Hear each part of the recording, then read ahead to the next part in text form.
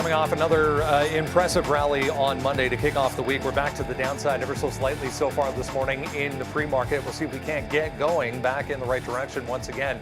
2 days in a row, pretty impressive for the NASDAQ specifically. It's been all about tech. The past couple of days, specifically chip makers have been pretty impressive. AMD, NVIDIA, Intel, all of them. QCOM even yesterday with huge days up more than 5%. As a group on the day, leading the tech sector as we saw. We'll have a look at some of them again this morning. More analyst moves on a few, including a downgrade on AMD today, which is kind of interesting heading into earnings to come over the next couple of weeks. Intel will get it started coming up later in the week. Speaking of earnings, Microsoft on deck tonight after the close. We'll talk about Microsoft, how it was big day yesterday for big tech as well. Apple, Microsoft, Amazon, all pretty impressive, although Amazon was a little bit relatively weak versus the rest of the group, possibly set for a makeup day coming up today. A little bit of economic data to come this morning as well, 9:45 and then 10 o'clock. We'll talk about that as well, but should be a good one. Tuesday, January 24th, 2023. Tradertv.live starts now.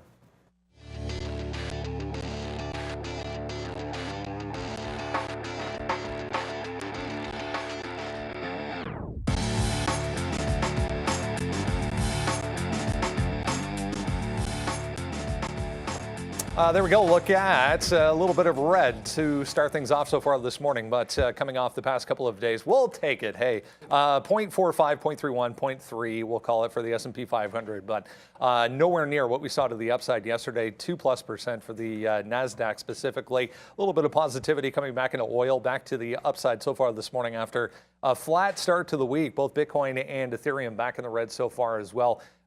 Philly Fed non-manufacturing index just out there, -6.5 versus the last time was -17. If you remember, that number did move the market a little bit. Sharif here to kick things off. As always, we had quite an impressive day yesterday, specifically with tech. We'll look back to them to lead us today, but going to be all about Microsoft after the close. Yeah, definitely. Got some mixed earnings this morning too, Brendo. Some retail earnings coming through, showing a bit of a mixed picture. GE also reporting, Johnson & Johnson. So it's been an interesting morning. Let's see what after the bell brings. I think that's what everybody's waiting for. Yeah, J&J a little bit cautious, GE a little bit cautious. Everyone, guys, seems to be a little bit cautious going into their reports so far this year. Yeah, that is true. And look, earnings are going to be big. We talk about the big earnings week. Next week is actually really big for some of the trading names. Today, we'll get Microsoft. I don't know that, GE has an interesting level, so maybe we'll get to that. And I don't know if we'll talk too much about 3M. Just going to point out right now, because I saw a lot of people in the chat talking about it, Bed Bath & Beyond made a little bit of a move just now. It was already up. It was up about 4 or 5% when I sat down. Bit of a breakout. This was one of the weaker stocks. It was one of the only things that it was even on my quote board that was to the downside here, and it just kind of made a little bit of a spike. Probably going to be fadeable. Just remember, they could always be going bankrupt. They got a payment that's going to be due on the 1st, and we'll see whether they default on that. But already a little bit of a bounce here. There's another squeeze-ish type name that I'll be watching, which you had been watching, and that's Wayfair. That $60 level was a good turn yesterday.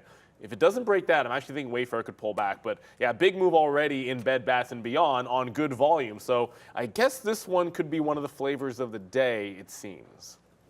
Yeah, we've got some flavor over here as well. We've got Rivian to the short side. I mean, that's going to be my play of the day, hopefully. They're going to be looking short EVs as Tesla's been falling down a little bit. We're already in the money 5 cents, but that doesn't matter. We'll hopefully get a little bit more on that one.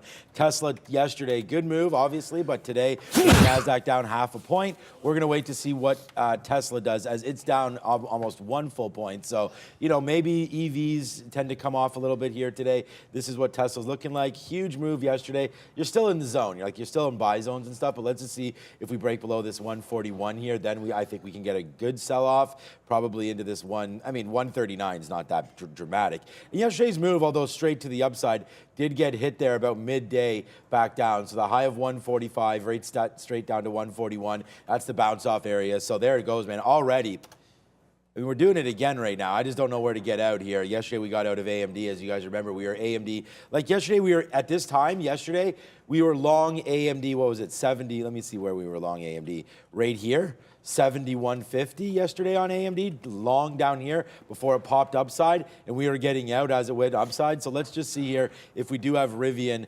right now short 17.94. I tweeted it out. It was like asking what any ideas people had, and thank you so much for all of that. A lot of people, a lot of traders here when I said, so what are we looking at this morning?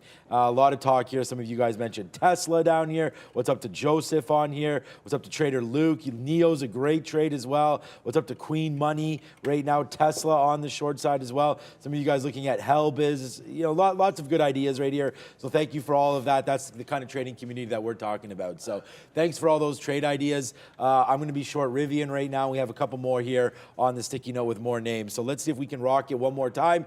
Microsoft on deck. We may leave that one alone unless it gets down to 240.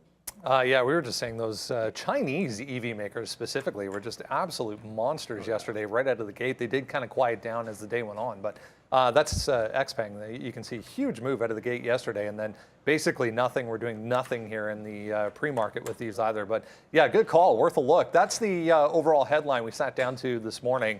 Earnings starting to roll in. Another big batch this morning, as we said. GE among those reporting, 3M, J&J, so some of the bigger blue chip type stocks coming through this morning. I want to focus down here though. AMD, huge day yesterday, led the chips to the upside all day long. There's a downgrade this morning from Bernstein, just pointing to maybe too far, too fast, essentially, right across the board, and the possibility of demand slowing as we get further into the year for PC sales as a whole. This comes off a day yesterday when we had 3, 4, 5 different positive notes pointing in the opposite direction. Yeah, so it's going to be a mixed bag, Brendo. I mean, we're going to see, like you and I talk off camera, let's be candid. You know, they have their own incentives for downgrading or upgrading these stocks. Let's be real about that. So let's take that in stride. And yeah, they're saying sliding computer and new parts demand, as you mentioned, and the inflationary pressure. So we'll see. Yeah, we'll see what happens as we continue along here through earnings season specifically. Obviously, we'll get into AMD.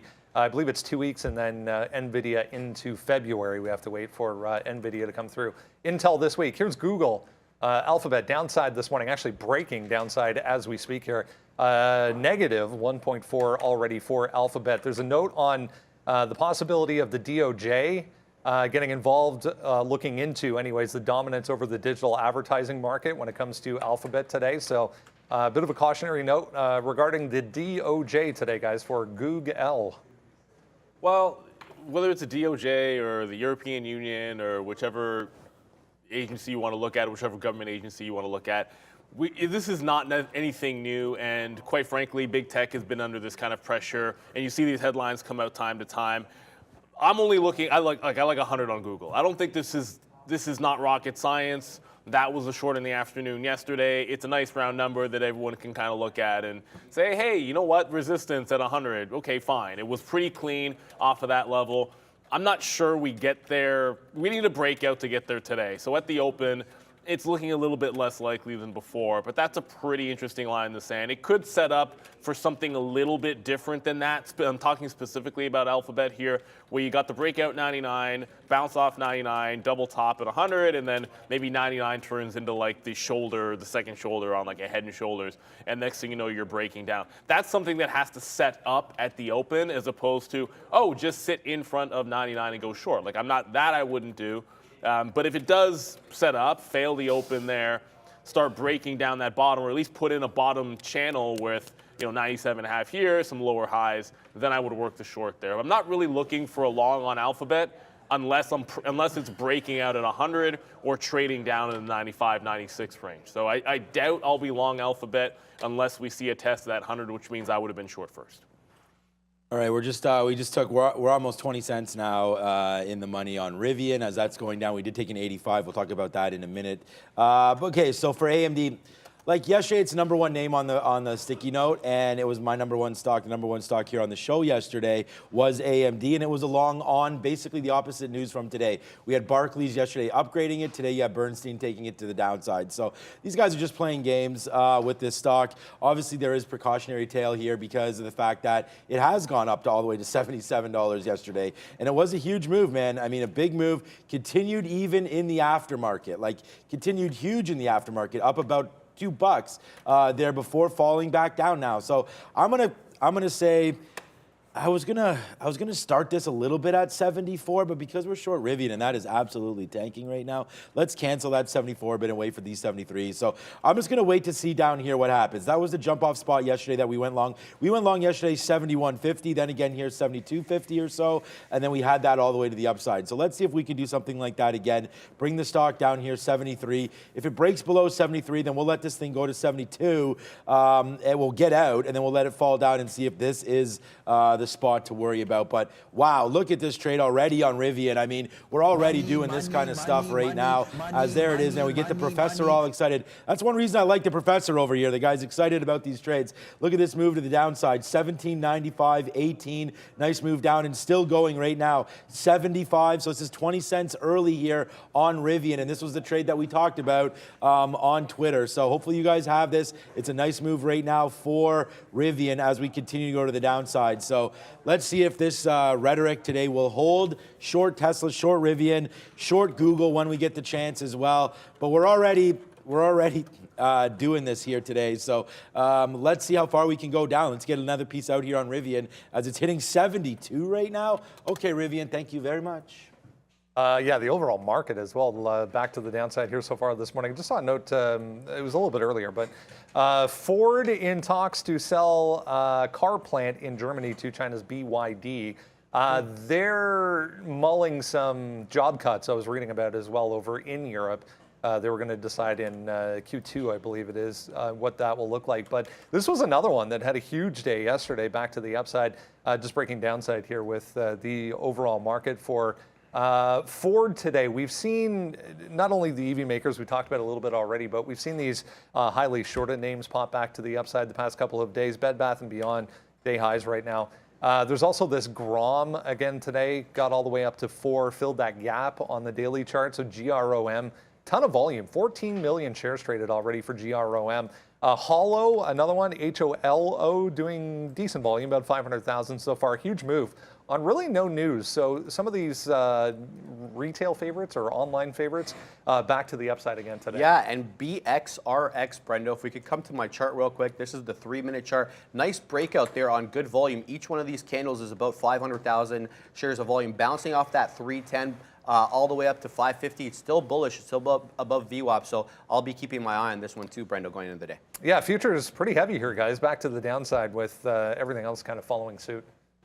Yeah, the market's coming down. You mentioned one of those names there, that GROM. Just keep in mind, I don't think a single one of those small caps that you mentioned actually has a specific news catalyst to it. Bed Bath & Beyond, well, we know there is ongoing potential bankruptcy.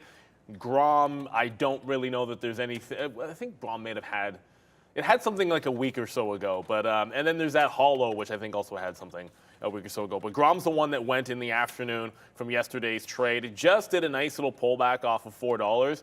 You always start with a higher time frame. This is a simple one of these reverse splits that's breaking out, and we've seen this time and time again. Usually there's an opportunity to fade these. I look at this as getting to like 250 yesterday in closing. Well, it got up to like a 250 and ended up closing at 222. But if it gets to $5, I think that's an obvious level. This pullback, I like it to this 350 to 330 area for like a potential buy. It gives you like 25 cents worth of risk. As a matter of fact, I wasn't really expecting it to be at 350 already. I might take a shot at this in front of that 330 mark just for the dip buy, and that's to look to see if it can get back into the high of the day. It's got great volume, like 14 million shares, which has been ongoing, but I do fully expect that these are coming back down. It's scalp trades to the long side for me, and if it gets to 5, I know for sure I'll be looking for a short at that level. I would suspect this one could halt, although it did not at any point yesterday from I can tell in the afternoon. So liquidity has been pretty solid on it, but anything under $5 it moves like this, you got to respect the fact that halts can be in play, and I try not to get trapped in those when they get to the band. All right. Bed Bath & Beyond is probably the one today for a lot of you guys versus AMC and stuff like that, but we're going to watch AMC as well. Bed Bath & Beyond today up to 350 right now. bouncing off that 370 area. So I mean, you're looking at this, it's way off. You don't have any action from yesterday's levels. But here's 350 where we topped out. That's that 360. I said 370, but it's 355 right there. That came into play 2 days ago as the high. And then there is that 375 top that goes back to Thursday of last week. So you're kind of running right into these levels again here right now today. So it's a huge move up. Just stopped there at 360. This is the 3 minutes, so what I want is the 20-minute here to have a look. So this is kind of the levels that we're talking about, 360, 370. That top right here is 370. So I knew I wasn't going crazy. This is what we're looking at right there, 370, 380. So those are probably the short areas there for Bed Bath & Beyond. We always talk about it bouncing off this $3 level. Obviously, it was well worse than that before, you know, they announced possible financing deals and whatnot to get them out of bankruptcy, and we'll see if they can remain solvent into their next payment. But 560 up there, that's been the high. I don't know if we get back to there again unless it really gets squeezed on, or as Brad would say, squozed on any kind of notes here. But 380, $4, that looks like the top to me. So let's see if we can get Bed Bath & Beyond there. And then I would short this area, 380 into 4.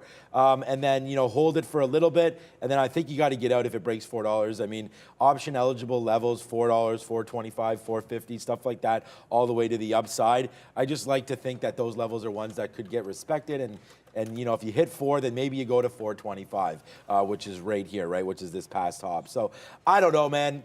Look, you guys watch the show. You know that there's a lot of money made on a lot of different stocks. So, you know, trade whatever you guys like to trade. Bed Bath & Beyond looks good up to 380. So I would say there's room up to there. If you like the long, hit it. Get out around that 380 area. Or if you like the short, maybe start building it at that level. It's pretty cheap to borrow right now, so I don't think you'll have too many problems from your broker if indeed you wanted to grab this short. All right, quick update on what we need to expect coming up here this morning as far as timing is concerned. Again, 9:45 going to be the 9:45 and 10, we'll call it. The two major announcements today as far as economic data, S&P Services PMI coming through at 9:45, one of those ones that kind of creeps up after the open very quickly. And then 10 o'clock, the Richmond Fed Composite Index coming through. That there is an inflation portion to that, so it could be a market mover again. 9:45 and then 10 a.m. We'll bring that to you as it happens. We're into the quiet period as well as far as Fed officials saying things, so we don't have to deal with that until after the Fed announcement, which is next week, coming up very quickly here. A couple other notable earnings names coming through this morning, as we mentioned, to kick things off here. J&J, decent forecast, worth noting, for 2023. Specifically on the pharma side for J&J. Downside, though, 3M to cut 2,500 jobs. Not a lot of volume on GM. GE, another one. Initial move was higher on GE. We're back into negative territory. Yeah, 3M complaining about currency fluctuations. Again, we've heard that story a lot this year. Like you're saying, 2,500 jobs getting cut. Interesting, though, their profitability, their Q4 profitability fell to $554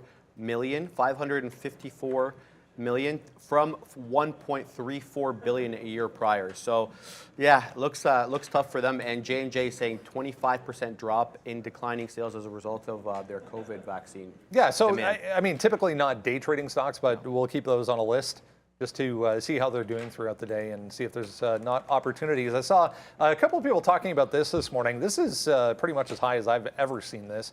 99.1 right now for the quarter point on next week's Fed announcement, which everyone has, you know, discussed in depth and is expecting, but pretty much a certainty here, guys. We're going to get that quarter point next week.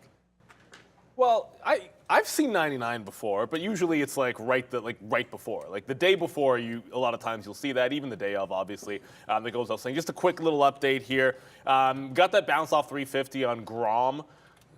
I want to give this one a nickname, but nothing's coming to my mind here. If it gets back up to like 375, I will have a scalp into that range and see if we can't get up to that $4 range. I'll see if we can't rinse and repeat this one maybe a couple of times. We're still a little bit early on. I mean, we're like half an hour plus till the open here. So this is a little bit early usually for a dip buy for me. A lot of times it's closer to the open than I like it. But we'll be pretty happy that it's sort of worked out here. But I'm only half out of this, and I don't want to add till we're closer to 9 o'clock. You mentioned at least, you didn't mention GE there, but 3M is the first name I want to say, I could be wrong about this, so I don't want to say it's a first name. It's one of the first names I can think of oh yeah, we're doing the job cut thing, and all of a sudden we're actually going to the downside. Now the earnings was a miss here. I thought it was pretty mixed for, I didn't think J&J was that bad. General Electric was okay, not great, but certainly much better than what 3M did. This is one of these like flat bottom sort of breaks, and my daily chart's kind of ugly here. Let me go to the 15-minute. This is one of these like bottom breaks that could be interesting if the volume was a little better or liquidity was typically better on something like a 3M. If it's going to want to hold beneath this 117 and even like this 119, like that entire channel to the downside, I don't know why 15 doesn't go back further there, but if it's going to hold beneath that channel, there's some room for this to pull back in. This has not been performing terribly well. When you've gotten this rotation in the first place, look at these tech names that have rallied like almost double ups off the bottom, and a lot of the growth names. So you've had some of these types of names like 3M already under pressure going into a bad earnings print, and now you've got it. You could be sort of heading back into this 106 support. That's maybe more of a trend thing than anything else. It does look weak. I probably want to see this one settle down at the open. Like, where does it hang around? Does it just sort of clear out beneath 117? Does it give you a short off of 120? I tend to prefer shorting pops off resistance than just trading into air on a stock like this. So I think you got to be patient. But this doesn't look very good at all for 3M. How it trades today in the next couple of days could be pretty big because there was already a rotation coming out. You have a bit of a red day forming. Not a great look for them at all. If there's one of these three, and I'm talking J&J, 3M, and GE, to pick the day trade, it's probably GE, so I can't promise I'll be trading this. Yeah, what's up? What's up, Adam, everybody? Yeah, we're going to stick with all the big names here today. We are trying to get into Bed Bath & Beyond, Google on the short side of things here. We still are short Rivian. We did talk about that. Neil and I were just talking about this, and there's nothing wrong with wearing T-shirts, or short sleeve shirts when you look like Sharif, but it's minus 4 degrees here. It's cold, man. Like, who wears a short sleeve summer shirt into work on a day like today? But I guess when it's the gun show. And then also people saying that Brendan is wearing black. He's actually not wearing black. It's like a forest green, but looks black. It's amazing. It's a bit weird how it looks black. But yeah, Sharif, what happened? Did they cut the sleeves off your shirt there a little prematurely there? Because right now I don't know if he's still in Egypt or where he's at. But I was looking in minus 4 degrees. But like we said, it's more hate than anything else. It's cold in here too, by the way. Because if I had those guns, I'd just be like every trade, I'd be like, yeah, buddy, and everything like that, right? So he'd probably tear it if he did that. Yeah. Let's get Sharif less screen time. You're making us look bad there, the big guy.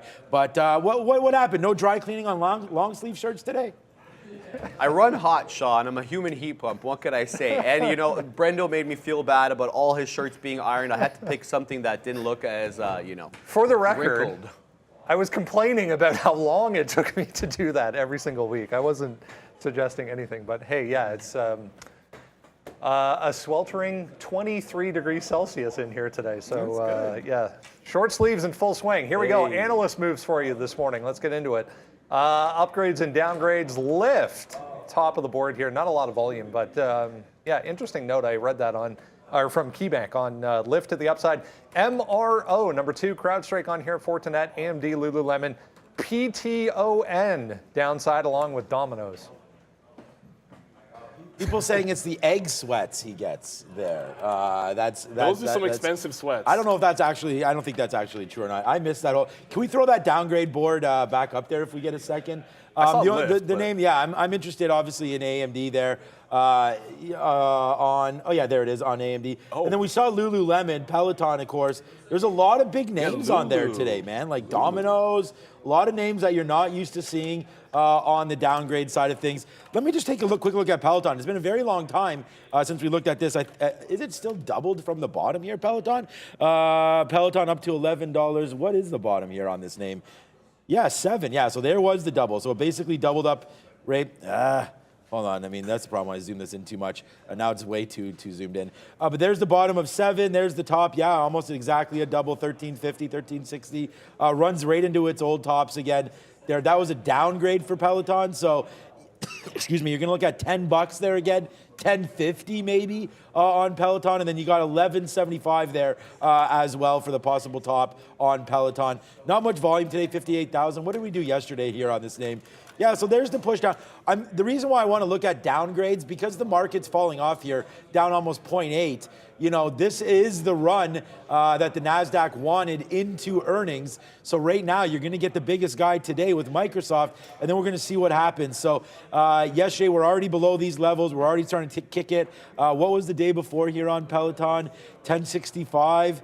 1070. This is like 1090, maybe a 1090 break or so on Peloton, and we'll look at that short. So I don't mind that into that. What does it look like on a 20-minute? I'm just looking at this name just because, really. Yeah, there's 1090 right there. Actually, that's not bad. I think let's short this. Let's short 1090 here on Peloton if it comes in. We can maybe get a nice move down, especially if this market does. Like if the NASDAQ falls 2% today, a lot like the Rivian is going to hopefully be huge. And then a name like a Peloton, already down 4%, getting the downgrade, and really not making any money at all. Let's wait to see what happens here with Peloton coming down to the downside. So I like a 1090 break.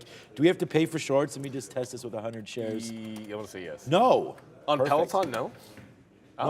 No pay for shorts, at least on 100 shares. I mean, I could test 1,000 and see if we got that, but so far so good. I like that 1090. I'm actually going to put it in. 1090, Peloton short, I don't mind it. It's interesting. Well, I think Lulu might be on the watch list, but it's interesting that, I mean, Lulu and some of the other retail names have had a bad couple of weeks. At least there was that big sort of gap down. But Lulu's got an interesting flat bottom break, if that's even allowed on Lulu. If you look at it, like it broke.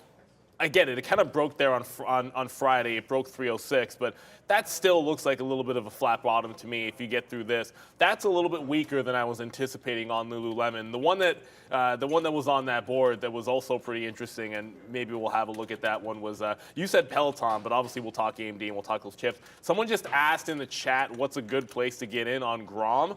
I'm not going to... I'll give you I like the 350, and the reason for that is I think you're just looking at it stair step to the upside. I sort of looked at the channel where it consolidated here on the bigger volume spikes. Once volume came in at 8 o'clock, it was supporting this 330 area, and then it was a breakout at 350. So that's where I like that dip. I just took some out again at 370 because I wanted to make sure I'm ringing the register on the way up. I always find that when you make a top like this, right after that 8 o'clock, because at 7 o'clock, you get a lot of retail coming in because they can put their orders through. The same thing happens at 8 o'clock. And if you make a top off that last 8 o'clock push, I typically find that a lot of times you have trouble getting back to that at the open. Like you make that run, and you can fail that often at the open, and then it has to actually, after 9:30, make that run at the top. So I do want to pay this one out on the way to 4, and then if there's another dip buy to be had, just kind of jump in for a little bit less size. But that's where I'm in here. That was my logic. I was sort of giving it that 20. It's about 25, 30 cents in the money now. I will look to get something out. I will look to get all out, as a matter of fact, between that 4 and 420, and then try to play a bit of a dip buy. Get your opinion on something, because the Oscar nomination is just coming out right now, guys. Top Gun.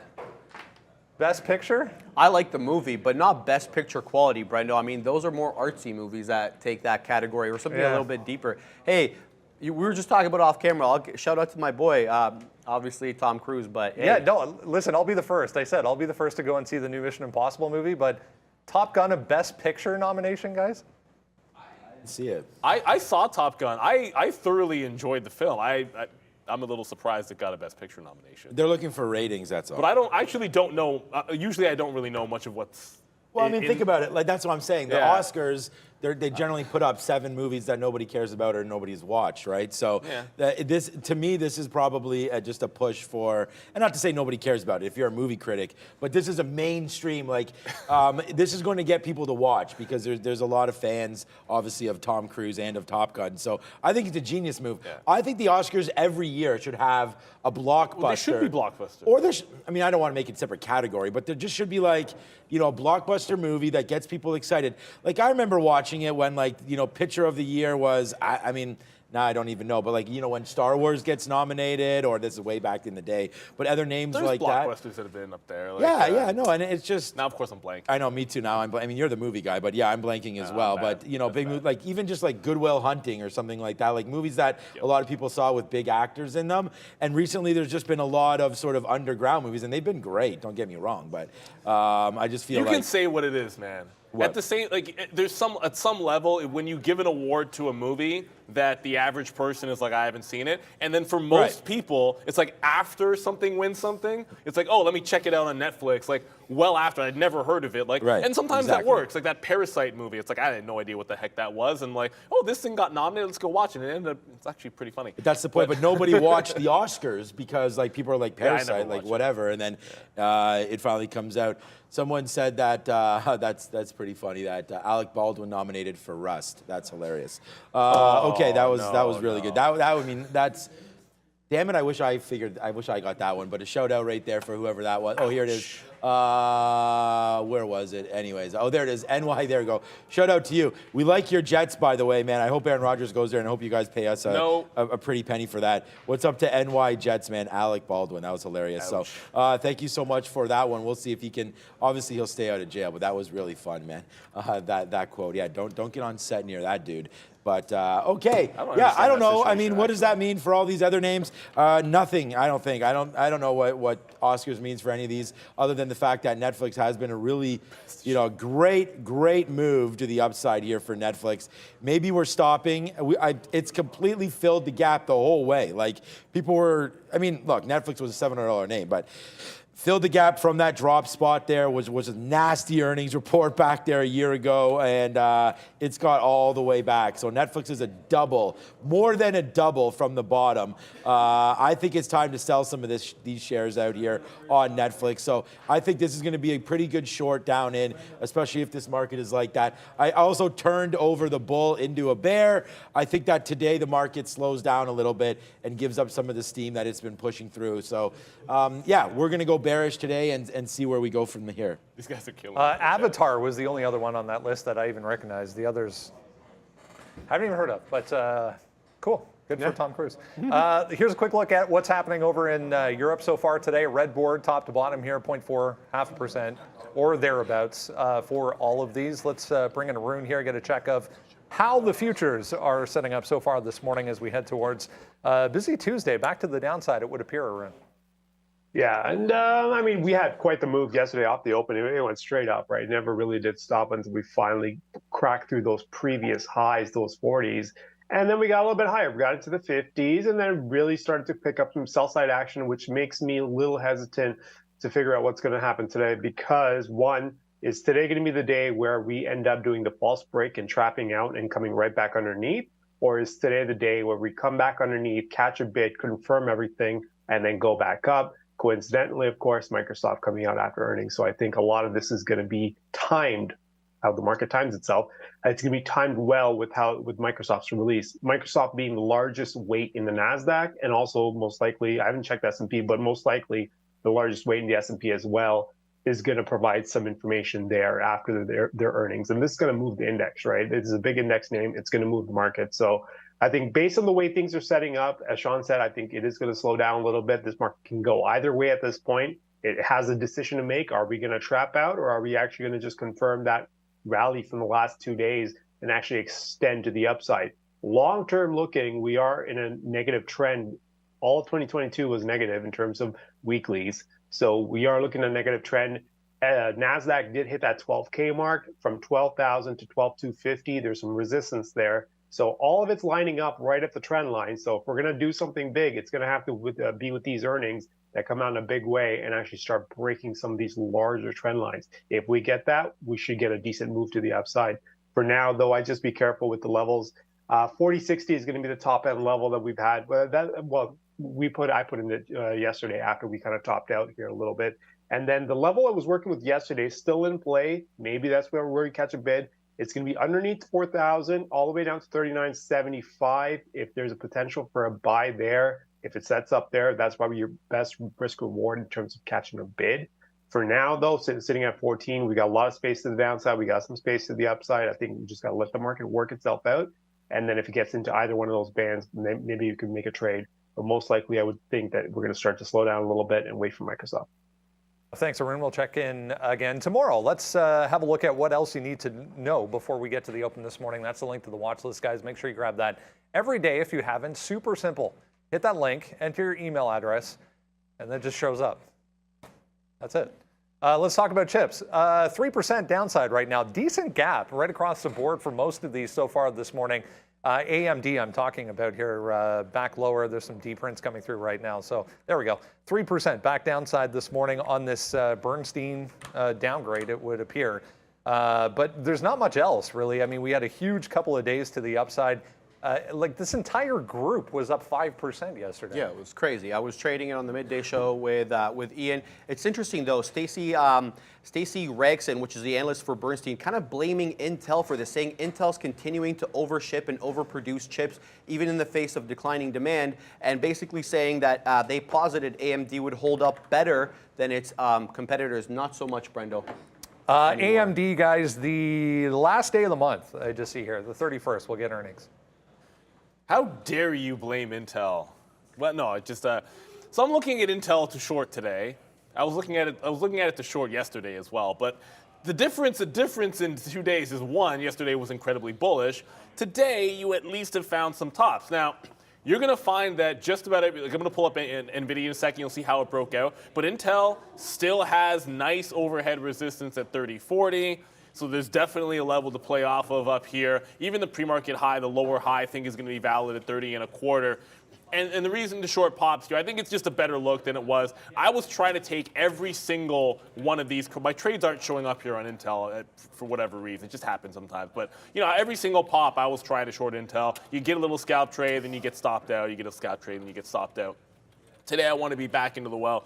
30.20, first look. Then that 30.40 from yesterday would be the second one. NVIDIA was super strong in yesterday's trade. Like the big difference with Intel and NVIDIA or AMD or Micron or whatever you want to, just pick them all, is they were all breaking out of previous resistance. Like recent last week's highs, you're breaking out and running away from. Now, I would say NVIDIA might have got a little overstretched. It was the last one to go because it was actually working as a short for a couple of dollar scalps at the open before it broke out. So I think there's a chance this holds beneath 190. It could be something that joins Intel. But I know I want to be over on Intel.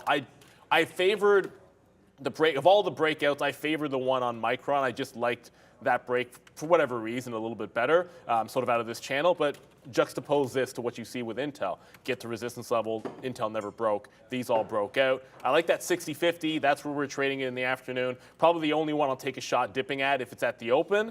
But if it can't hold at 50, that's way too big of a gap to say, hey, let's just hold it all the way to 60 even. Now, it can't hold that 50 points against me. One last update. Did get out of Grom, so the last little bit that I was holding for $4 will take like a 9 or 10 cent hit on the last quarter of that position as Grom just came back in. I'll just quickly show you this way. It bounced off 50. It actually got to 380, but then it looks like it does want to test back in. I'll look at that 325, 330 at the open for a possible reentry into GROM. Grom. Okay. Like we said yesterday, you know, AMD, we had it. I don't know why. I think there must be something with the software and like just not, because they used to always show our trades from yesterday. Never does. But AMD, like I was saying there, that you know the highest stock yesterday here on the desk P&L wise from this level. We got it early because of that upgrade, and we took it right here, and then we took the pre-market break higher. So I'm almost thinking the opposite today. It's 907 right now. And I hate these upgrades and downgrades really for no reason. Like yesterday's upgrade was really for no reason, and today's downgrade, as Sharif mentioned as well, like pointing towards competitors. Like I don't, you know, I still like the rhetoric that I was talking about yesterday. I told you we got that email from Raheem Alani just talking about possibly some of these chip names are going to get some, you know, possible tailwinds. Excuse me, with this open AI and things like that, the more we shift over to an AI world, which we're going to be into very soon, if not right now, Internet of Things and everything like that that's going on, you're going to need computer processing power.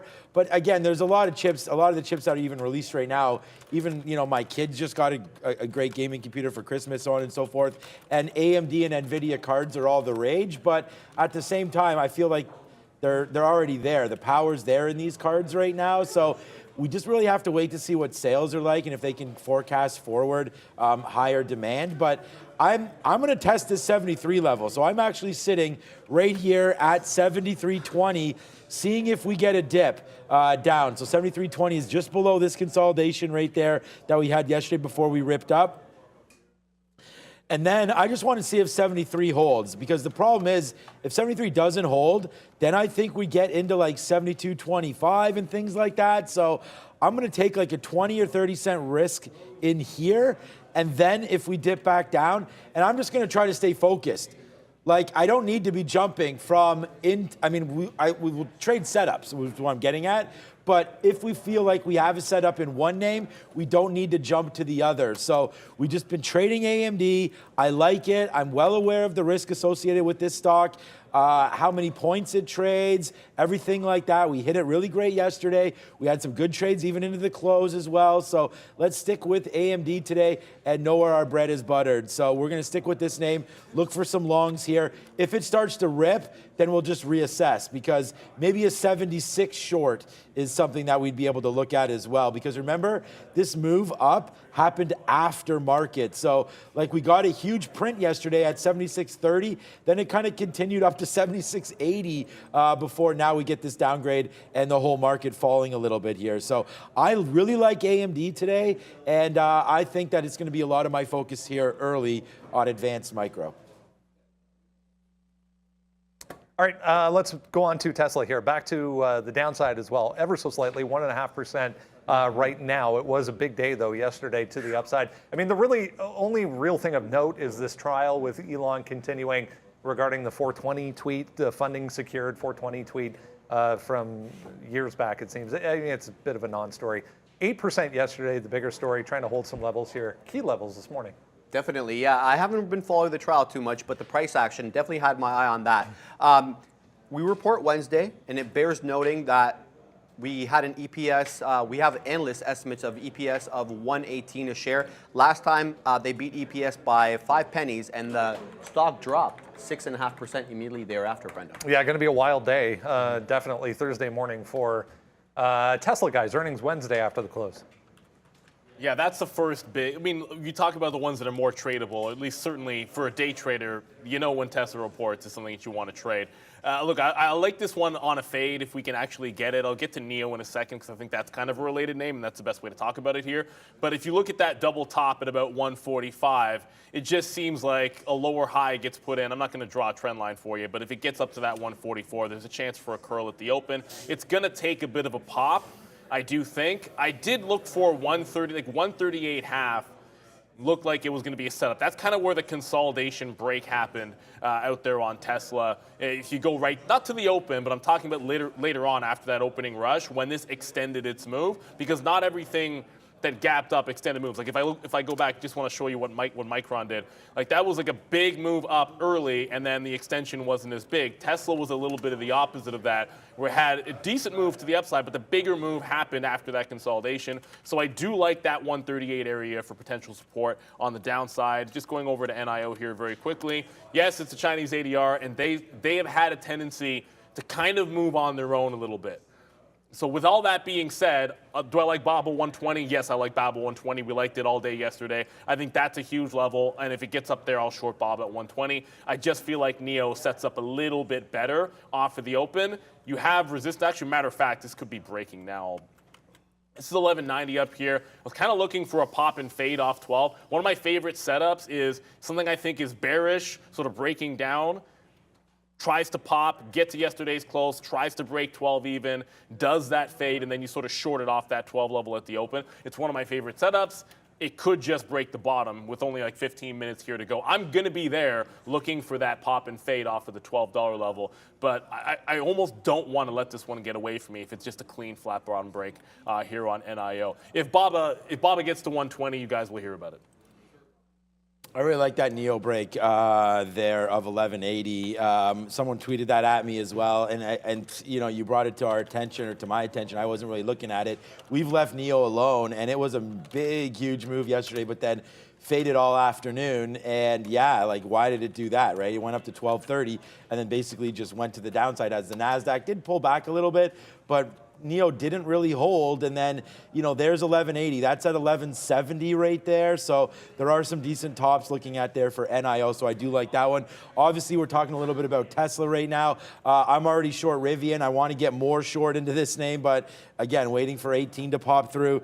Tesla yesterday was the trade of the day, so it was a banger as well. And, you know, we hit it yesterday and we did it really well. We broke it through 140 right there. We had this break and we had it all the way to 144. We actually held it into the close until it broke right here. So it was a $4 winner that we took on Tesla. You guys saw that trade yesterday. Let's see if it takes down 140 again, maybe to the downside. Do we push the short? That's possible. You're down 1.5% right now.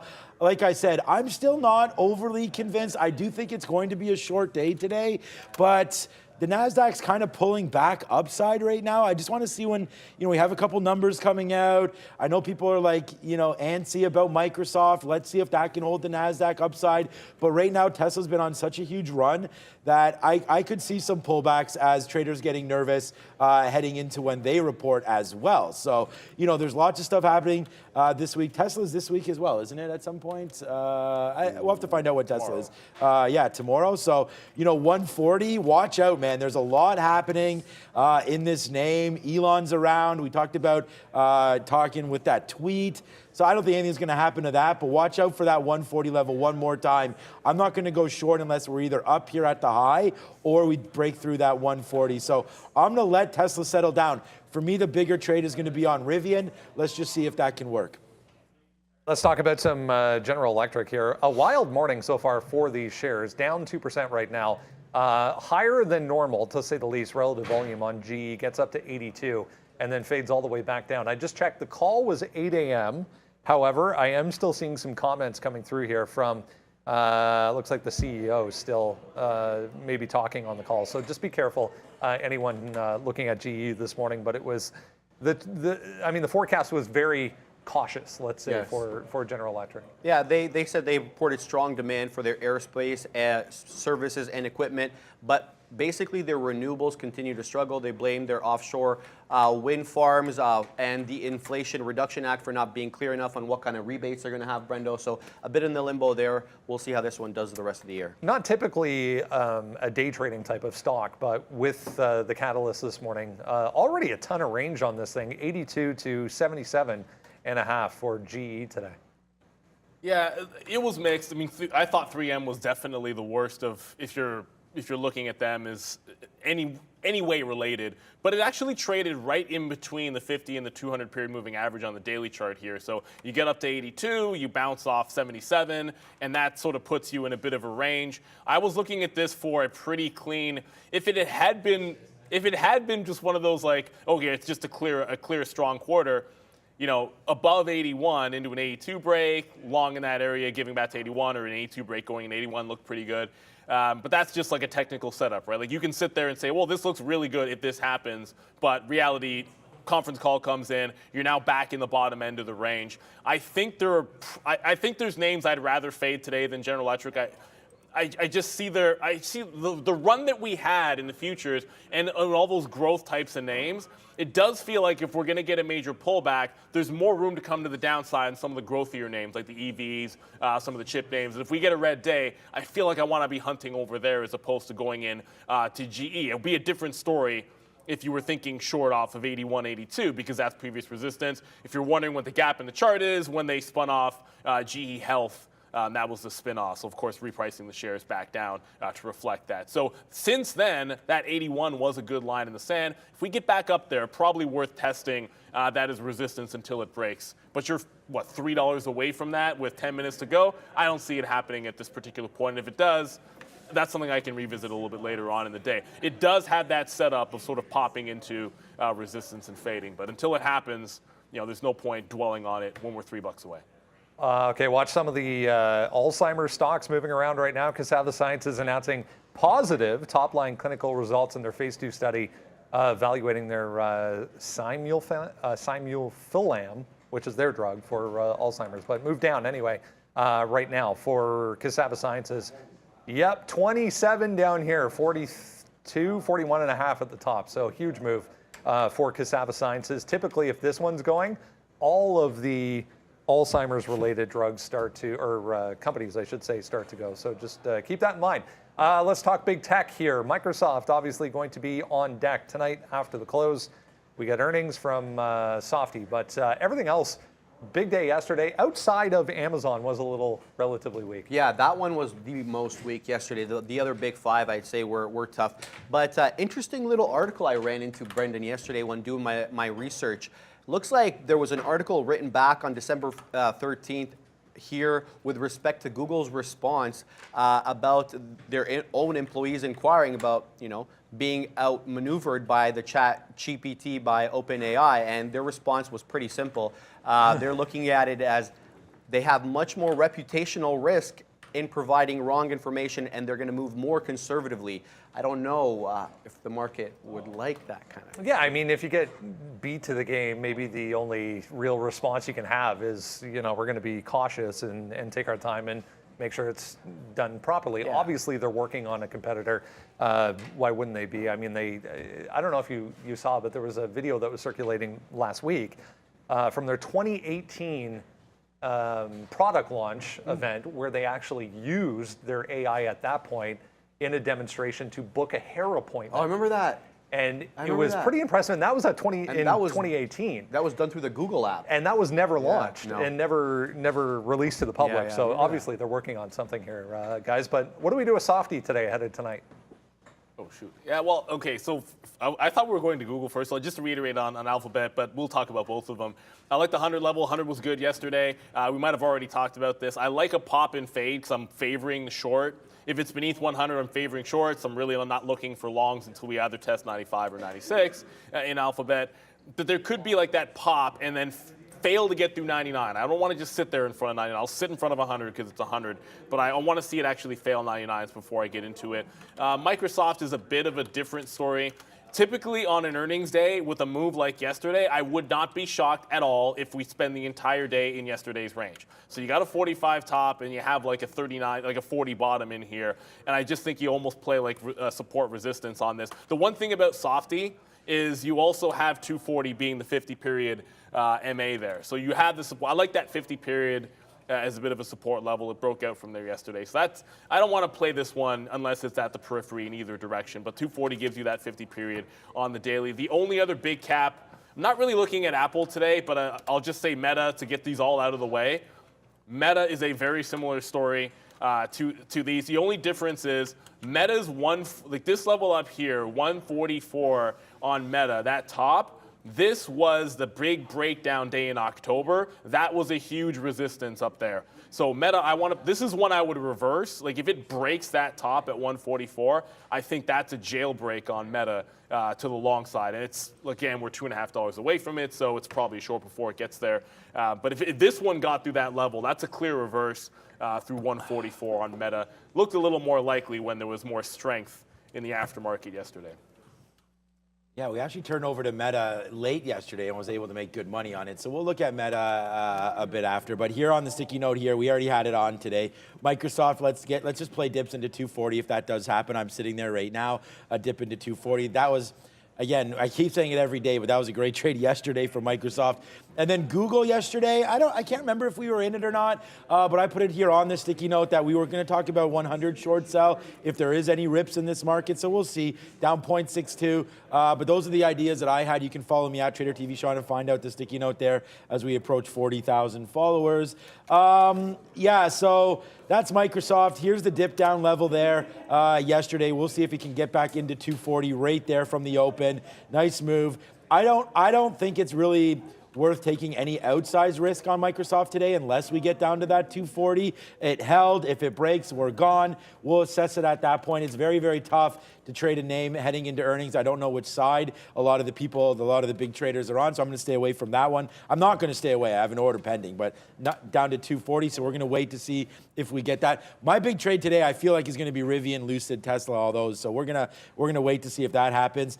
And then, yeah, look, this is, again, and it's not rocket science whatsoever. Here's $100. You short in front of it until it breaks. It's like pretty much the classic move there. And, if you just did that, then you made a lot of money yesterday. So, it only takes one trade, and I think that that's one right here. Up to $100. We'll see what happens, but watch out for us breaking sort of the consolidation that we had yesterday morning back down for Google, which is this 97.50 area. So if you did think that this move in the NASDAQ was a little bit short in the tooth, like it's not going to last too long, we could bump back up, then I would say that you may want to buy Google down here. But I've already turned the bull into a bear here. And, the NASDAQ, although we talked about this. I know Arun just went over some levels on the ES and I missed them, but 11,800 down here. We talked about yesterday the 12,000 on the NASDAQ.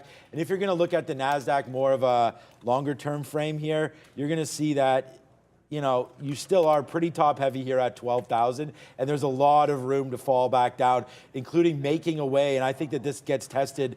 I mean, maybe not today because it's 150 points, but it could. That's this 11,700 area. That's an area that, we're thinking for more of a longer term play, that if you're going to let the stocks drop down, you might want to wait for the NASDAQ to get to about 11,700 before you start to look for some possible bottoms. So, we're a little ways away from that now. We're at 11,850. We could get there real quick. So let's be patient with a lot of these trades. And let's just look right now to see, because it's the market on open imbalances coming through right now. So there's Tesla. Tesla comes out as a bid. So if you can see this really quickly here, Tesla's starting to bump up a little bit there on that bid. So put it over here so we can see.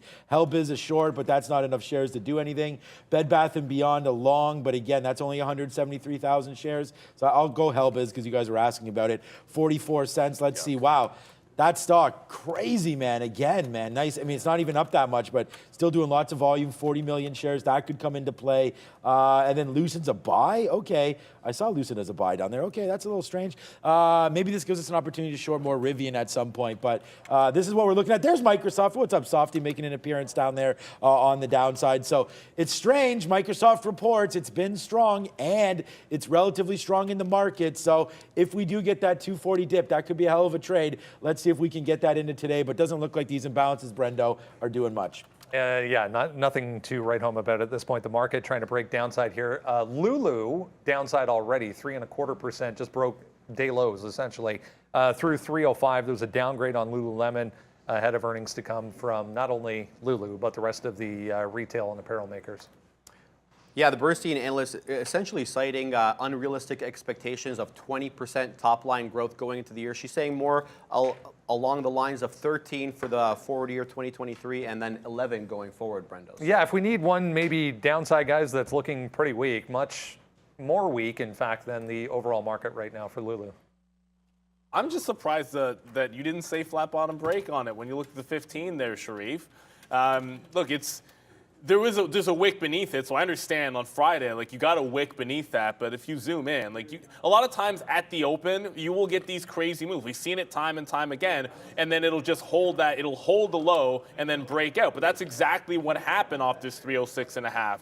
You call it 306 if you want to round, call it 305, I think, if you want a little bit cleaner. But that's a flat bottom break if I've ever seen one on Lululemon. And the potential is there. Like on that last, absolute flush it had, it kind of found bids at the 90 level, the 95 level, and you could see 300, you could see 95. That's the kind of move that could be definitely in play. So, I like the volume's not great. The spread is usually pretty big on Lulu. It's a $300 stock, so I want to see it open up. But if I can be short this at that 6 area, sort of giving it to 8 or 10. A tight stop would be 8. A wide stop would be 10. That's probably what Arun would do, and he'd yell at me for a $2 stop on Lulu. But I probably would go with that 8 level off the open and then just see if it can get down into that 300, maybe that 95. So we like flat bottom breakdowns. Lulu's on one. It's just the volume not nearly there. And as a pre-market trade, it's not one that I want to get into until it opens up and you find some better liquidity. All right, only 2 minutes to go right now. And for some reason, our boy AMD over here is kind of having a little bit of a fit here. Down to 73 and starting to go a little bit lower right now. So I don't know. The market's starting to head upside here. You can't see. But the market's starting to go upside a little bit. That's fine. Our Rivian's back up, which is fine. We're starting to get some more short right now. AMD downside, market upside right now. There it is. We're starting to get filled up a little bit here on this short. Another short here at 95. Good. Give it to us. us. This is the one that I want right now. So, okay, the DXY is retreating for now. What I got to find out, if you guys can find out the symbol for the DXY, or shout out to Michael Noss from Trade Ideas. If you have that, send me it, because I want to watch that as well as the US dollar is dipping around here. Or if any of you guys use e-signal, let me know what the symbol for that is, and I'll find it myself anyways after. But here we go. Rivian starting to go back up to the upside. We're going to watch out for some of these shorts now, because now you're starting to come in a little bit. So let's watch, or come up, but come in for the shorts. Let's see if we can get some more short into here. Rivian's going to be the name that I'm watching, because it's a short idea that I had early with only a minute left. We're going to give this one to like this 1825 or so area. Let's see how many shares I have and what my risk is going to be on that. But right now, that's my idea for Rivian. A short up into like, I mean, maybe I got to give it to 1840 high there on Rivian. Yeah, 1840. Let's do that. Yeah, I don't even have a stop out yet. So, all right, Rivian 1840 is the level I'm looking at. So there's the pop just now, and that got me almost 12s. I got 97s on Neo. It's not really 12 exactly, but there's the pop. We'll see if there is a fade off the open. It closed at 06. That's right around that pre-market high. I don't want to let this one get past that 10 level. I saw Netflix. We didn't talk any Netflix. We have 20 seconds to go here. Netflix, it was a big level, that 360 top. We like the 58 half to 60 area to be that top. It ends up getting to 62, but that first push was the one we liked. That same resistance comes into play as we drop the countdown on it. Prad is going to be ringing the bell, last I checked. So that's actually 5, 4, 3, 2, and ring it, Prad. That was delayed. I like that. All right, here we go, guys. What the hell, Neo? Yep, it's Rips. I don't know. Go to Neil then, because I don't know. But it's Rip City right now on this side. Thank God I didn't average into it. All right. Bad? I don't even know what's happening. So what's going on with I don't know what this We have Rivian short only. I don't know what the heck happened here? The market blew up pretty hard there right off the open. So that's what happened there. We did get short on Rivian up to 18. I don't know, man. We got short Rivian up to 18.10, and we're going to watch this one start to fall back down here as we picked Rivian up. And, yeah, we are Bank City right now on Rivian. It is, yeah, sure. The bank is now open to the upside here on Rivian, starting to go now. AMD coming back in. Amazon 97 right now. Palantir halted? I doubt that. I don't know why people are saying Palantir halted. Oh, Palantir got smoked. Is there news on Palantir right now, Brendo? Palantir's down 17%. Just halted down to there's something. No, this got halted, though. Look at Palantir. What? It actually did. Right now, down to $6. I'm having all kinds of trouble, dude. Okay, Rivian is going to, I'll keep going. Rivian is going to the downside right now. We are Bank City right now on Rivian. My quotes seem to be fine. I don't know. I have all kinds. Okay, this is just, so for right now, we're going to figure out what's going on. Uber, there's a lot of stuff. There's halts everywhere. I don't know what's happening. Is there halts everywhere? So, look, guys, I was short 12 on NIO. Uber halted. I was able to cover it. I don't think I reversed into a long, but it's saying I got a long into this halt. I don't know what's going on here. Shop has gone absolutely... Like this, we got to get longs, man. This is Shop. This is insane. Like Shop's at 40. No, it's not here at 45. That's crazy. I see that as a halt, so we'll see. There's obviously crazy things happening. Visa, people are saying it's halted. Yeah, no. This is insane, dude. There's too many. Yeah, Uber's halted right now. So something happened. So basically, the NASDAQ, something's broken is it right only now. NASDAQ? No, this is New York, though. No, there has to be something. Come to my screen. There's something There has to be something wrong right now with the NYSE in general. Uber's halted for no reason right now. Huge move down from $30 down to 27 right now. Palantir, same way, 7 down to 6. AMC right now halted as well, down to 570. Something triggered something here, and I know that's not rocket science, but look at Peloton. They're all right now starting to feel some ways right now. Not Peloton, but we're short Rivian. Go ahead, Neil, but we're short Rivian, and we just banked out on that one. So, yeah, man, we'll go big time on that. But right now, there are some problems with some names halted here. Yeah, I mean, Bed Bath & Beyond, some of these are actually trading normally, so it's like I'm looking at a lot of different symbols that have messed up quotes, but I'm looking at Bed Bath & Beyond. This actually seems reasonable, like it broke the top. I'm just in this Neo. I'll see what happens if it reopens, but this broke the top and then just got rejected. But there's major cap names. Anything that's screwed up, I'm just going to stay away from it.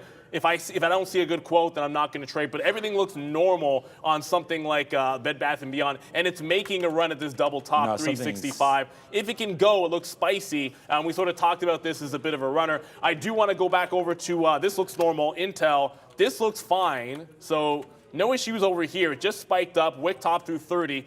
I feel pretty confident my orders are okay here. I can accept. Everything is okay with this. So I'm going to try and get that short on Intel that I wanted off of that 30, sort of shorting that initial spike over there on Intel. But like I said, what happened in NIO, and this is real, man. Like, that's real. I was in this short off that $12 level with a stop order at 12.10. The market opened, and I was out, and then I didn't think I'd reversed into a long, but it shows me long here at 12.92. So I got to figure out what's going on with that one, because up immediately into a halt makes no sense. Brendo? It's not an NIO thing. It's right across an entire list of symbols, including W, McDonald's, UPS, Nike, Real. There's a ton. Uber, all, like, it's a quote issue, guys. It's not individual stocks. So just be careful. On the NYSE specifically, there's quote issues. Okay. Yeah. I just tried to. So NASDAQ seems okay, I think. Yeah, we'll see. So we got into, again, I don't know, we got into Peloton. Peloton broke down through. I think this is fine. We got in and out of that, so we are holding something pretty small here on Peloton as we'll wait to see when and if some of these names move upside. Look at Nike right now. I don't know if, Mark, if you're watching out here, Nike to the downside down to 117. That is halted out of nowhere again. Palantir, another one of those names that is halted down to the downside right here. Uber has also halted. So we're having some quote issues on the NYSE for sure. Some of these names out of nowhere. Nike right away from 30 down to 27. Uber, that's not right. There's NIO the same kind of way right now. Should not have halted and has. So yeah, lots of issues here today, and it looks like it's just NYSE specific. So let's just stay tuned. We'll keep watching our trades here. Yeah, and the big move on NVIDIA. So NASDAQ seems fine, so I'm watching some of these NASDAQ names. I'm in Intel, but then watch NVIDIA. It just got up to 190. So NVIDIA was flushing, or I guess weak like everything else, but it's back down into 190. I'm starting to see some things make some sense here. So I think one, at least New York stock that I'm watching, looks like it's going to be normal. But NVIDIA, big move to the upside. When I saw that happen, I jumped on over to Intel there and grabbed the short. More shares short off of that 30 level. I'm just going to try and pay something out. We'll see. I mean, if this actually breaks the bottom and the market reverses again, I think Intel's going to look pretty good. We'll get to NEO in a second, but wow, AMC and some of these other names are looking like they're back. So. Oh, are they? Yeah. So I mean, AMC. And what happened when it came NEO back? did not come. NEO still halted for me, but I'm seeing AMC come back here. I don't know how real this is, trading up to 6, but it's actually testing down toward those lows. I'll let you guys know what happens with NEO when I have any sense what's going on with my shares. Because, like, quite frankly, I don't know like just anybody else. Like, it happens, and we'll just wait to see. There's nothing I can do until they open it back up. You'll be fine. The shares are what they are, and we're just going to have to wait. There was obviously a glitch coming through there. So we're just going to have to wait for it. And, meanwhile, Rivian went all the way down to 1765. So, I mean, we cashed out on that one, but now it's right back to the upside. So we'll still try to get some of these shorts. Let's check in on Tesla. I'm kind of waiting for Palantir and some of these names to open up. Tesla's really starting to blast off. It looks like it was just NYSE names. So, like my Peloton, nothing happened to that. Nothing happened to the Rivian. It doesn't look like anything happened to Tesla, although that's bouncing around right now. So yeah, let's just be patient as we can be here with some of these plays. I'm going to average into Rivian right now as it's really starting to go back up to the upside. Oh, we tried to get 13s there. Did we miss those 13s? Let's get some 9s. Nope. All right, so we just missed some of those. We'll see if we get more Rivian. Come on. We were offering 13s, then 9s, and missed them all. So, yeah, not good. What I'm going to try to do is you will not get refunded from glitches or anything like that, FYI, for that one. But, well, I mean, talk to your broker. I don't know, but they're not going to be responsible for those. Let's just see what happens right now. I was waiting for Palantir to open back up because it shouldn't have gone down here. Maybe we can get a good print on that. And I'm also thinking about Nike as well, but I can't look at all these because I am managing. Just a quick. Go ahead, as if Rivian. Dude, Netflix is on an absolute tear. I almost don't know if I can trust my futures chart because I'm seeing, like, NVIDIA looks relatively strong. It's kind of popping back up. But I'm watching, like, Netflix post up to, like, 61 here. What do you have? No, nothing. Okay. Yeah, so we're having some issues with the future. Well, whatever. It's only the NYSE stocks. But a huge move here in Netflix right into this resistance at that 362 and a half. I thought this was going to be a bit of a fade. Yeah. I want this to settle down. There's a little bit too much going on right now to try to figure out. Jumping in front of a resistance level when it looks that strong doesn't make any sense to me. Tesla should be absolutely fine in terms of a quote, so I want to come back over to Tesla. I do like it off that 144, 145 hat, or 145 here. I think we have a shot at it. They just opened NEO back up, and this is exactly, Okay, see, like, good. this is the annoying thing. Should be, but I was short at 92, and my stop orders got me out when they actually halted the darn thing at 90, at $1 higher. So whether or not these get repriced to what should happen is something I will find out later in the day. But I didn't want to be long in the first place, so you're going to see me just cover it. With any luck, I have the good. Hopefully, I get fortunate enough to have these repriced to the dollar that they should be, because I don't think any of that nonsense should have happened. But that's what happens when you're live trading. Just to go back to something that we do want to get into, because I'm probably just going to go right back to the well and fade this off of 1210 now that things seem like they make a lot of sense. Like, everything happened there is nonsense. It looks like we're still playing off that 1210 level as far as I can tell. Tesla, I want to play off 144 as well. And then I have only Intel. That's the only position I am short. We did talk about AMC just to show you guys the quote there. But BXRX is halting. I don't know. I'm not going to get into one of those small cap names or like one of these high flyers when I'm trying to settle these things down on the big cap and get back into the flow of things. Yeah, so we went back into a big cap name here. We went into one of the biggest, Meta. We're just gonna see, man. The market's Is that blasting. 44? The market, yeah, the market's blasting right now. Meta's up huge, up to 144. So that's a big one. We're gonna go short on that. Rivian's blasting off as well. We just got that short after we never got that bid. I thought we got a bid down there. Okay, well, we'll wait. We put a bid at 93 and missed it. Audio So there it is. Now Meta's flying to the downside. We've got this one on board right now. We got to get something out. Oh, crap. That just went down to 07s. I didn't even have a bid there. We missed a good opportunity to get out of our Meta there. There goes. Palantir just opened back up right back to before the halt price. So as if that didn't even happen down there, Palantir opens right back up right here, right now. So hopefully these markets can get themselves figured out, and we'll just go from there. New position, my newest position is Meta, and we're short that name. Let's see where we go. And then here goes Peloton. That's going to be a wrong call. 1120, and we're gone on this one. Peloton really ripped up here.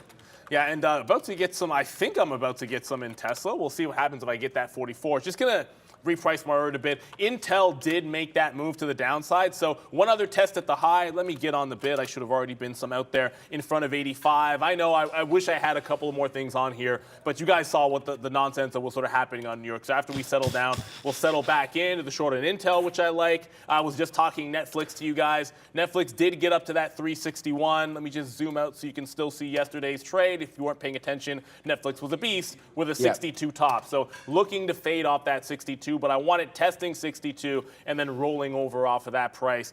The other one that was just up there that I want to pay attention to, or at least I hope is up there, Alibaba, not quite. Whoa, what is, okay, so I have some crazy wicks on Alibaba. There might be a few of these, some crazy wicks up here in Alibaba. I still like 120. I'm assuming we never traded to 128, nor did we trade down to 100 in Alibaba. 120 is my resistance. We're getting close. And I just got into Meta, which is screaming into that one. It's screaming into 144. So I might not give this too many pennies past that 144. I don't like even dollar stops, but I'm not giving this to like 144 half or anything. This market is looking relatively strong. I can't really track the futures. I'm just going to get one of my charts up here on the Qs so I'm not trading blind on the future. Yeah, okay, so we shorted that Palantir up there. I don't know, I mean, if it dipped down there, let's just see if this market gives something up. We are now short Palantir at a nice little price there. We did, so we're getting out on everything else, man. I mean, everything else is blasting to the upside right now.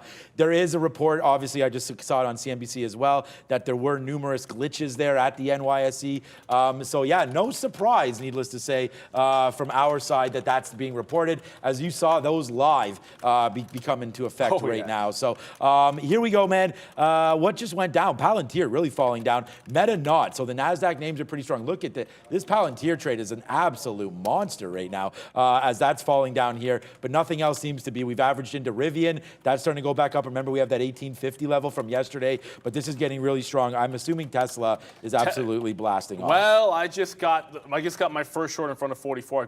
I got like 65 there. Maybe I thought I was offering 75. Maybe with a keystroke there. But if it pops back down into 43, I'll take one scalp out. These wicks, it's hard to see the scaling. This is a $2 range for Tesla in the opening. So I want to make sure I'm getting something out in that range. Meta is actually coming back in. Yeah, buddy. So that one's going to work. We like that 44.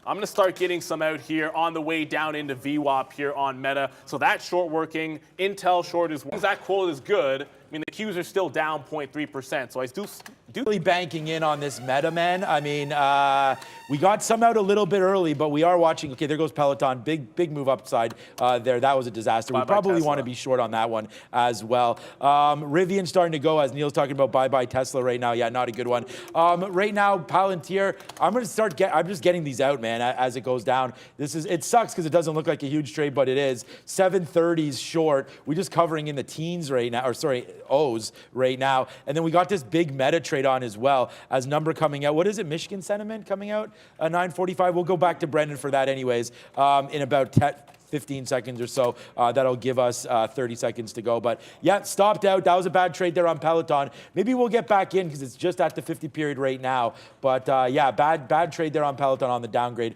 Looks like it wanted to go upside. Just quickly here, I did get stopped on Tesla. This is me getting. I had an accidental long that I just punched out for essentially flat, but that got run over there on Tesla. NIO, by the way, so like it would have. I don't think it would have worked out. Are you kidding me? Yeah, I can't use a 15-minute chart there. I have to show you this. NIO did break that 1210. I have not gotten back into this one. I just want confirmation of what I can find from the back about my position earlier. But we're going to go to Brendan for the number now. All right, 10 seconds here, guys. We'll get this S&P Services PMI flash. This is a manufacturing, and there's a inflation portion to this coming up at 10 again. Richmond Fed, which also has an inflation portion to it. So 46.6, 46.8 on the manufacturing. So that's higher than 46. So 46.6 versus 45 on the PMI flash, guys. So higher on both. Okay, so the market kind of wanted to go down there, but then not really. We got back into Peloton against 25. It looks like we'll get stopped out again here on PTO and have our red stock right here for the day. Peloton right now. Yeah, it looks like it's going to continue to go to the upside right there. It doesn't look like much happened there on this number. We are short Meta, and it's just bouncing around 50 here, to be honest with you. It's not really doing anything. 60s or 70s more like it. So I don't know, man. We're just short right here at 63. Looks like it wants to take that 144. So it's a good thing that we were able to get some out on Meta because it looks like it doesn't want to behave properly for us here. I'm going to wait for sub 50. If that comes in, fine. Hopefully this market will continue this move down. But yeah, not looking great here on this short initially anyways for Meta, which is why we cashed them out. So we've already adjusted our stop order up here at 144. Let's see if it does hold this level. But otherwise, man, yeah, we got to get out here and just regroup after what was a pretty fun day there early. Well, yeah, it was wild, man. Look, that's the thing about the markets is you see something, there's something new. You can learn something every single day. I've never seen that experience at the open. Google, or Alphabet, I should say, is now just into the 99 level. So this is the first time it's making that, I guess, test at that high at 99. If it rolls over here, I do favor a short off 99. I much prefer it at 100. And I know, like I'm not happy with the fact that I missed out on Netflix there. That obviously sucked. You know, I was sort of talking about that level. I never really got to it fast enough. It was at the exact same moment that Tesla came in. I got into the Tesla trade. That was a loss, and by the time I got back to Netflix, you missed it. That can happen to you. Like, they're coming in simultaneously. But Meta bounces off 43. It's right back up to the top, taking out this 44 level. Yeah. So I'm out. Meta has now blasted through resistance. It was initially a good short. Now it's breaking out like just about everything else, even Intel here starting to retest that high of the day. I don't want to reload into this until it starts to fade. Tesla blasting off. NVIDIA, that's sort of leading the chip group. This is now cleanly through 91. I mean, it hasn't gone green yet. That'll be at 192. Let me just, my 15's fine here. So 192.40 is yesterday's high. NVIDIA breaks that out. You got to start thinking 200. I wrote another level down. I think I like 94. I thought there was room there, and then past 94, there's 200. So there's room to go on it. It's crazy to say there's room to go on NVIDIA. If that clears out yesterday's high, that could be a long. Otherwise, I'm buying the dip into 190 here as the longs have just gone gangbusters. Yeah, this has been nuts, man. We got stopped out of Meta because it did break higher, of course, there right now. So that was a good, not a good one, but it was definitely a break higher on that. I'm just wondering if all this sort of needs to just get settled out a little bit. Look at what Apple's doing. Oh, Rivian. Oh, we got stopped out on Rivian as well. Rivian took 50. That sucks, man. Yeah, I didn't even think that Rivian went up that high. Okay, so I wasn't even watching it. Yeah, Rivian, I mean, as Tesla goes, man, so does Rivian. Rivian yesterday, like now Rivian's positive 3%, like an absolutely unbelievable move. But that's why we took some out on the downside, right? So it's still not going to be a good trade, obviously. Wow, look at Meta just turn around on that number there. That's pretty crazy. Wow. We're going to go short on Apple maybe a little bit here. Apple just wicked. Yeah, now Apple's going to go, of course, to that 142. All the charts are going to look a little bit messed up here because of that open. But yeah, that high is 142.25 or so. I don't think we want to be in it too much past that. So if this does continue to go upside, we're going to have to watch out for that level here. The market is really blasting. I was thinking that 11,900, but yeah, it doesn't look like we even want to go back down into 11,900 as we're watching out for this Apple short right now. Our brand new position, we have Apple short and Palantir short right now. What's up, Bren? Another little one just popping up, guys, on huge volume here. BIAF was moving around in the pre-market as well, back to 230, 240. Huge volume spike just coming in, though, for BIAF. So I think my futures are fine. Now, Wayfair, by the way, Wayfair just broke that 60 level. That was the first area I was looking to fade. But remember, this is 34% short interest, so it needs to fail at least like 60 half or something really tight to 60 even before I even think about this. You really have to ignore the prices at the open. This is current high of the day here on Wayfair. Maybe a little bit too strong unless it gets back beneath that 60 to even think about the short side of the trade. Intel looks like it's going to stop out in about 3 or 4 cents, actually maybe like 4 or 5 cents. NEO still has yet to, I might get back over to NEO and just sort of everything else will have to figure itself out with that. That'll get cleared on the back end, I'm assuming, because it did reject. This is 1235 here, and it's holding beneath that quarter mark. So at this point, it is rejecting that breakout to some degree, which does make me want to just jump back into the notion of sort of fading it in front of that quarter. So if it gets to the quarter, my charts are going to be skewed like this. There's nothing I can do about that. So it'll be hard to tell, but I want to short it in front of the quarters on NIO. Market is trying to come back in here. I'll maybe add one more time into Intel, and then I'm going to get it back over to... damn you, Meta. Oh, okay. You're going to go Meta? No, go ahead. No, go ahead. I was just, Meta's still at 144. Yeah, so it's like I got stopped Meta. It made the wick top. Now it's sort of challenging. Like, is this going to be a wick top at that 144? It looks like it to me. That's usually a re-entry point, but this is a wider range than you see normal on that wick. I want to get tight to 144 if I can to be able to give it to that high, Brendan. But I get wicked out. I'm going to get back in. Brendan? A little EV-related name, Faraday, FFIE, just going through $1 there on a huge volume spike. Huge day yesterday with the rest of this group as well. So FFIE on the run.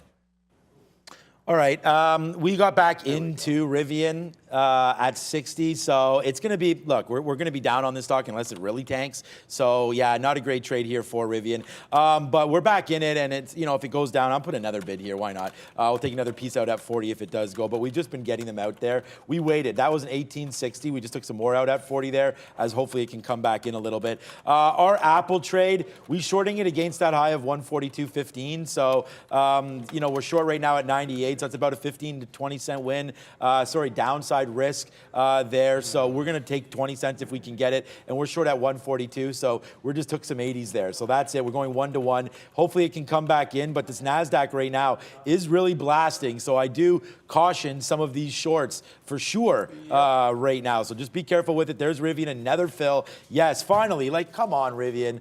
Not an awesome trade. We did get stopped out of that, of our initial trade, which really sucked, but 10 cents better. And I only got half the shares that I had, so that's why I'm kind of like, really happy that it's going back down and we're cashing out a little bit, but still not great. Apple just gave us another fill at 80. Look, I have bid at 70s, so hopefully we can get a drop down here, but this market keeps resisting that 19,000. Keep saying 19,000, 11,900 right there. It just comes back in, stops, and then hits back upside. So we need to break right here. This is the level. So if the NASDAQ keeps ticking like this, yeah, we are going to get stopped out of this Apple, which is why we've been getting out of it. We only have half of our position now, but watch out here for a possible blast upside here for Apple trying to take out that 142.15. Yeah, this market is strong. It's a wick top that got me back into Meta here, but I'm going to try and get part of this party in NVIDIA. It has, look, you have to ignore some of these wicks on the chart because there's some pre-market interest that's higher than 129, 192.40, which is the high of the day. But it's a current double top. I'm going to take the break on NVIDIA given how strong it is at that 50. So 192.50. If it dips to VWAP, great. I can pack a 190 into the long and then grab that. I'm also watching a little bit of GEs. It's getting back to that 80 level. That can definitely come into play. Netflix was trying to bounce the last I looked at it, but I went over to NVIDIA. Yeah, Netflix is bouncing right back up toward that high. I did miss it the first time. I don't want to miss it the second time. I don't think a level is as good the second time you test it. So I'm going to put that caveat out there, usually like less size or hold for a little bit less. But we're right back up to that high. 361.5 is going to be my out on Netflix looking for that short. It was great the first time through. I should have had it, but you miss it. You're not going to catch every single trade. I'll try the second time, and let's see if I can finally get something long in NVIDIA as well, as that's now. I actually don't even get the fill when it broke 192.50. Oh my God. Can't even get the fill. I just put that stop in. It's already... NVIDIA is already at $1 higher. Like I wrote down. That's insane. That's insane. Like, look at, this is me. Stop goes, try to break the long. It's already $1 higher. Wow. Wow. The professor's like, what's the matter? Wow. Like, we wrote down AMD 74 long. Like, like we don't have it. $76 right now. And instead we have these other, Rivian's coming in nicely right now. Yeah, you know what? Like, I tell all you guys to join Sticky Note Nation. I should join it my damn self every once in a while. But anyways, that's going to be a good call. We did take Rivian. Rivian, we were right, but we were 10 cents too wrong on that one because it did break higher through 1850. We gave it, we gave it the room. We got the hit on that one, but now we make that money back here on Rivian, a little bit anyways, not all of it, of course. And then we're going to have to watch out because here comes Apple. We just got more short, and it's about to take us out. So we talked about that NASDAQ not showing any, chill at all. Good word there. No chill at all for the NASDAQ today. Straight to the upside, and it looks like Apple will, create a little bit of a negative trade here for us. But even though this will be negative if it takes down that 142.20, it won't be that bad because we're able to get some out here when we went down. So we already took that 20 cents worth of risk right there and we were able to get it out of half, but now we've reloaded it. So see, that's the problem. It's not, there is no problem, but the problem is the reload, because then when you lose on the second time, you have your full default. So you get out of half, but then when you're wrong the last time, it's now I have my full position. So I don't have a maximum position, but I have a position that I'm not going to add to, so that when you lose on it, now you actually wind up losing your full load, the 20 cents times your full maximum. But meanwhile, when I'm getting out, I'm only getting out of half, right? So net, the risk to reward is fine, but it is a losing proposition right there. Rivian just came right back down again, so that's going to be a good trade. And now Palantir is finally falling down. So let's take a bid here at 27 if we can get it on Palantir. There it is right there. Get some ARCA fills. Now we'll see if it can come back down to the downside here for Palantir. So we're trying to not show any chill either with this market by going short. I use that for a reason, by the way. Yeah, for what? Because I wanted Netflix to chill. Netflix and chill. So that's why that's. Look, man, it's been a wild morning. Let's you go might Rivian. You might see me in a few less positions than normal just because of the way that the morning happened there with the issues that clearly that happened on the NYSE. But here's Netflix. The first time, it's always better the first time you grab a short off a key level. But if you can get it a second time and take your chance and go ahead and do it. I have taken a couple legs out, 60s and 59s. We'll see if it gets down to that 357. And pulls I got no pun for that one, but you can think of something with Clint Eastwood in your head and Dirty Harry, and then pretend that I said it, and then that's me getting out at 357 if we can see it. So sometimes you get lucky, and by lucky, I mean you miss an opportunity and the market says, here you go. Here's your second chance to redeem yourself, and you want to make sure you do it when that happens. I was watching that GE. It looks like that's going to be a bit of a nothing burger. NVIDIA is pulling back in a, relatively big way. So pulling back $3 is big, but the stock was already up like 8, so it's really not that big of a pullback. But it does mean Intel's just come right back at the money for me at that 30. Once it breaks beneath 30, I'll start getting out of that one. Brendan. Tesla just confirming, not really doing much, but Tesla just confirming, guys, they are going to benefit from a 7,000 euro subsidy over in Germany following the latest price cuts over there. So that's just coming across on Tesla, still up on the day. Well, that was easy. Yeah, I like easy stuff. It's right back at 357. I like so that. I'm going to make the assumption that this market is just. So I think that the issues that happened this morning probably caught a lot of traders. Like a lot of traders probably got caught in positions, and there's probably some stop outs and washouts that happen. So maybe this whipsaw action is a reflection of that, and you're sort of seeing when it gets to these levels, you're just retracing and going back and forth. So I'm going to get back on the offer here for probably even less if it tested a third time, but that was almost like it was too easy there. Intel's now back beneath 30. I need to find something else that I can short because I missed. Remember, I was trying to get NEO, and I will apologize in advance for this chart. It's never going to look, unless NEO goes like $1.50 or $2, it's going to look ridiculous all day long because of these. But I'm trying to short this off the quarters. It's back beneath that 12. So like the original pop and fade thesis was fine on NEO until it did whatever the heck happened at the open there. But I do favor that short. It could still be good. Alibaba was another one I wanted, and I don't know if we're going to be able to do anything. This has a wick as well, except maybe look for a 118 break to the downside. I'm not sure we get that 120. That chart looks ridiculous. Lululemon, the flat bottom break on Lululemon. Well, You should coin that. well, you got to take it if you're going to coin it. Because it broke at the open while all that nonsense was happening. It legit went down to 302, so not quite 300, but it's back to the upside. So I think that trade, you had to take it when it breaks. That's out the window now, it seems. Man, we just made a lot of money back. Thank God. Apple right there. Yes, sir. We talked about that short. We gave this one directly to you. Not only do we like it twice, we like it thrice right there. Let's go to the downside right now. Break yourself, fool. Apple to the downside right now, trying to break through 111, 140, 151 right there. As Rivian, by the way, guys, too bad because this was really, it wasn't a month maker or anything like that, but definitely a day maker. We had the stop out a little too premature on that one. As we shorted it, we got stopped out, and I only put on half right there back in. So, all right, there's a number cut. Look at Apple. Let's go, man. Let's see what this number is going to be. It's straight to the downside. What number is it, Brenda? Let's go over to Brenda. Richmond Fed Composite Index minus 11 versus minus 5. So much lower than expected. Minus 11 versus minus 5. That is actually earlier than expected, guys, on that number. So watch the market. I brought this up just to show you a huge move in Treasury yields off that first S&P number.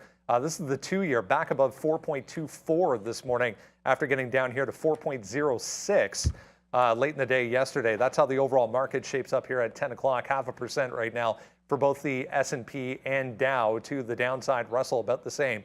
0.4 to 0.5 negative territory. NASDAQ showing a little bit of relative strength. If you were with us early, we got you set for AMD, Tesla, and also GE, lower than expected forecast for GE. Pretty cautious. We talked about this one as well. Lulu showing some relative strength back above that pre-market high this morning, guys.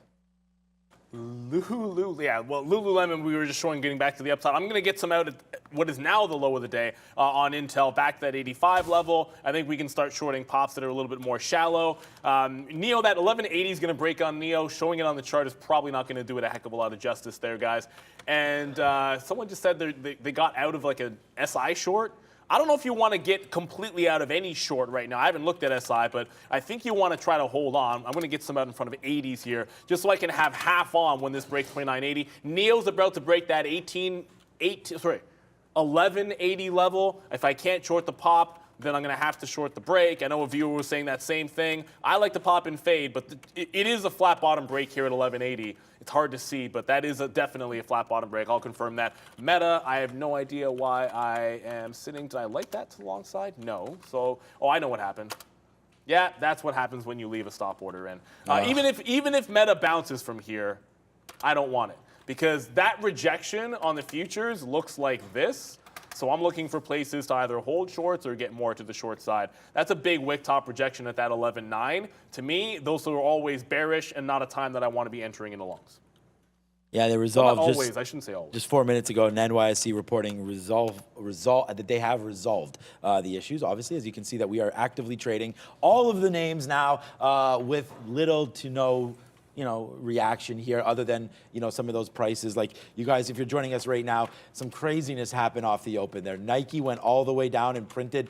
Good thing it was on very little volume. I mean, it was 10,000 shares. They halted it and got the problem fixed right away. And you weren't able to buy the bottoms. They kind of just opened back up properly. So that's really what brought me over to, which is now my number one stock by far is Apple. Apple, we just destroyed it on that downside move there on the market. We talked about it. Remember we talked about breaking 11,900? Well, there it was right there. That was the level that we wanted, and there's the break. So yeah, pretty happy with that trade. But Palantir was one of those names that got hit off the open down there. And again, this was much more volume. This was 540,000 shares. So that brought my attention to it. Then we shorted the 740, and now it's cash money. Rivian also had some sort of not a problem, but just got going early. We got out, and now look at this, man. Now Rivian's 80 cents in the money, which is pretty crazy. And then Apple, we've just been watching out for that dropping down again, 141.40. Let's see now what happens with Apple. We're short. Now we only have, literally, we have about 20% left, so a good trade there, but looking for lower. And there goes Palantir breaking a little bit now. So we've done really good shorting this name. Short here, 30, short 35, brought it back down. Now it's kind of barcoding here at 20. It just broke, so we'll have to watch out there. Watch out for 17 or 18 on Palantir, but I'm holding 4 shorts right now, and they're all doing not bad, but Rivian's the real banger. Just unfortunately, we did get stopped out there. So, yeah, not much to say. Is Tesla? That's the Rivian trade there. Yeah, so there goes Tesla back down to the downside. So we'll wait for that one. But, yeah, so far so good. We've also been pounding back Hydration Nation today. We're already done about a third of a gallon right now. That's definitely, it feels like it's been more than a half an hour the market's been open. I can't remember opens that have been that exciting.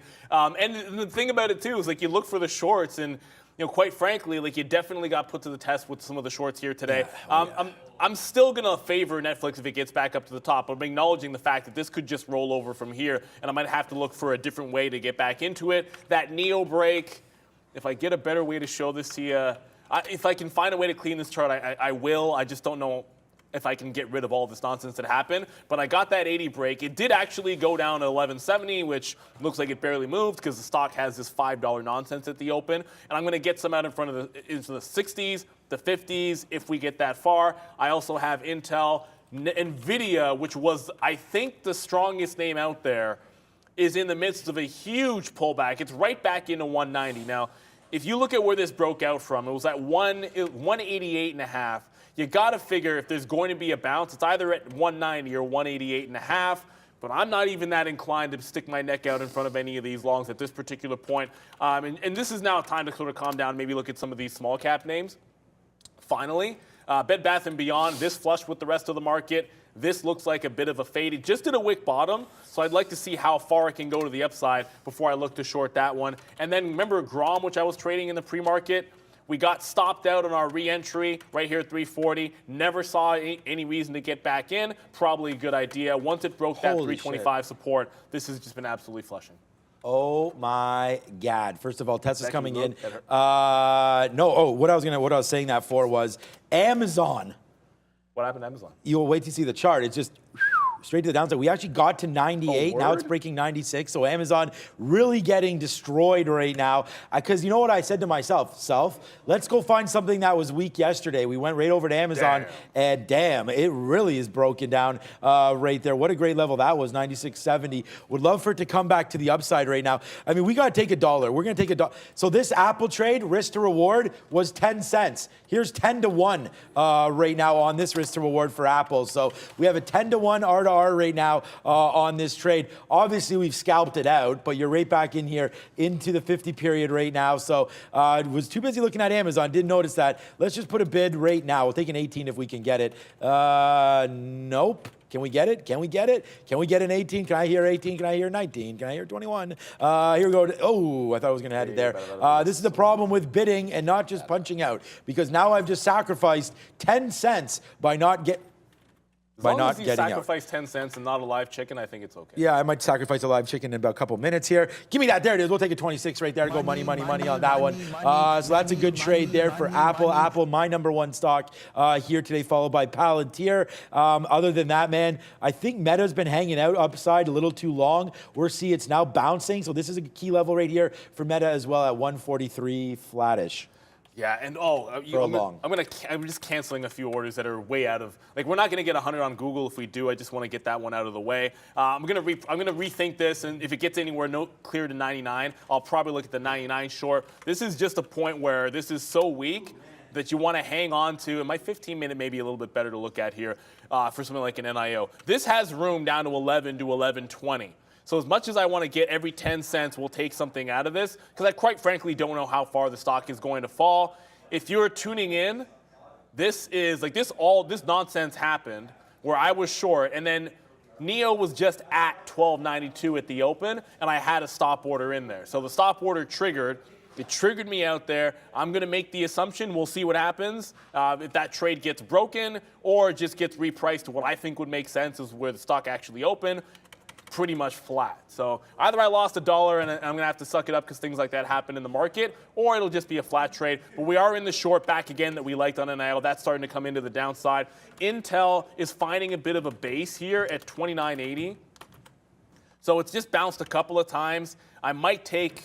I still have, actually, I said I was at half my position. I actually have just slightly more than that. So I might get one more leg out in front of that 29.80 level before we sort of wait for the next level to break to the downside here. But as long as NVIDIA is sort of looking like it's weak, it gets popping. That's another reason to get some more intel if I can. But as long as this is rejecting like either VWAP in here or putting in lower highs, I don't want to be too aggressive in getting out of my shares over there in Intel. That was one heck. I mean, I see people in the chat here saying shakeout scare tactics. So yeah, I think that was a shakeout this morning. If you look at the wick tops that got put in there. But I'm not completely convinced that the nonsense that on the NYSE or whatever did happen wasn't a contributing factor to some of the volatility that you saw. Maybe it extended things a little bit further. Shout out to everyone who watched that Hellbiz. I 100% in that melee forgot about 50 on Hellbiz. It broke 50. It looks like it got to 55. So great. I'll go congratulations if you grab that 10%. Sometimes these breakouts can be good. It was a nice double top. It's pulled back off 55. The question for me would be, can it hold 48 to 50? That was sort of like the late afternoon high on Hellbiz and that 50 even break. So if it can hold that level, there might be a nice little scalp rubber band style trade in there. If you're going to be late, at least be well dressed and have a plan of action. So if it bounces off 50, you'll probably see me try to scalp it for like 3 to 4 cents with 1 to 2 cents worth of risk between 48 and 50 even. All right, things bounced back pretty good right there. Remember when I said Meta 143 was a decent long? Yeah, missed that one. As you're back up to 144 right now. I was going to re-look at Apple because Apple kind of just went back up to the upside there, but we're still not really... there's nothing I really want to do right now. We have to find some new names because I've just looked at Rivian. It's pulled back. We don't have very many shares, but we got to wait to get short again. 18, I mean, not even 1820, like maybe 1840. We could be wrong on all of that, right? So we'll wait to see on all that. Palantir did go down, and we were able to get out some good fills there on Palantir, including 14s, 15s. We talked about it breaking, so there we go. So we're pretty light on a lot of these positions, but we are going to work as hard as we can for you to see about finding some new positions to put on right now as my eyes going everywhere. What I do like to look at, we're going to go to Brendan in a minute, but we have these races here by trade ideas. So you're going to be able to see some of these Bed Bath & Beyond right now starting to extend. It's showing a race. This is a losing race. So right now I don't know what's happening. As you can see, nothing's happening. So sometimes these are a little bit off. We're going to have Michael Noss come through in February to explain a lot of these races. Not that they're off, but they're just, it's a simple calculation, right? So if it's beating everything, then that's what it will do. So, all right, Brendan has some. Mentioning Lyft there, saying what happened to Lyft. Lyft downside now, but this was a note this morning, KeyBank upgrading to overweight. That had it up here in the pre-market, but yeah. Flush City back through 1550, guys, almost back to basically red on the day for Lyft. Well, no, because they all reset. We were just talking, I was talking that with Greg too, like we were really wishing that there was gonna be some kind of like arbitrage opportunity, which is why like I had Nike up and I had Palantir up. And here's another name that went ham, Roblox as well, right off the open. Let me see if you can see it here. Yeah, you're not gonna be able to, but down, so this was another one right off the open. Went down to 34 and up to 42, and now is kind of just doing this. So our charts are going to be a little bit messed up, as they all are. I'm just going to pull down an E-signal chart as well, just to show you. Like, this is the move here. E-signal has it down to 31 down there and up to 38. So even our software, probably trade ideas and a lot of the different platforms, depending on, you know, if they scaled out. This was market wide. No, I just mean your chart platform, like, yeah, ours are showing a little bit different because of the D-prints and so is E-signal. So just be careful. We're going to wait for an explanation on that. Brendan probably already is one. But for right now, the market's moving and let's continue to trade. Yeah, speaking of something, I'm looking for obviously some things I can short on some pops, but here's one. You never broke 241 or let alone 240 on Microsoft last I checked. So there's your 50 period. Shopify. We like that for a support level. It ends up holding. It never got to 240. So I mean, I'm not long 240 because you never got a chance to go long in front of 240. But it is breaking out the high of the day here. I like this at least back to 240, 275 as a breakout trade. But I'm long at 22s. Like I'm not long at 11s or 1s or 2s or anything like that. I've paid up to 22. That number comes up for me all the time, but that's a certain favorite player of mine back in the day. But if I can get this, I'll only add to it probably beneath 43s, like something like a 90 or something like that. But it's been relatively strong. If I have to go something long, it is going to be a relatively strong name like a Microsoft. Nvidia's starting to come back into the upside there. And I just got, wow, Hellbiz. Are you kidding me? This is why you use stop orders. What now? Oh. This is why, see, here's the thing. On a stock like this, I will never try to bid a stock like Hellbiz without a stop. So I just was in 49 and out 48. Like, I mean, it was like a Thanos snap right there. However, the reason I would do that and don't mind making a bottom wick on initial entry into a position is because what happens if it goes into a down halt? If it goes into a down halt, instead of losing 1 cent, you could be losing 4, 5 cents. And on a 50-cent stock, that's like a 10% loss. So, you know, I'd rather have that happen to me than the alternative. Brendo. I just had a volume alert there on QuantumScape. Speaking of some of these stocks that got screwed up, they haven't actually issued an official reason yet, just calling it technical issues from the NYSE. But QS trying to get back to the upside, guys. Technical issues. Yeah, they had a couple technical issues, I'd say for sure. Yeah, needless to say, a couple, just a couple. I mean, maybe Shopify didn't have any technical issues and it just ripped up and down like 30% here. Shopify up to $50 on said technical issue and then down to right here 36. So these are the issues if you're just joining us for the first time. If your charts are a little bit messed up today, join the club. Anything that was a New York name that I think had probably a little bit of an imbalance on it, probably got screwed up pretty decently there. And I say probably, meaning I think Definitely. it did get mashed up right there. Okay, here we go, man. The market just took 11,900 again. What the? So there it is. It's a big move to the upside right now. Apple's starting to go. The market just took 11,900. Stuff's starting to move upside. Huge right now. Wow, there goes Apple breaking, guys. Yeah, nice move upside. Let's see what's happening. We're now long Apple on that break through 142 and through 11,900 here on the NASDAQ. I don't know, a little excitement there hitting the market. Jam. It's a jam. That was, okay, look, sometimes, like the timing of a market move, like I was buying that sort of breakout on Microsoft anyways, and then that sort of happened. So I was out before I could even think about it. I'm getting hit at 50s, and then I'm getting hit in front of 244. Like that just sort of, it just sort of happens to you. Like you're in the long, you throw an offer out, and then you're filled on pretty much everything. However, hey, like the longs were just good there, but the short that, I can't do anything about NEO, guys. But the short that we're in NIO, which we're only able to get a couple of legs out, so we're still in just over half of it, is rolling back up toward that 12 level. Now, I got the 80 breaks. So I have a 79 short, but I'm not getting anything extra until I have 12 even. Intel is looking like it's still okay even on that pop, but that's right back into 30. So we're going to see if it rolls over with a lower high. That can give me an opportunity to get back in. However, just as fast as Microsoft did that pop, like look at these wicks. It's right back at the bottom. Is it? Okay, we No, got. sorry, it's not back at the bottom. What am I talking about? It's right back to almost break even, like that 43. Like we bought a dip into 42.80, but it's right back towards some of these lows. So can it hold up at 43 after another crazy wick top? What I see here is anything that looks strong, when it breaks out, like they're just trapping longs. You've got to pay yourself out because the shorts are just better when they're doing this all the time. Like if you short any kind of a pop there, like you're just sitting in the money instantly, whereas the long, you have to hold it, hold it, hold it. You get one spike and now it's back to break even. Crazy. That's just a reason for me to add to my NEO back into again. I'm just going to get more shares in NEO because this Microsoft, I'm not even going to hold this past 240, 250. This is not strong enough for me to give it that much room. The market, I mean, is not strong enough for me to give it that much room. Brendo? Sava, guys, more negative here. Downside anyways, downside action back through day lows. An analyst just coming out saying, if you remember, if you're with us in the pre-market, they released some data on a second phase trial. So an analyst just coming out saying today's update results show you that this drug is no better than a placebo in Alzheimer's treatment. So big volume spike back downside for Sava. All right, so Sava, yeah, good name. We were talking about that in a little bit in the pre-market.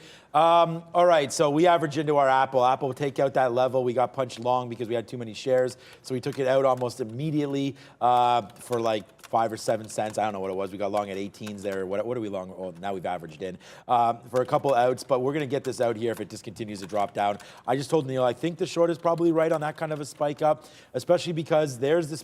It was literally just a spike up 35 points on the NASDAQ on the break of 11,900. That's what I think it was. It broke it, and then it just extended up rate, almost got back 2 days high right there for the NASDAQ, which would have been crazy because I think that would have been positive, to be honest with you. If that market would have, like, if it held up there, I mean, I could find out if it was positive or not. Just is it higher than yesterday's close? It's not rocket science. But right now, it looks like we will take a hit here on Apple. If it breaks through 85, we're going to be gone on this one. We tried the long now, thinking that, hey, maybe we stick above it, but now we're not. Now we're fading out through 11,900. So yeah, the short, like I was saying to Neil, I think that, there we go, now we're out of Apple, that's fine. I think that short is going to be right there. The missed opportunity for me on that, we got blown out of Apple, sucks. Wish we didn't, but I couldn't adjust my stop order. It was too fast. This AMD up here was good, man. This little rip up to 75.30, that was good. And now you're starting to fade back out on AMD. I'm debating this short rate, almost right here, right now on AMD.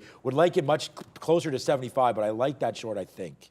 So just to give an idea how weak and how crazy some of these moves are, like everything was so bullish about Microsoft there. Hold morning support, wick down as the market's flushing. It wicks the bottom, maybe trapping some shorts that were confident about it. Then it starts breaking out, one of the stronger names. The market's going back up. It just darts in the money $1.50. And then instantly I'm getting stopped back out here. So I want things to settle down a little bit. This is a different type of morning. You know, like clearly you guys saw the issues that happened with the market. I've kind of gone back to the names that, like, I like that NEO off of the 12, so I just added some at 1180. Haven't been able to add to Intel, and I want to go back to another name that I liked for strength today. Obviously, NVIDIA is pretty strong, but I liked Micron 6050. I'm like, yeah, hold the afternoon support. There could be some longs on Micron. Micron's another one here. Like, it hasn't broken the bottom. This is exactly what Microsoft just did. And I was so close to getting trapped into going long Micron on a break. Now I'm just, this is it. Like, I'll wait for it to get down and then wait for that 6150. Netflix, I was looking for that one to get to the top. It just made another wick. I don't want to be as aggressive with this top, but you just saw what happened with Microsoft. Like, it worked before, 361 right into 357. I said I wouldn't be as aggressive because it was the third time. The third time is looking like it was just a charm. If I can grab that 61 again, I'm going to go ahead and do that in Netflix. Like, we just took 20 cents on Apple. Short, we went short again at 84, and we just took 65. So 18 cents there, 66s. But the thing is like, I'm thinking we can get a bigger move. Like, we just tested that high, failed it. So how about we test this down here now? We just tested the high, failed. Let's see if we could do it. We're right at the 50 period. I am bidding again at 62 because, again, that is where we just sort of stopped, and we do have view up at 45. So hopefully hopefully Apple can come back down to the downside. We will look at Softy. Softy's my #1 name since I think we started the show, so we're going to have to look over there. But right now we're a little obsessed with Apple. It's been my #1 stock today.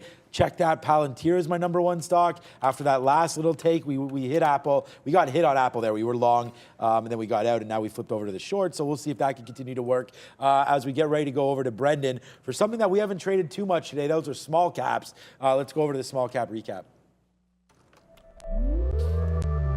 Brought to you by Seeking Alpha, the world's largest investing community and your one-stop shop for all your investing needs. Subscribe today Unlock Seeking Alpha's premium features, including access to exclusive quant rating system from Seeking Alpha. You can now receive a 50% discount on a 1-year subscription. There's a pinned link in the chat right now if you would like to take advantage of that. Again, 50% off a full year from Seeking Alpha. Shout out to them. Busy morning right across the entire spectrum, but small caps included. Here's a few that were on watch this morning. Obviously, a ton to look into at the open with the NYSE issues. So I missed a bunch of these, but great setups. GROM, 340 up to 4 to 420 really was the big level on the daily chart.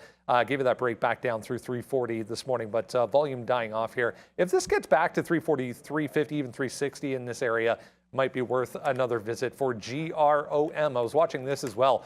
GNS, 380 was that level from yesterday. I like it better below that, but 520 up to 550, starting to develop a bit of an area here to have a look at on GNS, still up more than 6%. This was the only one I managed to get myself into.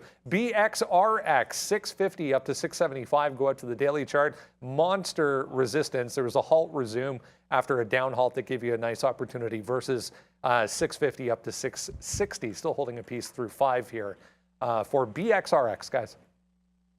That's not. Oh, sorry. That's not a bad short there. That was a good one. Yeah, but like, though I like wait for, if it halts a bunch of times, like sort of play it off of the halt levels because you get liquidity on the reopen and there's a trade there. So I did grab the lower high short at 361, 360. I don't know where the position board just went. 360.95 here on. Hey, there it is. 95. This is not where my stop is. If you're tuning in for the first time, I can use the stop order where stop out here, and I'm just throwing an order that crosses up to 320.62. So, like, I'm not really giving this all the way into 362. That wouldn't make sense for a risk to reward. But when it goes to first dollar, I'm risking 50 cents. I'm going to take it out there because that's kind of close to 2 to 1. It's actually, that's a little bit tighter to like 1.5 to 1. I'm not sure we get all the way back into 57. I wouldn't be as confident. I'm in for a bit less than we would have had the second time through. I missed the first. We got it the second time. We'll see if the third time is going to be a charm. I'm not going to throw an offer in front of VWAP. Sometimes I would. I want to see it glide down there and then see what happens when it gets to that price. Managing the Intel shorts. I'm just still favoring the shorts here. The way this market has been going. The way that, like, Microsoft was so strong, and the way that it rejected that breakout, as much as a long one, it just convinced me that the shorts are better today. Like that break and how quickly it reversed just told me, I don't know that you want to be chasing moves to the upside. If anything, this is a fade off resistance type day. Maybe catch a few breakdowns. This is breaking on Intel here, so I just want to make sure I have orders as it's breaking the low of the day. We'll get some out in front of 71. Neo is rolling back toward the low of the day.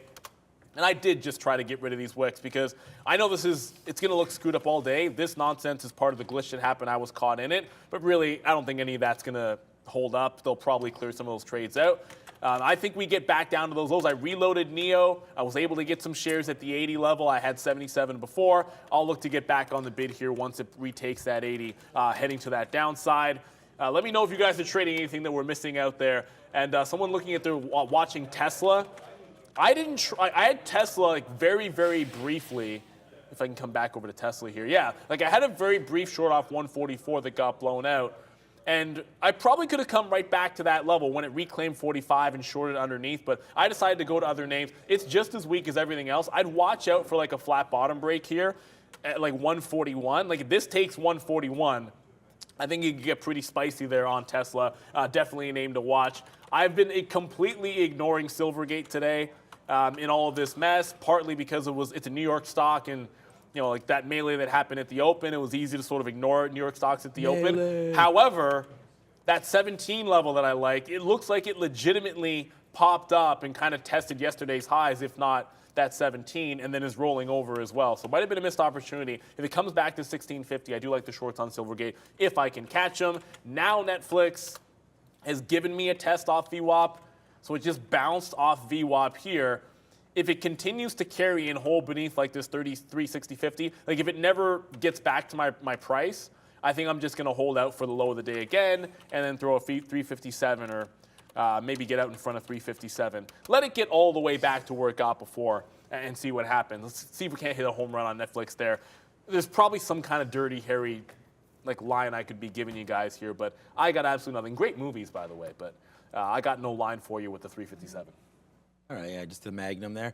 All right, we're going What's Brad eating? we're gonna, I mean, okay, so I want to talk about Google because now that I'm sitting here and like, calm down a little bit. Well, we were always pretty calm today, but Apple being short Apple when it's like stronger than the market, like that doesn't make much sense right now today. So I really got to try to regroup. I mean, it's a good trade right now. We were just short at 85. It just touched 70 again. Let's put a bid at 70, and then we'll see if it can fall down into the 50s, and we'll wait for that to happen. We're bidding 73 right now on this name. I mean, look, we got to take 10 cents, which is not that much. Well, short 86 right now, but a nice little downside move here if it pushes. You are there it is, man. We just rejected again. We're still above the 50 period here on the NASDAQ. But what's up to Adam? Hopefully this comes down. Bring it down, Apple. Like, let's go, buddy. Like, why are you stopping at 75? Like, there we go. Thank you very much. Okay, so nice little move down there. All you have to do is complain a little bit. Don't tell that to my wife. $99 for Google.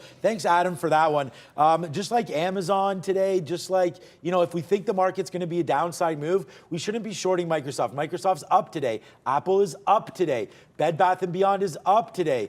Netflix, I know Neil's short it, but different story because of the level. Some of these names are up. So if you're going to short something, just make sure that, you're really at some kind of key levels. I don't know how key. I'm going to get, now it's not even going down anymore. I'll put another low 70 bid on there. I don't know if this is a key level or not. It doesn't really look like it for Apple. I mean, just yesterday, we were up to 143. So I don't think we have Apple dead to right or anything here at all. This is just a play against the market. So if we're fading out the market, hey, where's my Google short? 77. Oh no, we're waiting for it at 77 as if.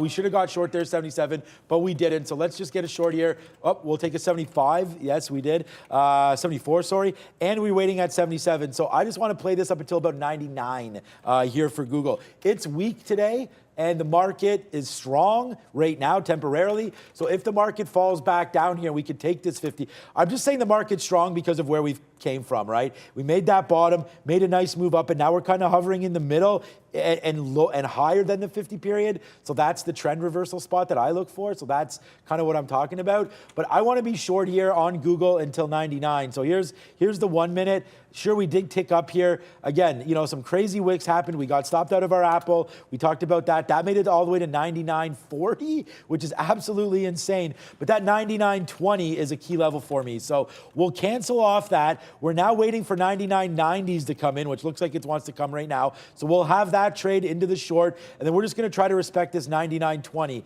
That's it. So that's the level that we're looking at, 99.20 for Google. So let's average up into that. But now we've started the trade. We only have like maybe 30% of the trade that we want. So we're going to take another fill here at 99 and then see what happens at that point. But right now we got to address our Apple because like I said, we just took 3 outs down there in the 70s and now it's bumping right back up again. So if the market takes off, Apple's the wrong name to be in for sure.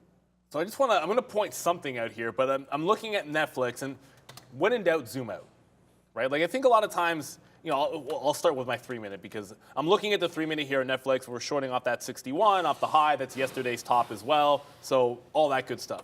Then you come back over and I zoom out to my 15 minute and I'm reminded of the fact that a lot of stocks had this pattern yesterday where you got this just absolutely parabolic break and it was almost like they floated up. It was a liquidity vacuum to the upside. And then when you found liquidity at the top, you had this channel. Well, all we're doing is trading inside of a lot of these channels that were made yesterday where there's liquidity acceptance, and really we're just going to the periphery of them. So what I want to do, I was about to say I might get some out of VWAP or get out of VWAP because Netflix looks relatively strong, but I think I should just be holding to the bottom, which is at 357 where we closed at. Like if we get back down there, I should be holding out for that. And when I look back over at Intel for like the same kind of thing, okay, well there's your parabolic move up. This is 26.70 or so. Now, I know this actually broke out a little bit later, but it's not entirely different. If I'm shorting off of the lower high resistance, then your range of like liquidity acceptance becomes like 29.65 up into where we close at 30.20, which is what I'm shorting off of on every single pot. So that means I want to be getting out at the bottom end of this range. Like all this scalping out here, like 29.95, 29.90s. No, like I should really be just looking for 70, into 80. Like, that's where I should be getting out because that's where it seems like the bid's going to go. It just feels like if you've got it in the right direction off a good level, it's getting to the other side rather quickly, and that counts for things like Microsoft as well. But I'm going to just change my approach to it. Like, I'm not reloading this unless you give me 30 to 30.20, and I'm not going to be getting out, or I should not be getting out until we get some 80s and just pull back a little bit and then down into the 70s. And same thing with Netflix. I'm going to give this one room to try to go here to the downside. I'm not convinced that this isn't what it looks like, which is a fail breakout at the top, and there's a lot of risk that we could flush back in. You've got to get back above like 1920 on the NASDAQ, push green, and then convince me that you can sustain any kind of a bounce as we go to Brennan for the crypto update. Hey guys, yeah, a bit of a flat type of day for crypto markets. Before we get into it, make sure you do take a second, hit the like and subscribe if you haven't done so already. Interesting look here from this analyst anyway, saying 25 next stop for Bitcoin. Why not? After this most recent update, or breakout, I should say, back to the upside. If you zoom out on this chart, they were talking about this level, 21.5, which was that last high. Once that was gone, that opens the door up to 25,000. We're chopping around at 23 once again today. Not a lot going on. 0.4 to the downside for Bitcoin, about the same, 0.8 right now, 0.75 for Ethereum, still kind of within this range. But it's been breakout, flag, same story for Ethereum, back into this kind of flag pattern right now. So that's a look at the overall board. 0.1 for Bitcoin, 22,898 currently, 1618 meanwhile for ETH, back and forth otherwise on this board. As far as what is happening today, guys, pretty flat for crypto markets. Well, it's interesting you say it's flat, but there's been volatility, at least in something like a Coinbase. But look at it's exactly the same thing, right inside the range. Like, it goes to the top, it gets back into the bottom. I'm not telling you 100% Coinbase is going to bounce off 54. That would be ridiculous to try and pretend that that's definitely true. But if it gets back up to 56, I'm definitely going to short the stock because I'm favoring the weak side of the trade there, the fade side of the trade there. And I pointed out the NASDAQ, I think, but the ES, it's not terribly dissimilar in terms of following that pattern. Maybe a little bit weaker because it spent some time beneath resistance levels. We could have a huge fall to the downside, but it's not as if there aren't kernels of strength out there in the market. I do want to go back over, if I can. Okay, you know what? People keep asking me about. I've seen ALLO pop up a couple of times here, and if you're looking for, I know this is like another one of these small caps kind of going. And when I looked at it, this is actually relatively strong, and it's sort of breaking. There we go. It's sort of breaking out here off that 740. You can see on the daily chart, this is another one of these. Low cap, finds a bottom, higher low, breakout. You think it's got room to the 50 period. 850 is sort of an obvious level. If I'm not chasing this move, which I don't think I would be chasing a 740 to 50 breakout up at $8 when I think 850 is resistance, then I'd be thinking to myself, if it breaks 8, I want to short it at 850 as a day trader. Try not to get run over. But this does have room to go a little bit more. I just wouldn't be chasing it up here because I think it's halfway to that resistance point that we were just watching. I do want to revisit Microsoft because if we do get an inside type day, then Microsoft can come into play for some dip buys. Now, I got out of my long here when it looked ridiculously weak. There's your wick top. But I'll look at that 241 bottom that we got and say, hey, Microsoft has some strength. If it gets down to 41, maybe it's worth a long. If it continues to make higher lows and the market does a breakout, well, we can always take the top off on Microsoft. Taking the top off could be that 44 into 45, room to still run there. But I can be patient with this because the shorts have been working. I'm holding on to them to see how much we can get out of it at this point and just sort of managing the trades. I'm not rushing it any longer. Yes, sir. Wow, sorry about that. That just right now, Google. Let's go, man. Finally. Money, there it is, man. Shout out to Adam. Shout out to everybody there in the chat. This is why you got to be a subscriber, man. Hit the subscribe, hit the like, hit the share, hit all of that. We just talked about getting short Google. So we did exactly that, man. 98.90, another one on the short there for Google. As right now we're running Apple, Google, Palantir, by the way. Another name here. And unfortunately, it's going to, let me if I zoom in a bit, it'll look a little bit better. There it is right there. There's OK Palantir. I see. So sometimes it's like I have too many positions on on, and I can't see clearly, but right there, we'll put a bid at Palantir at 15 as we're just broke right into that level again. Sometimes we have to like come back, double check some of the fills and see what we're getting right now. Apple as well, back down into the 70s. So we'll go, good job on that. Let's see if we can fail now in this market. Holy, thank you so much, Adam. There goes Google right now to the downside. I thank Adam and I thank everybody for watching. There it is. Holy crap. We are now flush city right now. Let's go rack city right now. We're pumping those racks out here today. Nice move to the downside. We've made a lot of money back since that open, man. Rivian can go straight to hell and back. This is the name that really got us, as did Peloton. These two names today really got us early there when there was all that chaos. All the shorts, I mean, if we just held them, Peloton would be cash right now. It's that take rate there, then the average in, and then we got blown out, which was a good thing we did, because if we held it up to 1140, then we wouldn't be able to rack city right now. We'd be pretty upset. And there it is, Brad. That's for you, buddy. As look at Rivian, this is the #1 name here on the sticky note. Bang to the downside right now. But unfortunately, there's the stop out. We're still red on Rivian because we had our maximum position there, and I only put on half because it was during that craziness. So nice move to the downside right here. And there goes Apple as well. We haven't been in the 40s in a while, Apple. So there it is right there. Let's put a bid out right now on Apple. Wow, in the 40s. How does the 30s sound for Apple? Nice downside move here. Looking like it wants to continue. Good thing we cashed out on that Google flush. Like, that just flushed out. I mean, our best fill there, 33, 34 for Google. Wow, these names are coming back in a little bit here, as I know you've got the shorts on as well. So those must be printing. One less than we did before because, yeah, we did get that 357. It kind of felt like it was just going to go the entire way and there was no need to make a decision at VWAP. So we allowed it to crush through VWAP. This is just rinse and repeat. It should have been 3 times. I get it. It should have been 3 times. It ended up being twice. I'm never going to have as many shares the third time as I will the second time. It's just a way to mitigate risk there. But we can hold out for a little bit more. It's bouncing off 357. That's support, at least for the time being, on Netflix. I was able to get some more shares out as Intel got back in the low of the day. NEO also bounced down. However, you know, as the market came in there, Microsoft is now coming back. So that 241, or at least 241.5, can come into play here. It has to break VWAP first, but let's be patient. I wanted to get down to those lows before we engage in that or even think about taking a long off of those levels. I do like it down there, but I want to see it get down to that price before we take any kind of a long. NVIDIA, if we can come back, this is still relatively strong here.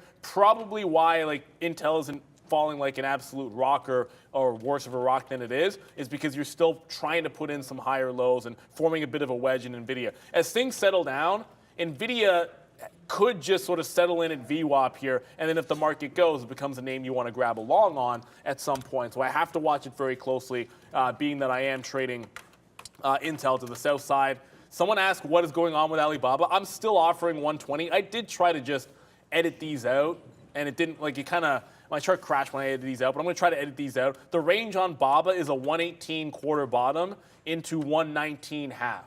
I like a 120 short, and this will be the easiest way to show you why we like the 120 short. It was absolute gold.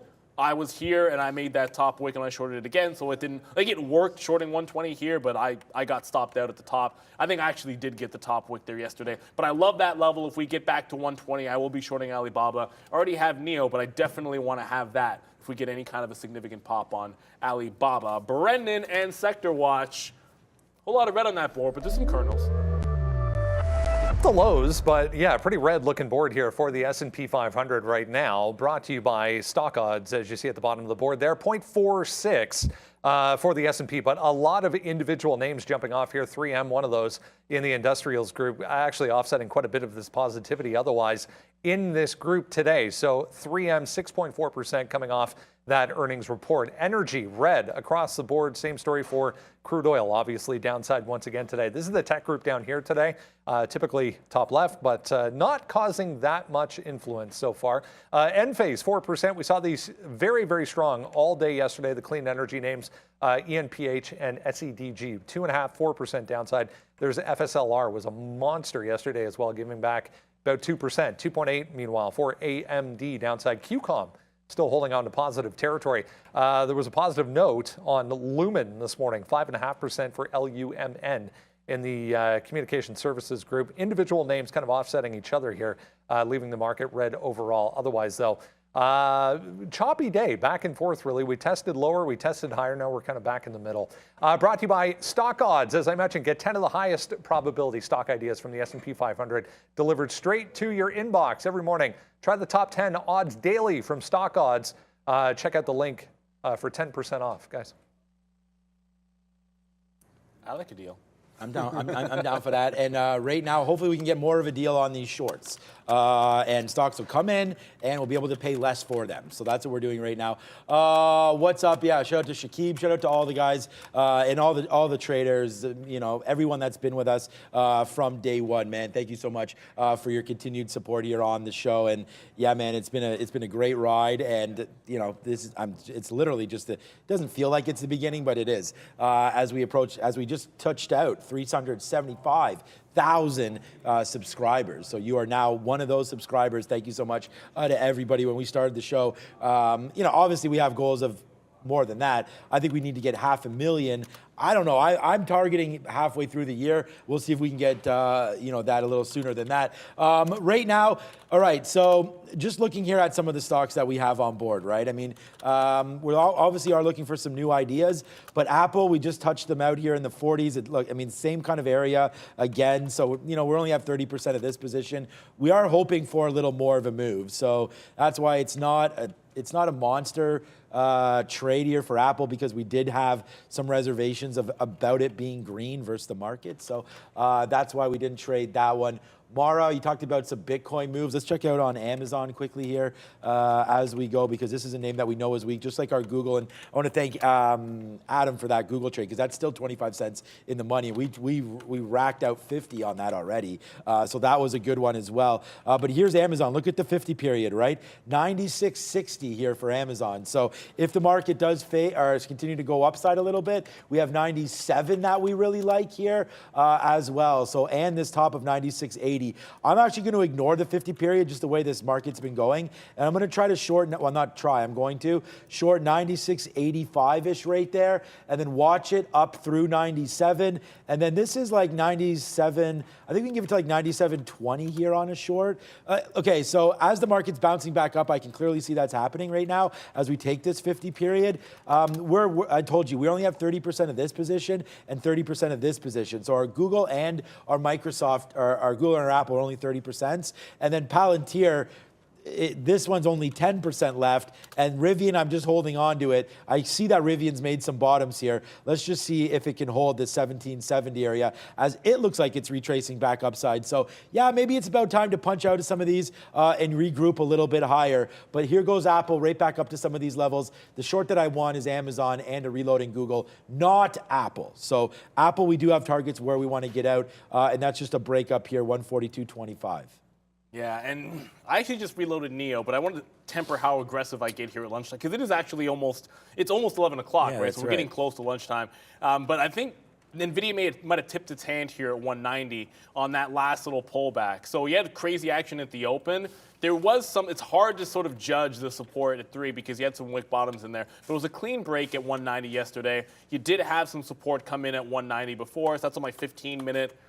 And now you actually had a pretty good launch off on a higher low at that 190. That's going to be the base for me on NVIDIA in the afternoon. If I can catch some in front of it, we can scalp it into 191, 192, and then if it breaks out, I think we know it's been one of the stronger names out there in the market.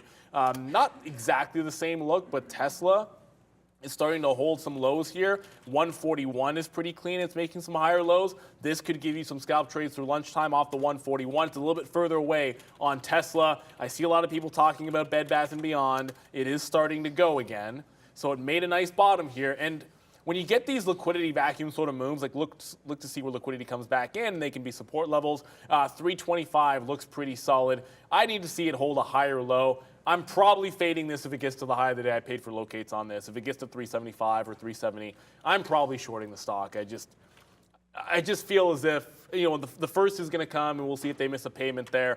It had a decent run, sort of bouncing off a buck there, and it's been one of the weaker stocks since. So as long as it's beneath that 375 up here from a couple of days ago. I do want to look to fade the absolute top on Bed Bath & Beyond, but yeah, I might be on that bid if we get back into like a higher low at 330 or so, just for some scalp longs. But the bigger trade, I think, would be fading a big pop.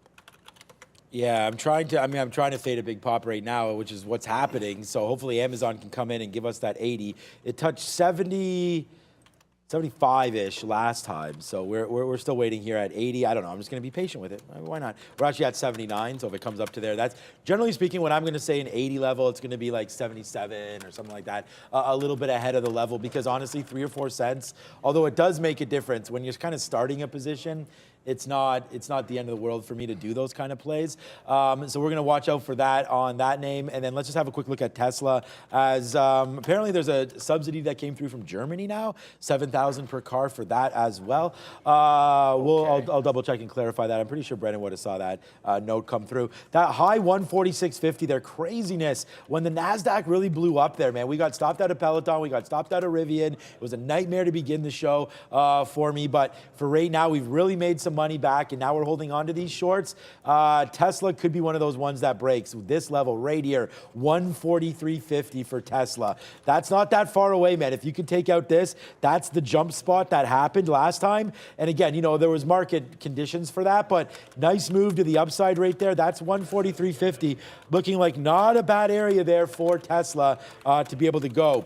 Did Amazon just bump up there? Okay, Google's just come back upside now, as I'm noticing my position. Still in the money a dime, but Google's definitely come back up. And did we didn't just test 99s there, did we? Because that's a level for sure that I want to be into there. I don't think it ever went against me. So yeah, it did 98.90 there for some reason. Got shot up there for Google. So yeah, man, that's a price that I want. So I'm going to put some offers there to get more short here on the high 80s here for Google. Exactly the high 80s. And then I'm just going to give it to 99.20 or so, like we talked about, sort of right there. That's the level of concern for me. So we'll take, here we go. Give it to me. Give it to me. There it is. There it is. So now we're short. We just got more in on Google. We took a 89. Look, sometimes it's got to run you over to get the fill, right? So it just took us out there at 89. We are now short against 99.20. So yeah, man, we're not going to die on this sword for sure. But I like this position of a weaker stock here into, let's see where this market wants to go. It's a new position here. If you want it, take it. Short Google right now, ahead of 99. My out's 99.20. So take as much risk as you can hold for your account would be my advice here, because I do like this trade. So just, I'm having a bit of a conversation with someone in the chat here, because they just mentioned that they're going to be in spring training for the Jays. And I was like, that's hella cool, because I'm going for a week as well. But I'll double check the dates. And you'll know when I'm there, because I won't be on the show for a week and everyone will be sitting here. But I'd love to link up. You don't have to buy the beers though, Dustin. I mean, we'll have a good time. I love baseball. Deal with it. So I'm going to enjoy spring training. Meta's at this 144. This is a level that I was short early. Looked great. I mean, parabolic move into it, so you get run over at some point, but it looked great initially, sort of giving you these deep pullbacks. I do think you can, if you put in higher lows, this could be it right here. But this wick, it's hard to see on a 3-minute because the scale is so crazy when it moves like this. It's gotten past 14 or 44, gotten to 15, 20 or so, and then trying to put a bit of a reversal. So once it's back beneath 144, I'll look to short it, give it to the quarters, scalp to VWAP, and then scalp to the low, but I want it beneath 144. So to pulling back and then join the party, hopefully, without getting run over. NVIDIA, I just want to make sure that's still in pocket. Just checking up there, and then I'll go over to Netflix.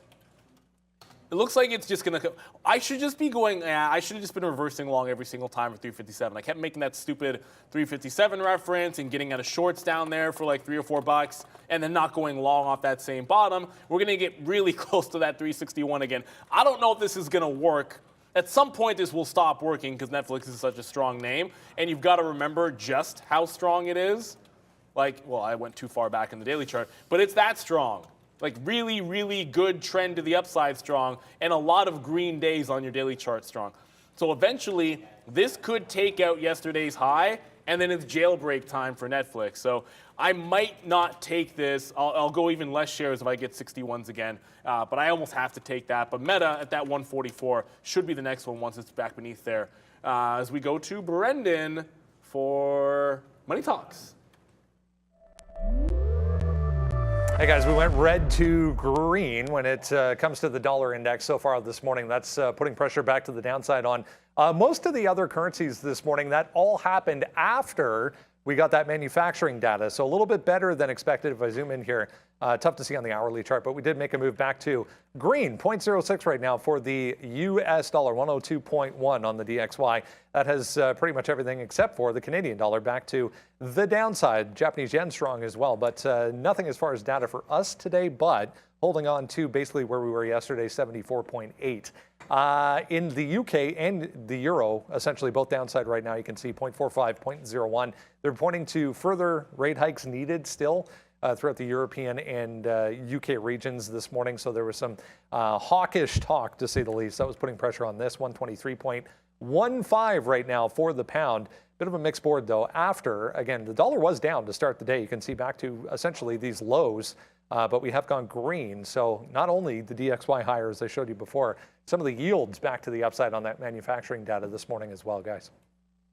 So thank you, Brendo, for all that update. Remember I said, like, it doesn't really matter the penny that you're at, and I told you guys we were at 96.79 for Amazon. Well, it went to 96.78 right there, as you can see, and I was watching it, and I was like, okay, I'm going to get the short, no problem here. And then we didn't get it, and I tried to punch 76 and missed it. So right there, it's too bad because we did have risk on at that level. We talked about that right there. So that could have been a decent trade, and sucks that we don't have it on. But I was just saying, you don't have to be that specific.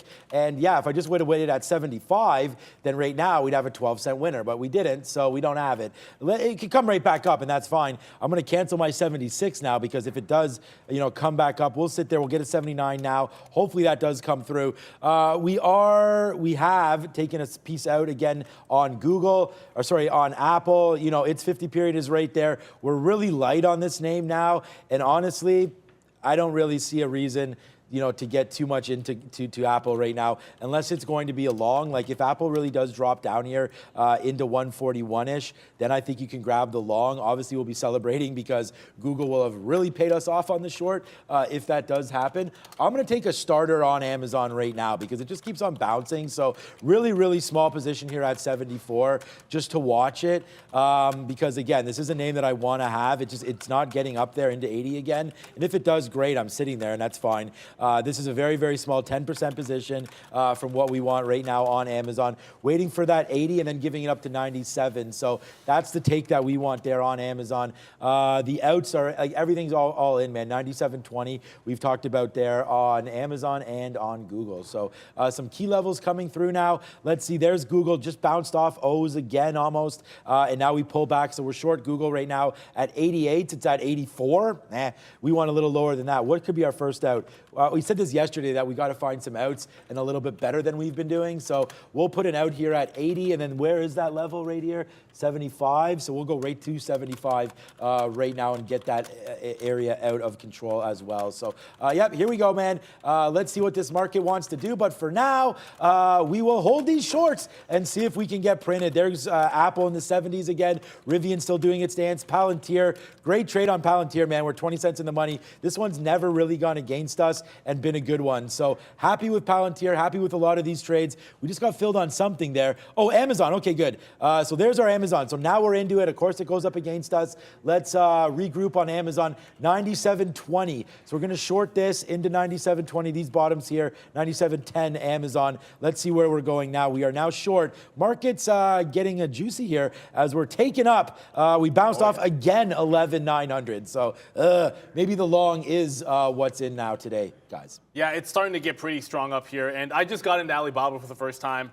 I got to that 120 level. I know I keep trying to get rid of the wicks of what happened at the open there on the New York stocks. But I'm at 85 for the short. If it breaks 120, I'm just out. I'm actually going to flip into a long because that was a monster level on Alibaba, so I will flip long.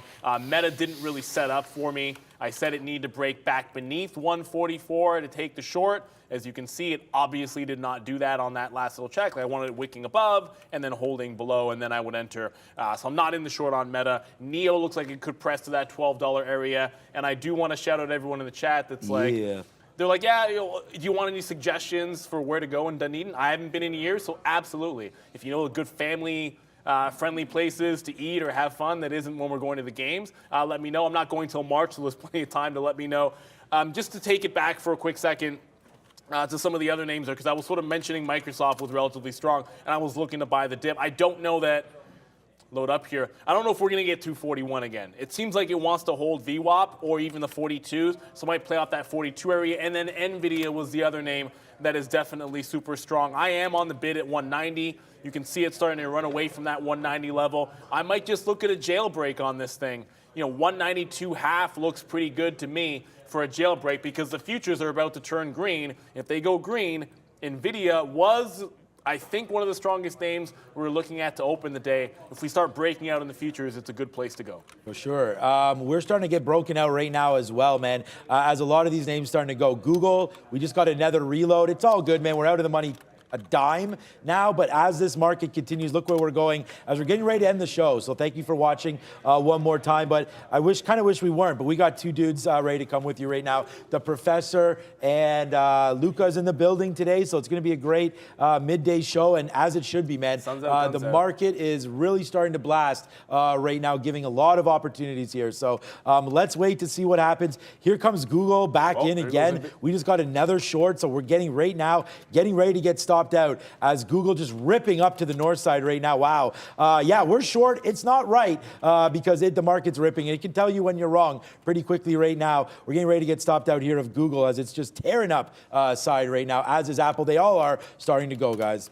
Yeah, I was just able to get, I was just talking about NVIDIA through that 50. It looks like it wants to go. It just broke. I got 52, so a really good price, no slippage. I'm in the first quarter, and then in the 93, we'll take some out. If only because the last time it got here, it legitimately wicked top 93. So I want to scalp something into that range. I almost look at this as an opportunity to scalp inside of the range, maybe break out at 93 again, or just dip by to 92s. But that would require me getting some shares out for that scalp trade. Could mean on all these shorts that I have, Neo, which I can't do anything about this scaling. I hate to apologize over and over again, but it looks ridiculous, obviously, the chart, because of that nonsense that happened at the open. If we get above $12, I'm out of NIO. Intel, which I've been holding for the most part here, it is right back to that 30 level. My last entries were actually on the wick top at 30.30. I don't want to roll into this until the market starts rolling over, or add to this until the market starts rolling over. But once it does, I will add to that short if I can. Meta, which was just at 144, could test the high of the day here. That is a clean 145. I will probably short it as an even dollar level before I think about a long breakout on Meta, which I do think is good, but I'll probably short it at like 144.95 or 144.96, something like that. Right. Can Google hold is the question right Maybe. now. We're going to wait to see here. Look, it went upside. We got some out. Our average price is right here, right now at 09. That's what it's been the whole time on this upside move. We actually, remember it was 99s. Then we took another fill right there, 99.20, which was the fill that we wanted. Should have been a little more patient. We'll take some out at 7. There it is. Okay, now hopefully we can have this thing fall down a little bit now for us. We've taken out some pressure here on this name. And let's just see, by the way, Apple got blown out on the top right there as well. We should have held that in, but it just blew it out, so nothing to look at right now. Now here we go. Now we're back into the money here on Google. Fall down. Come on, buddy. Let's go. Let's bring this south side right now through 99. We are now short at 99.13. I just had did I get filled there at 03? It was 04, sorry.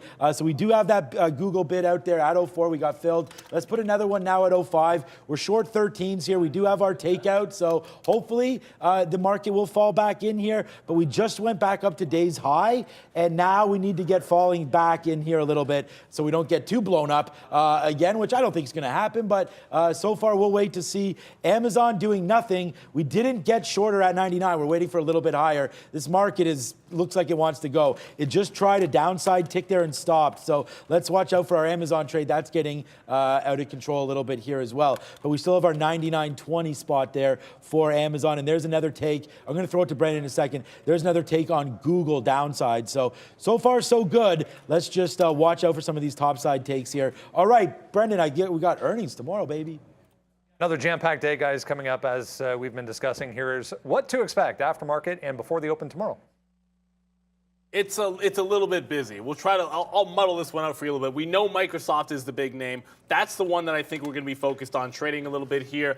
Interesting that the NYSE had issues today and the NASDAQ reports tomorrow. But ASML, we've been talking about the chip space. That is a big one, but they're going to trade in Amsterdam. So you're going to know how it's reacting in Europe to be able to gauge the chip names. And then Boeing's the other one I'm going to be watching very closely. We know Boeing has had some good moves. I haven't even looked at Boeing today, but those are the three I'll be focused on. Not to trade ASML, but as a gauge for the chip sector with ASML earnings.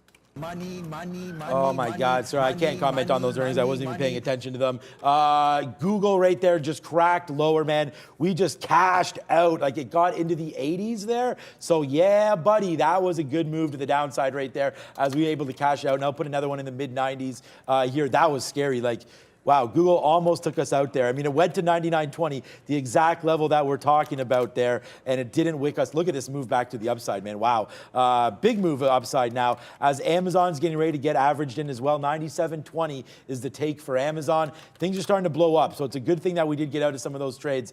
But, all right, I don't know, maybe I'm going to take an Amazon short again here, as I just can't stop trading, so it doesn't really matter. We're going to go 97.05, and then up to 97.20 is our out. So just in case you guys were wondering about that one, there we go. We got some more short there in Amazon. Let's see if it falls down. Hopefully it does. All right, without any further ado, thanks, Neil, today. Good show. Thanks, Brendan. I mean, this is one of our better shows for sure, as tomorrow's going to be even better than today. Shout out to Prad on the ones and twos all by himself. Yeah, all by yourself. Good job there, Prad. He's a big boy now. Thank you so much, Prad, for that one. And we're getting ready to rock and roll. Thanks to Fahad. Thanks to Justin, everybody in the back, man. Thanks to Bears vs. Bulls. But more importantly, thank you so much to you guys and the viewers, because we wouldn't be here without you. Otherwise, I'd just be sitting here all quiet, making the same amount of money, maybe more. But we'll welcome you guys back at 2 o'clock. But for now, let's go this way as the bear is in question. It's looking green right now. Let's go to the midday show. Thanks, guys. Yes, Sean. Shout out to the viewers. I'm Sharif. That's Luca. This is the midday show. Let's get it started, baby. We've had the market go up. We've had the market go down. And now it seems like it wants to go back up. So I see Luca is in a couple of positions, so he'll take you through that. Sure. What's going on, everybody? Hopefully everybody having a great day, enjoying the show. Had a great weekend. Wasn't in yesterday, but was a good day off for myself. I like that Amazon shorts, so I'm kind of scaling into this pretty light into VWAP and now kind of a little bit heavier on the position. You know, it's pretty obvious that this up move going into VWAP here, maybe we get some consolidation, maybe we get another pop and then drop and then fade back down. I'm looking for the scalps around below VWAP. That would be pretty awesome. Yeah, what's going on, everyone? Hopefully you guys are, enjoying the show. Hit that like button and coming at you with some absolute fire here. Yeah, my positions might be showing. I don't know. We'll transition take there. A little bit of, it might time. take some time. Yeah, so I'm essentially short Google, basically building into this position, playing off that 100. I mean, I don't think we rip to 100 right now. Overall market giving that little bit of a pop to the north side, breaking the high a day. Kind of looking for the move back through 99 and then into VWAP on that trade there. Maybe get a cover going. Heads up, Alibaba back at that 120 as well. Looking pretty good. A little bit of consolidation action. I'm trying to get covers closer to 119.60 on that. So 3 shorts on board.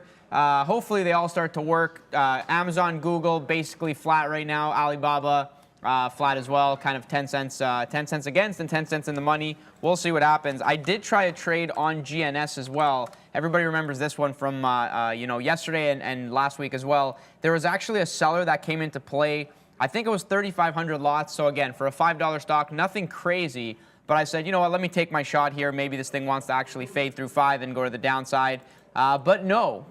Thankfully had the stop in play.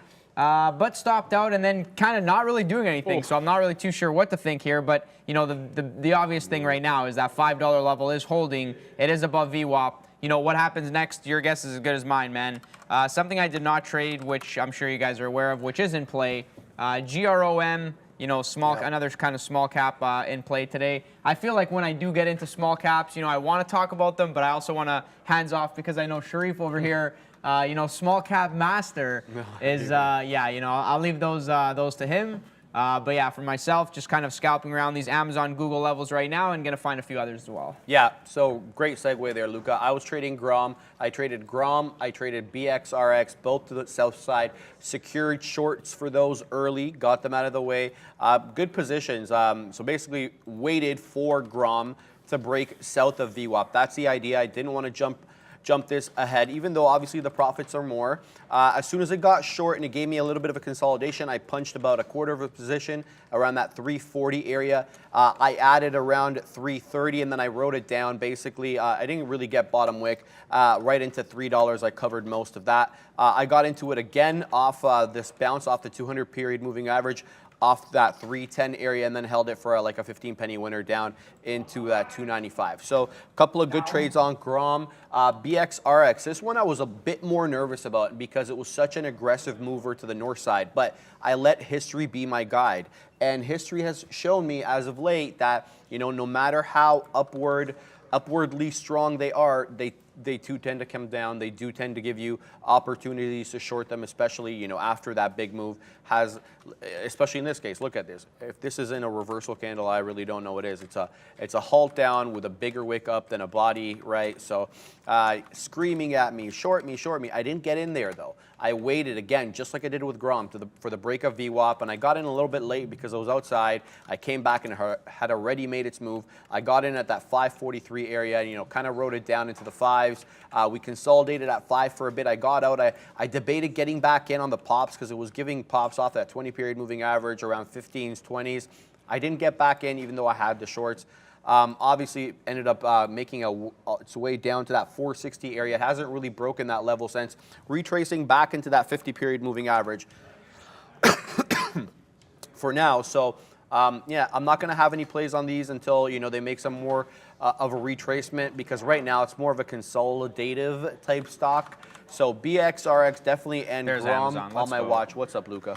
Yeah, guys, Amazon finally giving that flush. I'm pretty sure Sean liking that very well. You know, that's pretty, I mean, we run to VWAP. He said it himself. He said 96.99 or high 90s, something like that. And I was kind of, you know, kind of playing off this first range here and saying, like, I will build into this, but yes, 97 is the better level, and just struggling over 97. I mean, you know, this is kind of my thoughts from yesterday. Even though, you know, I was off, I was obviously watching the market. And, you know, Google at 100, Tesla was up, Apple was up, everything was ripping to the north side. I was like, okay, where's Amazon? It's probably over 100. But no, it's not. It was like below 98. So I'm like, why is this below 98? I just feel like for whatever reason, the short is good. So running with that thesis right now, you know, I wouldn't be surprised to see Amazon back at 96.50. And actually, I think you're right. You know this, right? It was very weak yesterday. So, like, your instincts are on. Yeah, it was just, it's just like, I mean, it's weak yesterday. You know, the market's going up. So if the market goes down, I mean, I guess the flush, you just got to, you still as a day trader, guys, you got to obviously find your levels and play off those levels. So, you know, I am basically covering into this flush, taking my money, and holding some of the position. We'll see where it goes. I mean, I do feel that we could continue to flush down after 97 rejects, especially if the market wants to reject. I have a line here at 40.40.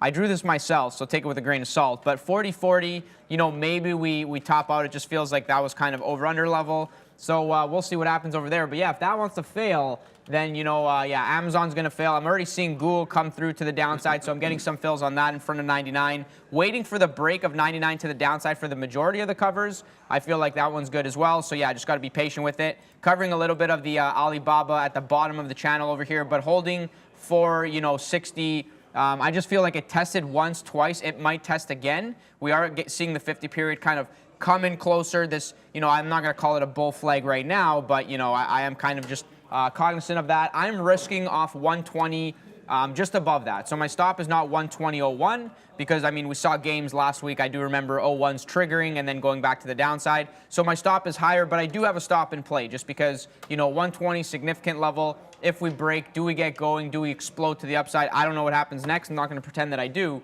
So yeah, I'm going to respect that level. If it works, great. If it doesn't, okay, no problem. If we get back there, I think I might add what I took off at the 120 and continue to scalp around and then hold for like the bottom wick down, which I do think I could potentially get those fills. So yeah, we'll see what happens on that front. I want to pull up AMD as well. I did not trade AMD yet today. But interesting to note, which they did discuss this morning, and I'm sure we're coming at you with fire from yesterday. Very strong, very strong move yesterday. I mean, when's the last time we saw break of 73, explosion of 50 cents, break of 74, explosion of 50 cents? It was just steamrolling to the upside, and I think, kind of interesting that it, topped out and then held this area up here. And then, today just gapping down, but sort of showing you that it kind of wants to inch its way back up. Maybe we get a little bit of a sideways day. This is the daily for anybody wondering on AMD. Look at yesterday, very strong move to the upside. So the real question I'm asking myself is, are we setting up to break that 80 level? Like more of like a long-term kind of look, but like we did not break it last time. We kind of topped out at 79.50-ish. Are we setting up to break through 80 on a longer time frame and explode to the upside? Obviously, the whole market has to hold up. Up or down, your guess is as good as mine, but everybody is looking at the same channel on the market. It is in that kind of downward channel, and if we break to the upside, if we break, 40.50, 40.80 on the ES, I kind of feel like, 41, 42, 43, we could just see that melt up. A lot of money on the sidelines, man, and, portfolio managers that did not deploy yet, looking at the market being up 5%, 6%, 7%, slow start for them if they're not involved. Exactly. So, yeah, they're definitely worried on that front. They're salivating. You got it. Okay, so we'll leave our opinions to ourselves. All right, couple of updates. GNS making a bit of a head and shoulders pattern here. It is in 1 minute, so take it with a grain of salt. But it definitely broke below VWAP on that big flush from 512 all the way down to 470. Now consolidating, so this is what we're looking for again with these small cappers. Let's look for that move sideways, maybe a retracement back into 5 in VWAP. So give ourselves about a 20 penny range there of maybe scaling in. And let's take it south maybe into the $0.50, maybe even lower. So I'm looking on GNS at the moment, but BIAF also bears mentioning because it is, it's the number one gapper on the day, up 98%, close to day's highs. 350 is day's highs. We're printing 315s now. Again, maybe, I don't want to say a head and shoulders pattern, that's not accurate here. Basically what we're seeing is we're seeing consistently higher lows, not necessarily higher highs. So we had a bit of a top there and, a retracement. We got to take that 350 level. Obviously, that $0.50 is acting as resistance. But, you buy on these dips, I think. It's above VWAP. I'm not looking to short it yet. If it comes down below that 265, 260 area, depending on where VWAP is, and we're talking shorts here. Probably need locates on this one. It is a small capper. Most of these have news, but we try to get to that in the morning. Right now, in case you're wondering, Biofinity shares are up 44% on lung cancer test study. So it is, a biotech company. It's cancer related. That gets a lot of eyes and usually a lot of upward momentum. But again, what goes up must come down, so we're going to wait for the short to pan out on this one. Let's come back, though, quickly to, where were we at? There we go. Oh, wow, the dip already happens on GNS. So while I'm talking, we get another 20 penny move down. I was coming back to set up a short on this one, thinking that I had time, that it was going to consolidate sideways. And then, that's a nice 25 penny move I just developed there. So GNS continues to head short. I think it's got probably another move, maybe two left in it. May have to consolidate sideways for longer this time around because, you're not probably going to get unlikely to get that kind of downward momentum every single time, but I think they're both in play. GNS still, and I'm going to keep my eye on BIAF. Luca. All right, guys, new position alert. I am long Microsoft here. I might actually quickly get out of it. I was going for a quick 242 bounce play. It sort of bounced over there. We do know that Microsoft earnings are coming in after the bell today. We do know that they laid everybody off. I have no idea what to expect for earnings, but I'm just kind of looking at this play. The VWAP bounce was good the first time, and it actually giving you those wick off bottoms. So I love that. I love the fact that it's going below VWAP, coming back, closing above, popping to the north side. So yeah, first fill right now in front of that 242. They're already giving you a pop. I am trying to get VWAP exactly, so call it 32 cents. Just taking the scalp trade and moving on, man. So that's the play with that one. I'm getting the majority of the fill out right now on Amazon in front of the 50 period. Just basically slow to scale, watching it go back up, come back down, cover a little bit more. I did take majority at 78s just because that is just ahead of the beginning of the channel that it wanted to set itself up. And 50 period over there. So yeah, covering Amazon on that flush down. adding back to Google on this kind of topish formation and then waiting for a 99 test to the downside. So yeah, we'll continue to scalp that around. Amazon, I mean, we're at 32s already. So let me just I'll take some off over here on this one. I'm going to hold a little piece just because the top of this is like 243. So we'll see if we can get back up there. But yeah, for the most part, covering this at VWAP, that's a nice little scalp bounce for myself. And see if we get the rest closer to 243 on that one. Amazon still working. Google sort of going to the upside. Let me add a little bit more on this Google short. I'm kind of looking for the move back down. I will continue to scale into that one. Dr. Vic S saying Netflix short. Let's have a look here at Netflix to see where this one is. No. Above 350 is interesting. I saw it today. I think 350. Yesterday it was obviously very strong move to the upside. The 350 level is interesting because on the daily, and let me just pull this up for everybody to see here. On the daily, they actually fell off around that general area. So it was, call it 330 to 350, where it was sort of giving a feel of maybe a little bit of a bounce, and then just kind of coming through with earnings. Investors didn't like what they see. Kind of selling off, now slowly going to the upside. And something notable on the daily is kind of the channel that they're creating right here, which is just basically a very slow kind of channel to the upside. Coming out with earnings, not really giving you the velocity of the move that they generally give in the past. I mean, these were past earnings to the downside. Everybody remembers 2022, smash to the downside, smash to the downside. Oh, yeah. Earnings comes out, in line with expectations. They give the 10% move to the upside. Now sort of going back to the upside, and I almost want to say one of two things here. One, maybe we run into some type of resistance at the 400 level because that's top end of the channel from before. And two, I do want to respect this bottom range. So now that it's kind of broken out to the upside, I'm looking at this telling myself, maybe it is now going to just stay. It's going to maybe respect the channel it's creating and stay just in this very, very kind of tight range there. So, saying that that short, I do see what you're saying intraday from an intraday perspective, just kind of topping out from where it topped out yesterday. I kind of do like that play. I'm going to see if I can get a fill closer to 362 or just in front of that, and we'll see if that wants to give me a nice little fill there and hopefully go down to VWAP.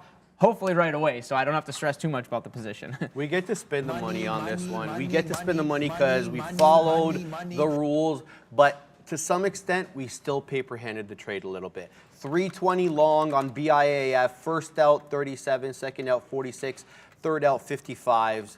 But look where it's at now, man. It's at 66. I didn't have a full position on board, so I didn't have as many scalable, outs. Look at it, continuing to print higher. Where are we? 66.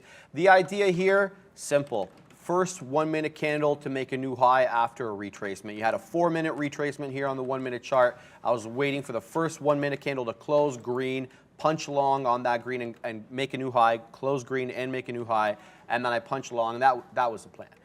It was showing you that it was more upwardly inclined than downward because we're above VWAP. It's making higher lows. You know the drill. And so let's go with the trend on this one. It ends up paying BIAF now up 125%. This one's got all sorts of legs, but be careful. It tends to be spready for a $3 stock, mind you. I've seen this spread as wide as 5 pennies at times. So tricky-ish. All right, so we're on the small cap tip today. Even though big cap has been giving you a lot of moves, let's get to some more macro market dynamics here. Looks like I had this 40.36 level that we kind of topped out here on the ES March contract. That was yesterday's close. So that's where the resistance came in there. I had that level earmarked from yesterday, 40.36, 75. Yeah, 75 or 50, whatever it is. Anyway, it looks like we bounced off there. We're retracing back. But the high technically is at 40.41.5. That was probably done earlier on, I want to say. Where was that done? Yeah, that was done last night. So last night. Yeah, 12:30. Yeah, 12:30. All right, so for all intents and purposes, we're working with, this, which is yesterday's high, this 40.36 area. A lot of these big cappers look like they're looking to the high side. You have obviously the Amazon short that you see Luca and Sean was in that. Amazon's been weak. Tesla was kind of, sorry? Pretty light on it. He says he's light on that. All right, so Amazon looks a little weak. It's kind of rejecting off VWAP from the downside. I like this one in case of the market. I'm going to probably jump on board with that short in case the market really, the bottom drops off on that. I'm not looking short Meta. I'm not looking short Google, nor am I looking short Apple. Maybe Microsoft, maybe Tesla. Tesla now above VWAP, looking a bit stronger. So market a little bit, give me a little bit of, what's going on type of feeling today, Luca. Yeah, I hear you saying I'm not going to short Google, and I'm like, well, the Google is going against me, but I am short Google, so I'm going to stick with it. I'm kind of building it. Oh, no problem, man. I am building into this Netflix short. Very small size and just kind of picking random levels. Fill me if you want to fill me fully, but yeah, just scaling into 362. So average 361.75. Looking for that final flush. I think if we break 361 to the downside, we are just confirming that we are kind of topping out at this range. It looks really, really good, man. So whoever called that, I think it was Dr. Vic, thank you for that call. Hopefully we can, really sell off, go to 358 there. That'd be pretty awesome with that one. So gonna hold off to see if I can get a 360 cover to start. That would be almost a 2-point winner on that one. So we'll see if that wants to come to fruition. So yeah, Netflix short, Amazon short, because I know people were asking about my positions. I think it's just loading up now. I am short Amazon, but looking to cover the last portion if we get that final flush down. I am short Google, basically building into the kind of high of day, hoping that it wasn't going to break. Now it's actually looking good, so I'm trying to cover into this flush into 99. And the Netflix short, hopefully that goes down $2. That'll be my first cover. We're going to go over to Big B at the big desk for social sentiment. Oh, I forgot you have the headset on. Kind of a day setting up as far as equities are concerned. So mixed as far as social sentiment is concerned as well. Here's how the board looks right now. HLBZ, a lot of people talking about that one this morning, coming off that positive announcement yesterday with being sold out in very, very short amount of time on their latest product. So Helba is very, very positive today. There's that Grom as well. Back to the upside as far as sentiment is concerned, but not really doing a heck of a lot as far as price action. SPY's negative, Mullen's negative, Cassava Sciences very negative so far after that announcement this morning on their Alzheimer's treatment, phase 2 treatment coming up kind of in line with expectations. We had some negative analysts then come out and say basically a placebo, so can we move on? Tesla, green on the day, AMC back downside as well, Zila here, Mara. Yeah, some of the crypto mining specific stocks catching a bit, I noticed this morning, but overall pretty mixed. NIO, huge day yesterday, back downside ever so slightly today as well, guys. Back over to you. Thank you for that, Big B. And, I'm just looking at these positions wondering, where is my AMD long? Because somebody was like, Luca, AMD, and I was like, AMD, that's a long, and I got long, and I'm like, why am I not in it? And you know what? When the trades are good, man, the trades work right away. I literally got in, and basically what I saw here, I was talking up AMD initially, maybe like 5-10 minutes ago, saying, yesterday AMD was so strong in the morning, maybe this is a sideways day, but I still want to favor the upside. Then I forgot about it. I pull it up, and I'm like, yeah, you know what? It is below VWAP. Maybe we can get a little bit of a pop there, and take the long. Pops right away, get the fill at the top there. I want to recycle this over and over again. I feel like if AMD is going to be somewhat of an inside day, kind of just general levels, like using like the highs over there. But notice how it's like, higher low, which maybe you would say, oh, this is bearish, but for myself, and then it is down today. But I want to really apply context and say to myself, this is yesterday, that strong up move. This is probably sideways day. Like, do we really fade back into 72.70 today? Like, I don't think so, unless some type of news comes out that's really going to move the stock. So, for the time being, I'm going to recycle this bottomish area that it is kind of showing it wants to hold. So hopefully it can get back into that 74.20 and maybe even do like a dip and rip, like a dip through, then a reclaim back, and then a pop. So that's what I'm looking for. So I will recycle, but I am going to respect the levels that it's showing. I'm just going to be very patient. If it wants to fill me, it can fill me great. If it doesn't, no big deal with that one. I am noticing that a lot of these shorts are now out of the money, not by a lot, only Netflix, but Netflix, $1 risk is basic on that one. So let's see what Netflix wants to do here. If it keeps going up and holds, then strong trend, maybe not the best idea to hold the short. This is like kind of multi-day run to the upside, right? So now breaking the high. So I don't actually mind that it's breaking the high because it could just break the high, run the stops, reverse, and then that'll be enough steam for this to reverse and then go to the downside. So I'm not too worried. And because it is Netflix, I always kind of scale down on it, so I'm not super concerned with $1. I mean, Netflix, it's like worst case scenario would be like, you know, if this is at 365 and I don't notice, then I'll be like, man, I just threw money away. But I'm not going to put a stop in. I'm just going to continue to glance at that position to see what happens. Amazon is moving to the upside on the last of this position. I'm just going to cover the rest for a loser. It's not a big deal because I was light on that anyways. I took the majority up on the name, pretty happy with that trade. And Google, I am just waiting for this to kind of resolve at 99.50. You know, where's the market? It sort of had that little bit of a dip, so the shorts were good for a short period of time. Now going back to the upside, do we fade back down, or is this now kind of healthy pullback? We're going to go to the upside. I personally think inside day, you know, after yesterday, you know, investors need to kind of sit back and digest what is happening here. Are we buying dips? Are we chasing highs? Is there enough strength to actually blow through 40-40, you know, 40-50, and then make a new high? You know, as a trader, I do have a bias, even though I like to react to trades that kind of play themselves out. I don't think it does have the steam to do that. If it does, I'll be out of these trades, but that's why I'm going to hold these for the time being. Going to hold this Google, wait to see if this actually wants to flush. I am going to try to cover 20s, 10s, 99s, 90, and then 90s below. Just basically 10-cent increments, no logic to it, just kind of that feels like the right thing to do. I know Tesla is moving. I see this on the corner of my screen here, so let me quickly pull up Tesla. You know, Tesla 150 coming back into play, man. Tesla's up, 50% this year, and the year just started? Kind of interesting. I think our initial poll that we ran, you know, Meta versus Tesla, now I'm worried. I'm worried because I chose Meta, and even though it's moving to the upside, man, you know, what's a pound for pound bit? What's the comparison there? I think Tesla is up a little bit more, but yeah, no big deal because I don't have any money on that one, so I don't have to worry. And, you know, Sharif back at the desk here. Hey. Thank you so much for the Spro, man. Spro life. I love it. I need it. And what do you got going there? Interesting with Meta, Luca, Brendo sending in the chat right now, U.S. Senator Josh Hawley wants to ban TikTok nationwide. Obviously, you know, he's one senator with one vote out of 100, and that's only one House of 2.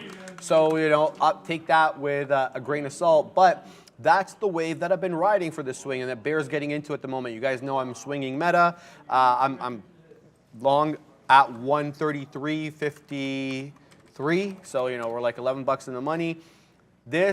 I'm riding the wave of the TikTok, the anti-TikTok wave. That's kind of, it's a buy the rumor, sell the news type event, and you know I anticipate more selling of this stock as you know more bodies like. Whatever legislature, Montana legislature, and whatever University of Kentucky bans these on their devices, et cetera. That's kind of been the headline lately. It kind of, you know, trickles out here and there, one headline at a time with respect to these TikTok bans. And that's just the idea here, guys. I don't really understand it from a fundamentals perspective.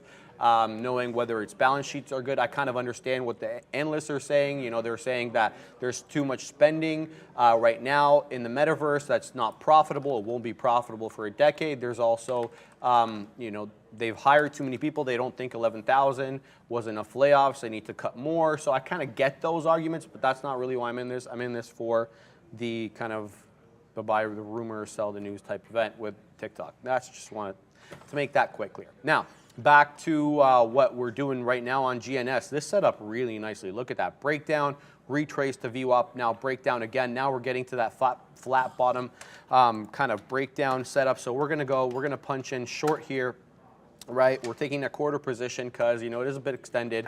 I'm looking for to scalp into the $0.50. Hopefully we can make it down there. It looks like there we go, baby. Right as well, we're gonna spend the money on this. So like this, right, it breaks down right as we get in. So we get into that one quickly. We drop off quickly. It's only a quarter position though, so you're not obviously the kind of profits that we're looking to get for the day. But there we go. We get that breakdown immediately. So GNS headed to the sell side. Let's see what else is headed to the sell side. GROM, we were in that one. Look at that flush down. We don't participate on that. Holds the 50 period like a glove. Retraces right to it, and then boom, right back down again for a nice little 25 penny winner, Luca. Boom, I like that. Yeah. Boom. You know, if you're making that money, say that. Boom. You know, I want to quickly talk about all these layoffs, and I want to point out because I think it's pretty cool. I read this morning. You know, Apple did not lay anybody off yet. Yeah. And yet, Mr. Tim Cook said, no, we're not going to lay anybody. I mean, maybe they lay people off, and then I eat my words here. But, you know, saying we're not laying anybody off. I'm going to take a $50 million haircut on my salary, and life moves on. I mean, obviously, you know, when you're well off, you're well off. But I just wanted to point that out. You know, Apple doing the most over there, and over 140. You know, everything had that upside move yesterday, and Apple was not scared to join the crew with that move to the upside. Now, you know, holding the 140 level. I mean, Apple is one of the more interesting kind of names, you know, in the channel. Very, very, very clean to the upside, very, very clean to the downside. I think safe to say 128, you know, now it's hindsight, so obviously I can say this, but, you know, below that 128 level, that is value, man. That is value for myself, and I'm kind of sad that I didn't buy. And I was listening to Pratt in the morning one day, and he was like, oh, I loaded up Microsoft long. I don't know if Apple was a part of that as well, but, and I'm just kind of sitting back like, I didn't load up anything. I feel like a fool over here now, kind of moving back to the upside. But it'll be interesting to see how Apple reacts at the 150 level. It's not there right now. It's 142.5, very, very far away. Sort of giving you this defined channel intraday. You know, I don't really want to short up here, but I do want to buy dips. I want to buy dips kind of into the bottom of this and then into VWAP, using kind of VWAP as like the final load the boat for the bounce play. So we'll see if that actually wants to come to fruition or not. I'm going to throw some bids out so I don't forget right now, and we'll see if those want to fill, you know, maybe a little bit later in the day. But yeah, man, 150 could be interesting. It was a kind of top out area before. Then we went back down. We sort of broke 130, 128. You know, now going back to the upside. Do we actually break 150 to the upside? That will be interesting to see. So, you know, when does that happen? Does it happen? I have all these questions. I'm not really too sure what to expect. Heads up on Google. It's finally giving you that flush into the... This one took time. This one, I'm not going to lie, I'm like glancing back at my screen here, and I was like, come on, Google, give me the fill. And whereas initially I was trying to do 21s, 10s, 99s, when I started to see it fail, I'm like, you know what, let me just do fully out at the 50 period for majority of the size and then hold some for below 99, which is actually coming in right now. So I am going to take some of these covers as we go into VWAP. You know, not a bad trade, just have to be patient with it. You know, anytime you start a short early and it starts to go against you, you sort of I tell myself in the back of my mind, yeah, you know, if we break high of day, then I'll just stop out. Then it gets to high of day, and I was like, come on, go back down here. What's going on? So loving that flush, taking that money, you know, now finally getting paid for the patience on that one. So yeah, as we kind of stay below 99, I just kind of expect eventually this will go 98.82-ish. So that's going to be my final cover, 98.82, if we can get that. We'll see if that wants to fill. Netflix is hanging around, man. Yeah, He's just dancing around in this channel. Netflix. You got a position? I got back into that. Oh, I covered when the earnings popped, and then I got back into it. Okay. Go Netflix, baby. Sorry to interrupt. Yeah, no worries, man. Interrupt me every time because you know what? I talk a lot, and I can just go all day, man. I go all day. Guys, what are you looking at in the chat here? Oh, yeah, one more request before I pass it back. FFIE, I think somebody said. FFIE. Any thoughts on this one? Let's pull it up and have a look here. So the first thing that stands out, and I want to load this chart. Let's see if the daily wants to work here. First thing that stands out is it was below $1, and maybe it doesn't make any sense to say this, but let me just load this up to see. You know, was below $1, now kind of breaking, you know, through $1 to the upside. The first thing I would look at is, you know, is $1 going to hold, right? Is it going to hold? Where is it on the daily? How far has it come up? You know, what is it up intraday? You know, my first glance at this, you know, second day of a multi-day, you know, yesterday having the bigger move and now sort of breaking that $1 mark. Anytime I see, I'm assuming, you know, small cap, anytime I see things like this, I always like to go to the daily and draw like the kind of areas where it potentially runs into resistance.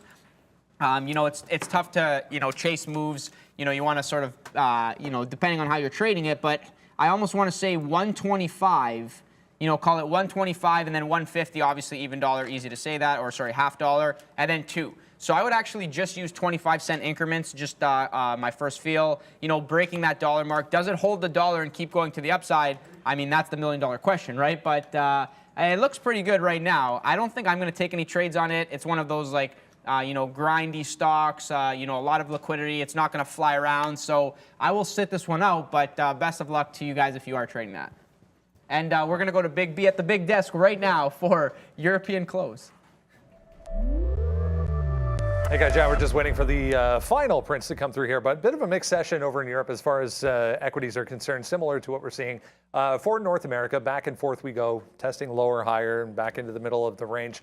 Just waiting for a few of these to come through with final prints, but the FTSE 300 anyways just at 0.24 1789. It ends the day. That's overall how the markets end the day. 0.2 for England to the downside, 0.08 for Germany's DAX in negative territory. France, Italy, Spain then all positive on the session after starting in negative territory. So a bit of a mixed board here, guys. Thanks for that, Brendo. Yeah, back to North American markets. Here is the ES March contract chart. Looks like we're kind of double topping off yesterday's close, 40.36. We talked about that earlier. Another rejection now, kind of retracing back into 430, but still closer to high days than we are to low. So I'm still looking bullish. And you know, some of these big cappers are holding view up. So we'll see how that looks, Luca. Yeah, I'm looking back here at Microsoft, and I initially actually, this is my own bad, because I thought I got the fill at 243, and I was like, let's go, that was fast. But I'm pulling it up, and I'm like, wait a second, why am I up way less than what I thought I was? It's because I got stopped out. So I did have a residual stop on that one, I guess, but no big deal. So I am up on the name, but not as much as I actually thought there. And then we go back to the upside anyway. So I want to sort of get long again. You know, as I'm zooming out and seeing yesterday's action as well, it's not exactly as clean as other names, right? It's not as clean, but, you know, the top of today, so this kind of double top area, I'm going to respect that area. And, you know, below 242 is kind of choppy. You know, guys, speaking towards, you know, your own playbook and trading and, you know, what do you look for? How do you do things?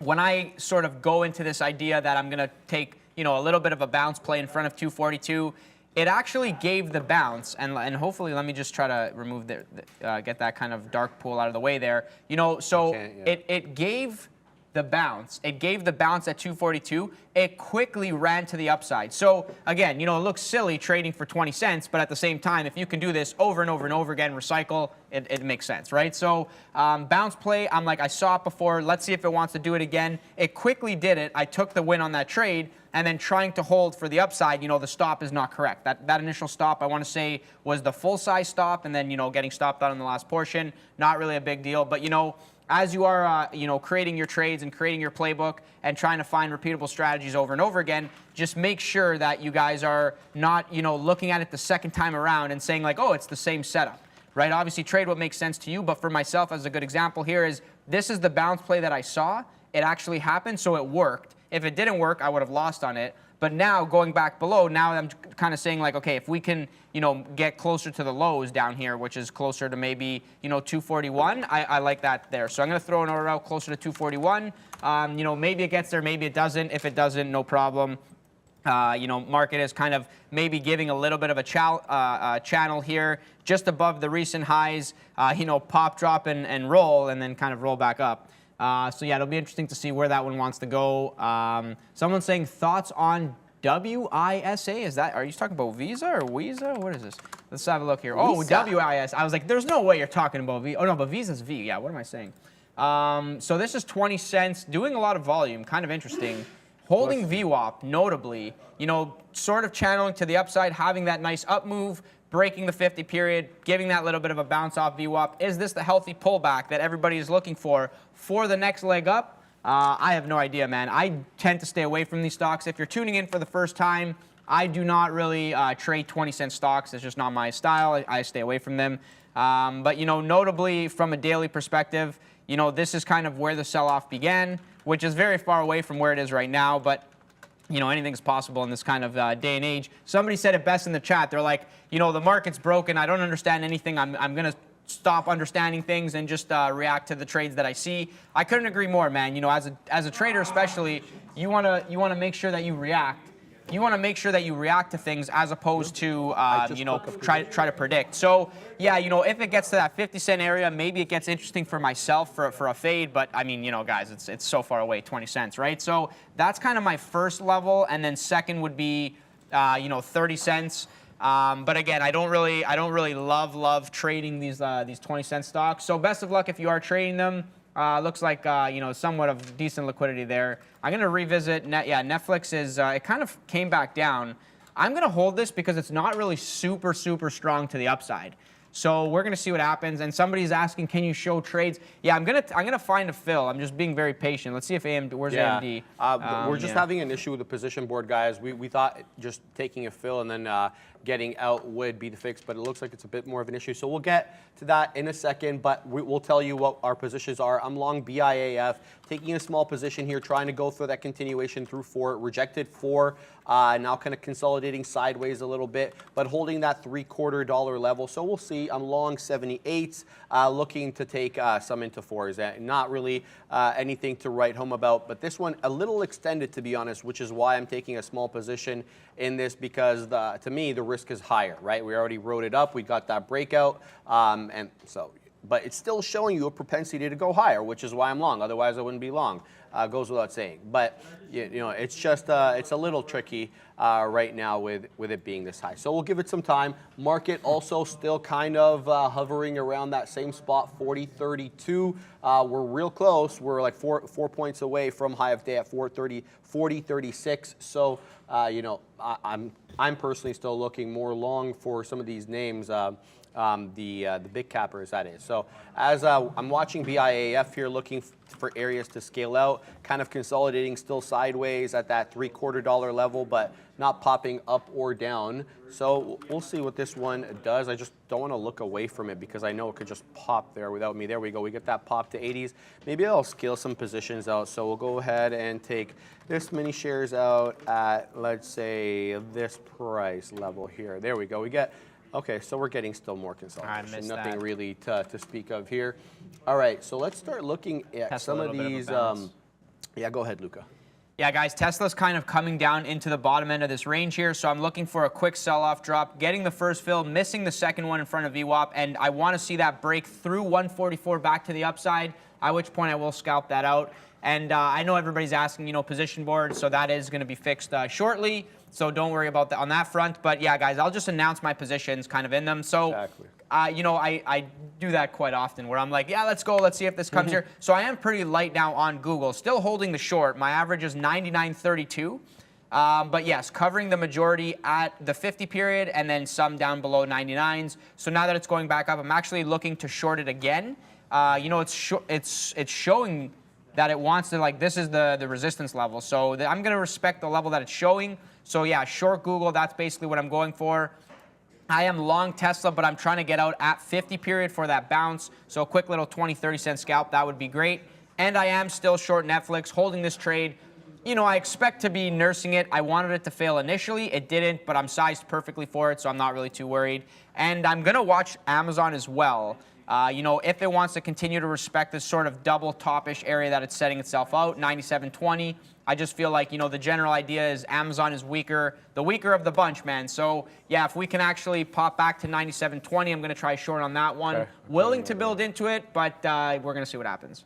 All right, still trying to get that position board. It looks like we almost have that fixed, but we just got to take a fill, and I'm looking to get one here on BIAF as we move up through the 80s. I got a resting order sitting around there, but sellers are really stepping in here in the mid 80s. We've been kind of getting that rejection off 82 and 83. Let's see, we're getting a bit of a bid there. There, I get a fill now, and now the position board shows up. So woo, we're back in business, and we're back nicely in this long. We are now 10 pennies in the money on BIAF. I have another resting profit taker ahead. They're in the 90s. There we go. We take another piece out there, but let's drop the cash on this one. Nice little trade on BIAF. We'll take another piece out there, and now we're holding a little bit. If this one comes into our, this was a full position, by the way, guys. If this comes into our buy area, which is 78, we'll be out. Right now, we've got a 10 penny buffer. We're looking for that break of 4. I'm trying to hold the remaining to get that break of 4. We definitely had that upward move, that support held, excuse me, but looks like we are encountering resistance at that whole dollar level at 4. So now it's just a matter, do I get shaken out here? Is my hand strong enough to ride this last little bit through that whole dollar level? I'm sure that the algos or some of the bigger traders will have something to say about that as they'll try to force me out, perhaps maybe with a bottom wick. But it looks like we are getting some positive prints here back into the 90s. We may be testing that 4. It feels strong. BIAF up now 145% in case you're just joining us. This one is moving on. It's a biotech stock. Surprise, surprise. That's been all the rave lately. And it's moving on a cancer treatment headline. So that's the news on that. We're still waiting for that $4 break. In fact, let's just go ahead and have the resting profit taker. Should that level come into play, we'll go 404, Luca, because, you know, 404 is yeah, guys. Highway 404. Just quick heads up. So I am flat Tesla. So, you know, we did a little bit of a pop into the 50 period. Like look at these. You know, if you guys can see this here. You know, I was long and then pop, and I think the board will update. So it's going to show that I'm short right now, but I'm actually flat. Long, it didn't get to as high as I wanted to. I kind of said, okay, like it's not, you know, really giving the bounce play pop that I wanted to see. The position board is wrong. Sorry. It says I'm short BIAF, I'm long BIAF, and I'm not short at 88. I'm long at 78. So that. Sorry to interrupt you, but that position board is wrong. Though, updating along the way, guys. So that'll be, well, I can type quick. Yeah, man, you know, that's a good thing, I guess. But yeah, anyway, so I'm flat. I'm not in Tesla. I'm still in Netflix short, which is not showing up there, but I am in this Netflix short, which is going up right now. So, I mean, it's holding. I'm going to give it a little bit more time, but now that I'm sort of seeing what it wants to do here, I do feel that, you know, it's breaking the high. It's kind of holding. It could slowly go to the upside. I'm going to give it a little bit more time, but again, if this wants to like break the highs again, short is not looking good. It is not what I thought. So yeah, I'm okay to take like a $2, $3 loser on Netflix. It's not a big deal there. And Google is correct. Google, I re-added to the position, so I was like short around you know, 30s, and it's going to probably well, hopefully it gets fixed there. But yeah, anyway, so I'm re-adding to the Google short, looking for another flush back down. You know, very, very choppy right now, which is kind of like range day. I like it. I'm definitely not upset about it. You know, so we'll see where that one wants to go. I am getting meta fills. So let's have a look here. Now let me see if this is correct. No. No, still not correct. Okay, no problem. Yeah, meta is at the top end of this range, which I found pretty interesting. I had this order out from before, and what I basically saw was like pop, drop, you know, pop again. So I am taking meta short right now. We're going to see if this thing wants to actually go back to the downside. You know, I am going to recycle as much as I can, so I'm pretty happy with this position.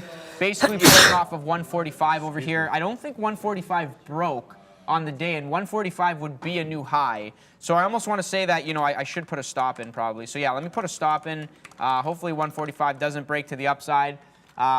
So let's see if we can get more of that fill, and then, you know, risk off of 145 if this thing wants to go back to the downside. Hopefully my best out could be 144, but I'm sure it'll be, you know, 144, you know, 21 if we start to fade right now. So we'll see what happens there. All right, just want to stand O saying BIAF shorts will blow up their account today. We're not short, guys. The position board is wrong. I was long BIAF. Here are the entries on my screen. Long, cover, cover, cover. Long, cover, cover, cover. So we're not short BIAF. I wouldn't short this one into that kind of strength. I'm not inebriated. Hey, there you go, Neil. There's the word of the day. $3 is where I would. I was looking. I'm like, yeah, it's $3 is where I'd start looking to get short. In case anybody's wondering, that would make it below VWAP. It's got a ways to go, at least, you know, from a notional perspective, a range perspective. Today, it's got it's another 60 pennies or so for that to happen. Unless, you know, VWAP moves up into that 310, 320 area, then maybe we don't have to have as much of a move down notionally on this stock. But I'm definitely looking both to the high side and the low side. But from right now, I'm not even thinking short. Not even thinking short. We'll get that fixed though, well, guys. GNS. Now, this one's super interesting. Why? Because we had that breakdown through VWAP. We had several movements down. Now we have a retracement to VWAP. So what do we do here? Is this a new trend that's going to create a newer high, possibly through that 540, 550, or do we reject off here and then make newer lows below that 450 level? So this one's at basically, you know, a turning point here. Do we continue? Or do we break down? And VWAP and $5 are awfully close together. So you got to assume that this area here, you can't really look at it as a specific price area. You got to look at it as a price zone from, like, I'd say 505, maybe down into that 490 area. Looks like we're rejecting off it now on GNS, but how does this one do? We've done 38.5 million shares on this stock, and it's only up 3.61% on the day. This is a multi-day continuation. So yeah, let's go ahead and punch a few shares short here, Luca, because Pratt is harping on me to take a fill, and, you know, I want to look. I want to try to get in an area around here. I'll give this to 505, guys. I'm short 488. Does it show on you? Yeah. So now the position board is correct. Are you in any positions, Luca? Yep, three Okay, shorts so- here. I only had two longs today. And they were bounce plays that lasted for like 3 seconds. It was, Microsoft and AMD there. Yeah, I'm nursing these shorts.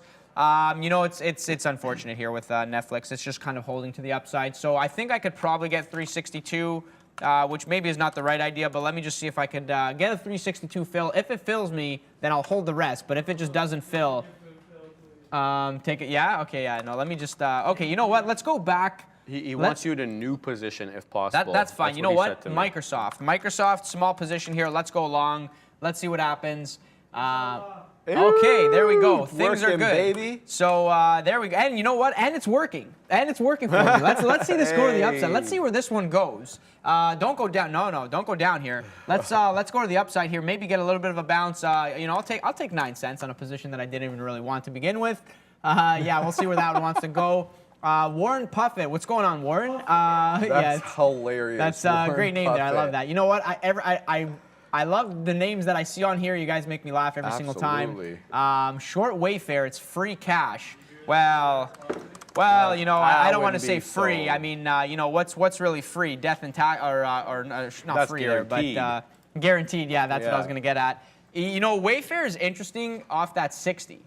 Kind of popping, breaking the high from yesterday, going sort of over-under, and now kind of 60 over-under back to the downside. I almost would say, respect kind of the channel that it's showing you here. Top end being just below 60, bottom end being 57. I know there's the short interest on this one is probably very, very high there. I don't know the exact number. But, yeah, 57 looking kind of interesting. I wonder if it doesn't get back there. Maybe I'll try a bid down there, like very small size, see if it wants to get back there. Try bid at 57, basically risking off the lows. We'll see where that one wants to go. I am going to get out of Microsoft for a 5-cent win. Definitely can't complain on that one. And, yeah, Netflix is just, you know what, I'm just going to get out of Netflix here. This is just not doing what I thought it could. All right, Andrew F. asking in the chat here, good question. He says, when you use hotkeys when you trade, and if so, I think he means do you use hotkeys? And if so, are they just for the market orders or are there limit ones? So P-Pro 8 allows you to have both. The flattened key, which basically you can program to be either 25, 50, or 100%, which gets you out of that percentage of your position, that's going to put a market order. But you can have a hotkey set as a limit order. So basically what you can do is an offset. So you'll say, okay, plus or minus 5 cents or whatever, or 10 pennies, depending on what kind of price stock you're trading, offset my order to a limit, meaning that it'll be, I don't know if it's off the bid or the ask or the midpoint, but saying 10 cents off the midpoint, for example, fill, go long, go short, whatever. And so that kind of allows you to get in, but you get in quickly, but you also have a limit. Okay, so GNS, this exploratory kind of short that we took here, looks like it's going to blow up in our face. I kind of had to interrupt that, sorry, because I got to manage this trade. It looks like we may get stopped out through 505. I put a 505 stop there. This is for a quarter position, so we'll see what this one does, kind of flushing below 5 here. If we do get that rejection off 5, that's very bearish, right? Because, it kind of breaks through it, then it can't hold it and goes to the sell side. So we'll see if we get shaken out here. I think we might, because we're only like 2 pennies away from getting stopped out. But hey, if it rejects, great. We got into this trade so we can get the position board up and running. But I also do like this trade from like a technical perspective. There we go, and a good, nice little flush back into the low 90s. I do like it from a technical perspective. The theory here was we had a big move down, and then we had a retracement of VWAP. The idea is to try to take that VWAP rejection and ride it low, maybe to low of days, ideally, obviously, but we'll scalp across the way. So from a fundamental, did I follow my trade perspective? Yeah, I did. Now, if I get stopped out, big whoop. All right, so where are we on this, Luca? Yes, so GNS, we'll continue to wait for that. We've set our stop. We've set our profit taker. BIAF is the other one we were trading long. This has been an absolute beast. Looks like it might be giving up the ghost now a little bit as we kind of create lower highs, and we're looking like we want to create lower lows. But I'm not going to assume anything. I want to see, I want to see it materialize. It's got to break below, for me, there's a bit of a double bottom here, that 355, if not that 350 level would be even better. If we can get south of there, that will look good. I'm not going to short it until it breaks below 3. That's just my rule. I'm not going to take these short above VWAP, Luca. Yeah, guys. I see people continuously saying in the chat, BIAF over 4, we moon. Yeah, like why not, right? Why not? I wish I actually believed that myself, but it's let's have a look here. Let me see if I can find a way into something long that this actually wants to go. I almost feel like 4K, the one thing, so there's two sides of this, right? There's two sides. It is up on the day 130%. It has a nice uptrend. It is holding the 50 period for the time being. And this setup kind of gives me the feel that, if we break 4, there could be some type of over-under. So essentially break 4, do a lot of volume, quickly come back below, and then flush, and then break, 360, 350, 330 to the downside. As much as, you see the long and you want it to keep going, I know that feeling because I've been in that kind of setup before. But from a technical perspective, I've seen this setup so many times. If it does break 4, the only thing I can say objectively is you want to see it actually hold 4 and close above 4 on the 1-minute candle. If that actually happens, then there's potential for this to continue to go to the upside and then moon, right? And then moon. I think it's safe to say $5, a very, $5 even psychological level. So you can map $5. It is over that 330 right now, which is kind of the first level of resistance that I would have mapped. And then I almost want to say like 7 to 8 is an area. And then if we break that 8, this is 8. This is 100% from here. So this is an extreme kind of crazy move to the upside. Do I think it's going to happen today? No, not really. But again, with these, anything is possible. Very, very strong up move going into that 4 level. I just feel that I would be cautious around 4. Not necessarily something that I would be taking long into high day through 4. If anything, I would be looking for a break of 4 to the upside and then doing a lot of volume coming back through. I kind of like the short for fade play back 50 cents to the downside. When looking at small caps, the way that I look at them is on a percentage basis. And so, if it's a $4 stock, if you can get 40 cents out of it, that's a 10% move. That would be a B setup. So for myself, that would be B setup size that I would try to do. If you think you can get 80 cents, which would essentially be a move back into VWAP, which I do think is possible if we break 4 and go into that 420 and then back down. Maybe you could get 80 cents. 20% move, that's not too bad, especially in this market. Not exactly the crazy espresso markets from back in the day where things, would give you 30, 40% retracements intraday instantly. So you got to kind of manage your expectations. That's basically what trading's all about. So best of luck to anybody trading this. I probably don't end up taking a trade on it. If it goes crazy and gets to 5, then, congratulations to the longs, and then I'll be actually looking for a better fade play. But for the time being, on a technical perspective, what is it? We're approaching 12 o'clock. Volume looks like it's kind of dying out. It is kind of riding that 50 period on the 1 minute. I would not be surprised if this pops to 4, breaks it, does a lot of volume, reverses, and then flushes. That's kind of what I see over and over again. So again, best of luck to everybody trading it. I'm not going to trade it, just being objective, looking at the technicals on that one. Meta flushing into 144 here, so I am going to take the rest of that fill, covering a little bit, and then, getting that flush, taking that 144 best fill. Can't complain on that one, man, and making sure that I do cover Perfect segue, Luca. YOLO went FOMO, sending a $2 super chat saying Meta heading to VWAP. So thank you for that super chat. And yeah, you just heard Luca talk about that. It's heading into VWAP at that 144. Let's see if that 144 level holds. I mean, it's the whole dollar. We always keep an eye on that. I'm in a Microsoft short here. I'm looking to see if Microsoft is weaker than the bunch, and to me, it kind of is at the moment. It's down 0.25% on the day. It's below VWAP. It has like a flat bottom break pattern brewing here. So, I'm not going to make any absolute judgments on this one quite yet, but I'm short here and looking to take this most recent low through that 80 area. If we can break through that 80 and maybe get into 70s and some 60s, then I think we're cooking on this one and help to the sell side. There we go. Now Microsoft coming down. It's okay. It's not aggressively coming down. We're going to probably have to pack our patience with this one as it'll step down. We're in the money on it, but barely. The market's still holding sideways here at that 40.30 area. 40.36 is a high of day, so that's obviously an important thing to note, especially if you're in one of these big cappers. What is Microsoft now? Is it the most heavily weighted on the S&P, or is it The NASDAQ, that it's the most heavily NASDAQ. weighted, the NASDAQ, Yeah. okay. So yeah, so this one, obviously I'm trading, I'm not trading, but I keep my eye on the ES as opposed to the NQ. So for, I guess that's not as relevant for my purposes. Adam DeLu says, coin. All right, mate. Are you from England, Adam? Ugh, I can't even talk. England? Mate? All right, let's have a look at coin. Where is my crypto? All right, so this one down 2.5% on the day, but up 0.35% since the open. Let's bring down the chart. Here we go. Not really doing much today, Adam. I mean, kind of down 2.5%, flirting with VWAP, bit of a double top here as it reclaimed. But, you know, I mean, it's rangy, and I don't know if there's any news. Obviously, Gemini was in the news yesterday, the crypto firm run by the Winklevoss twins. They're laying off 10% of their workers, but that's not really exactly market-moving headline stuff. In fact, let's look at the chart on crypto. Not crypto, I always say crypto. Bitcoin real quick here. Where are we at with Bitcoin? I saw we made a big move up this morning. Yeah, a bit of a double top off that 23,025, and then we're sideways consolidation now, 22,867. We'll talk about that and more when we get back from Brendo at the big desk. Who's got happening now?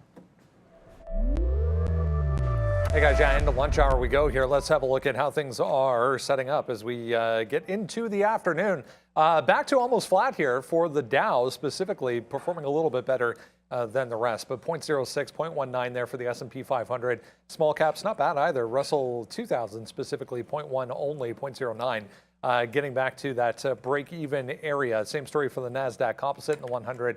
Negative 0.16 and negative 0.17. If you're with us early on this morning, we got you caught up on everything you needed to know on AMD, Tesla, GE, and many, many others. Make sure you're with us every single day in the pre-market. Coming on at 8:30, AMD with a fresh downgrade after a whole bunch of positivity surrounding the chips yesterday. Tesla, JP Morgan with a note, but there was also the Elon trial that we were discussing as well. GE out with earnings today. Ends up being a bit of a choppy trade here for GE. In fact, yeah, exactly flat right now. Back at this key level, though. $80 coming into play once again here for General Electric, guys. Ladies and gentlemen, we are printing on this Microsoft short, already 40 pennies in the money. Let's take a little bit out there. We're light on it. We're holding a third now. We're looking for that $0.50 break. That $0.50 break's holding, at least for now. I'm seeing some size come in here on the book. So we're holding. So we're going to give this one patience. Proudly yelling in the back, Opa! Yes, we do love it. We get super excited here when we make good trades. I know my boy to my left here was also punching short, looking for that market flush. We do get that market flush, Luca, breaking through that 40.30. Now we're down into 40.23 on the ES. Yeah, that's like, you know, like I'm like short, and I'm like, okay, where am I going to cover? I'm going to short Amazon, and then I'm like, I'm going to cover maybe above the 50 period, and then I go, wait a second, wait a minute. I'm not covering anything because this is probably going to go to 97. And then here we go. We're actually getting those 97 fills. So I'm a happy camper right now, man. I am a happy camper on this one. I feel like I covered too much Google, and I didn't even notice. I was just slowly taking it out a little bit. And then I took out too much on this one. Then it flushed, and then I forgot. So I didn't want this one. I wanted one of the two, not both. So now I am unfortunately light, and it is what it is, but I probably get the 82s, which is that VWAP area for the final position. I'm happy with it because I am just going to scalp over and over again. I did get Wayfair fill at 57 bottom over there, so let's see where this one wants to go. I'm going to put this on a tight leash. If we break through the lows, you know, call it 56.70, you know, 56.70 breaks, like I'm out of this trade. I don't want to get too you know, cheeky with it. There's a lighter position that I'm looking for a bounce on, and then I was like, if we get here, I'll consider adding to it. Now that we're here, I'm like, no, I'm not adding to this. Long AMD as well, new position alert. Long AMD in front of that 74. Kind of forgot about that order there, to be honest, but it's instantly working. So I mean, the market's going down, everything kind of giving the fill. I'm gonna just cover a little bit of that AMD trade, lighten up on it. But let's see where this one wants to go. 74.21 long. Oh, baby. I mean, that's I wanted the yes. long. That's where it is. So we're long. Long and strong. Let's go. Amazon short working. AMD currently in the money, just getting started. Google way in the money, pretty happy. Probably get the final fill at 82s if it gives another flush there. And we'll see where that wants to go. You got something there? Yeah, well, Microsoft continuing to make new lows. Looks like we just 1 penny off the print. How many times has that happened to us where we're kind of 1 penny off the print? And it looks like we're bouncing a little bit now on Microsoft. So 83s are in. We're not going to take any L's on this position. We're already out of 66%, so therefore we're in 33 on this one. So, you know, lighter. So, yeah. Still, you don't want to give back anything, though. Here, 83s is coming. We're like 10 pennies away after being almost 50 pennies in the money.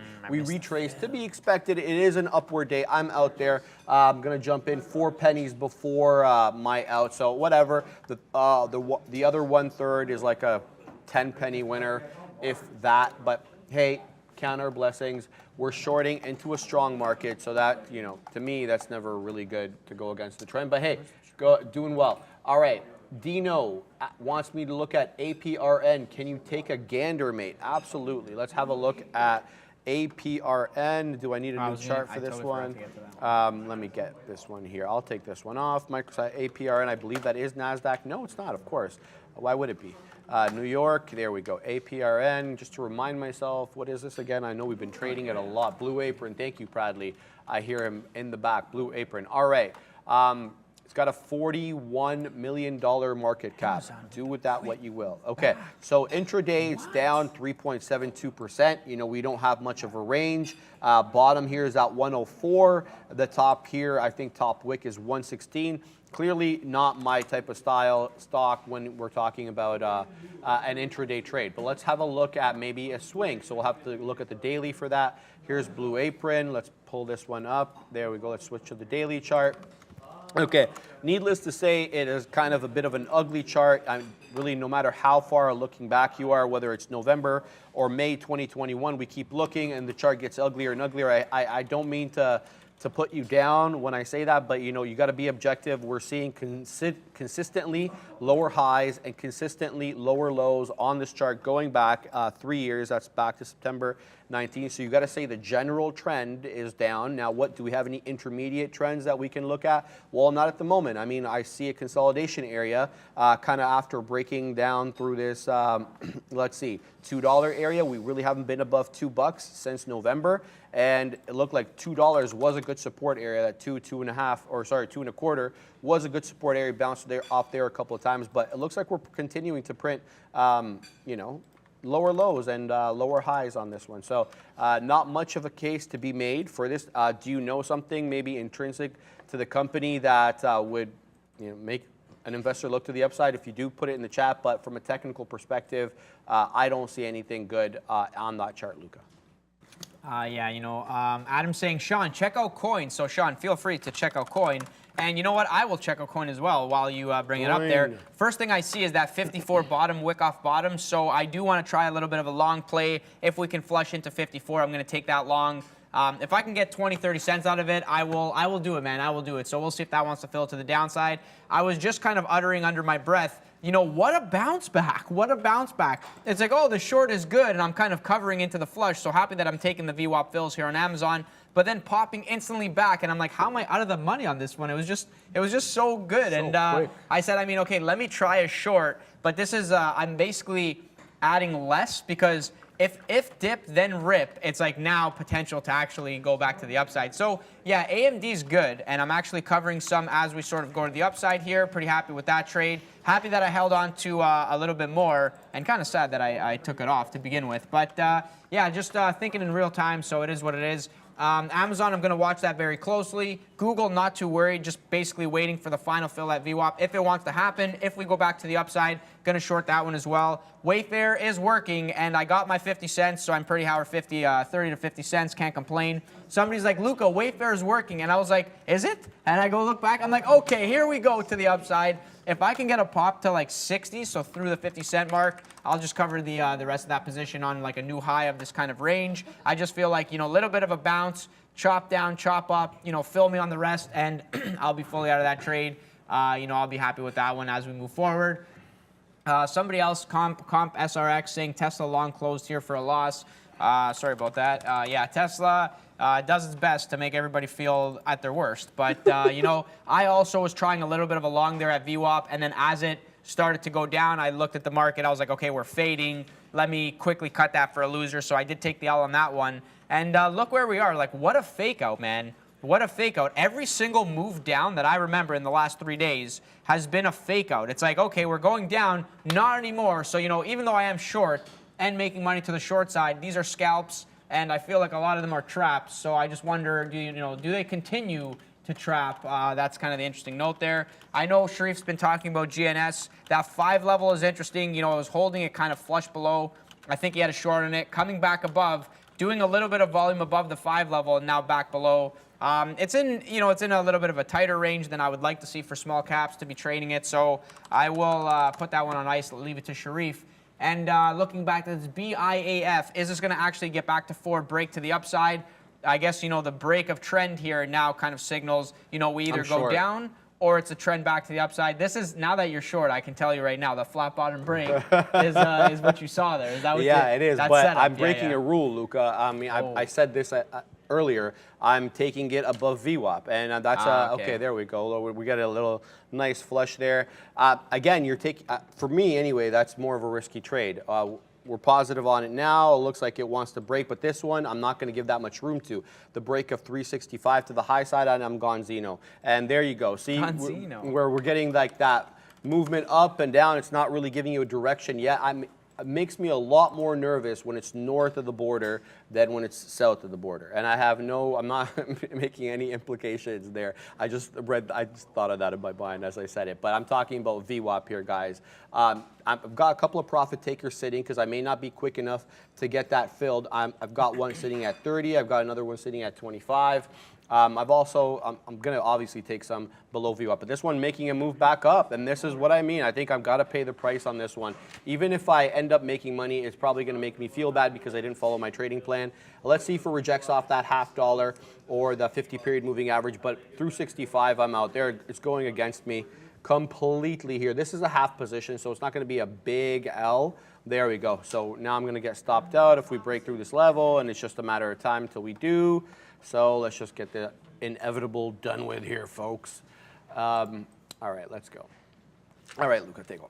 Yeah, sure, no problem. So, guys, I'm adding to this Amazon at the top of the general range here. I am just kind of building into new position, essentially on it, and looking for the fade back down. I am wary of the fact that we already had the dip in the overall market and then moving back to the upside. So, you know, it's something that's on the back of my mind, but I just feel like, again, the same general thesis of the day. Going into today, I think Amazon is just weak overall. If it wants to rip my face off, so be it. That's day trading. That's why I bring my cup to remind me, no pain, no gain. You know, no pain, no gain. I am getting the final fill there on Wayfair, so a little bit of a nice bounce play. Congratulations to anybody that had that. Logic on that trade again. This is the bottom of the range that it showed, you know, just into that 57. Short squeeze candidate. You know, does this thing run back to the highs and break? I don't know. If it does that, you know, I'll probably be considering a long somewhere up here if we get there. But yeah, nice little bounce play. I'll take that. 30 to 50 cents. Definitely can't complain on that one. AMD, I am slowly covering this one. I just feel like this one has a little more potential to actually pop back through VWAP, you know, getting to like maybe 74, 75. That's kind of what I'm eyeing. So, you know, I'm long and taking the win as it continues to go to the upside. But again, patient because I just feel like if we are going to go up, AMD just gives me that feel that it is somewhat potentially stronger. And, you know, Amazon, now that I look, respecting the 50 period sort of, like flushing into it, bouncing, flushing into it, quickly reclaiming it, same type of setup. So yeah, if it happens again, I'll be wary of the fact that, you know, it's respecting 50. So instead of trying to, you know, be greedy and go for below 97 covers, I mean, maybe they come to fruition, but I almost feel like the better cover is like at the 50 period. You know, it is sort of a mean reversion that I am kind of doing here anyways. So yeah, we'll see if this wants to get back to, you know, 16, 17s on that. Take some covers on that one and go from there. You know, I'm kind of sad that I didn't get Apple long because on that dip, one thing that was really crossing my mind was where's my Apple fill, because I have the bid out and I'm just not seeing the bid. And this didn't, I think I was bidding 60s, which, you know, was a mistake because basically what I saw from before was this. And I was like, okay, yeah, basically in front of 140, 150 is where I want the long.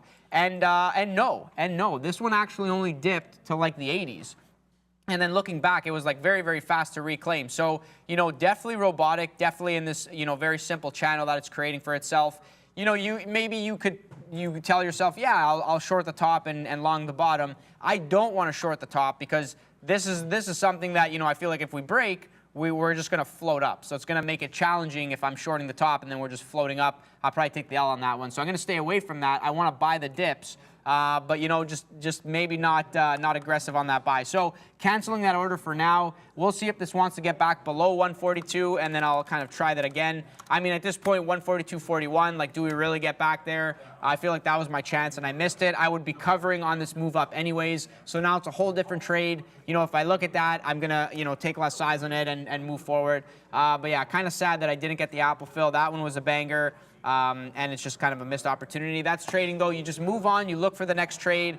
Recycle ideas when they work for you. So, for example, Alibaba, the 120 level, something you can recycle every time it gets there. I'm shorting it. Every time it gets back down to the bottom, I'm covering that short. So I will continue to watch that area, but it's just not getting back. Like, it doesn't want to even get back above 119.80. So, I mean, from a longer term perspective, if you want to apply if you want to say, look, I'm a day trader, but I'm also a swing trader, how can I do both? If you're intraday trading Alibaba, playing off the 120 level, but also seeing that it doesn't spend a lot of time at, 119.90. So, for example, last week, and I want to go back because it was a good example, last week, that 120 level was a magnet. Like, it stayed there and it was just printing that level and then not really breaking and not really doing anything. I don't know why it's doing these things. These are things that you can't really tell yourself, look, I want to understand it, therefore I'm going to make money because I understand it. It's better to not understand it and just react to what's happening. Sometimes you have magnet levels that come into play. Maybe it's options related. Maybe it's the fact that there's a seller and there's a buyer and they agreed at 120, but they're doing it in a dark pool very slowly to not show their hand. All these things could be kind of playing themselves out. You can't understand it. You just got to react as a trader. It's a 120 level. It's a fresh level. It's new. It's exciting. You can trade it and scalp it. You can intraday swing it. Lots of opportunities. So you want to react. And then yesterday, breaking the 120 to the upside, but not spending time there and then flushing back down. And now today, going back there, but not really, very, very lackluster, not a lot of buying up here, kind of, fading very slowly, and now not really, this move, not really bringing it back to the 120 level. So, as a day trader, you could recycle this level over and over again. And then as a swing trader, I'm telling myself this, as a swing trader, it's not spending time at the 120 level. Maybe, just maybe, that's a short. So I don't know. I'm probably not going to take it. But I wish I could pull the trigger on that as I convince myself into it. But I'm going to stay away from it. We'll see how that plays out. Going into next week and the week after, over under 120. Your guess is as good as mine. That's the market. Put your money where your mouth is and move on. Before I pass it back to Sharif, Guy P saying, what long do you see in AMD? The long that is paying me. That's basically the long that I see here. The bounce play off 74. That was the initial. I hope you see. No show. All love, man. All love. It's. I love the opportunity to say, yes, sir, in the money, a whole 20 cents for a scalper like myself. I definitely can't complain about that. But basically the 74 level bounce. So I'm basically going off the idea that yesterday it was very strong. Chips were strong, moving to the upside. General thesis is, look, if there is a buyer thinking AMD is going to break through 80 and then run to 100 because we're going to have a market melt up and, AMD is going to potentially be one of the names that leads the way, they're not buying through 80. Like, they're slowly buying, using volume when they can. So, yesterday, very, very strong to the upside. So today, a little bit of an inside day, but respecting the bottom of 74. So it sort of bounced off 74 once, twice, 3 times, and then I was like, okay, 4 times, I'll try it again. It worked the first time. Let me try it the second time. So we did get the market flush, giving me the fill on AMD, instantly putting me in the money, and then as a scalper, I'm basically taking my money, on the way out. So Darwin, absolutely keep calm and eat cookies. As a scalper, I just feel like every fill that I take is another cookie. So, continue to. There you go. You're going to have the opportunity to do that soon. Apple is just flying to the high side here. Luca, 142.84 is where we're at. This one is single-handedly holding up the market. I want to say Apple and Netflix are both really moving to the high side too. Netflix, like 30 pennies off high of day.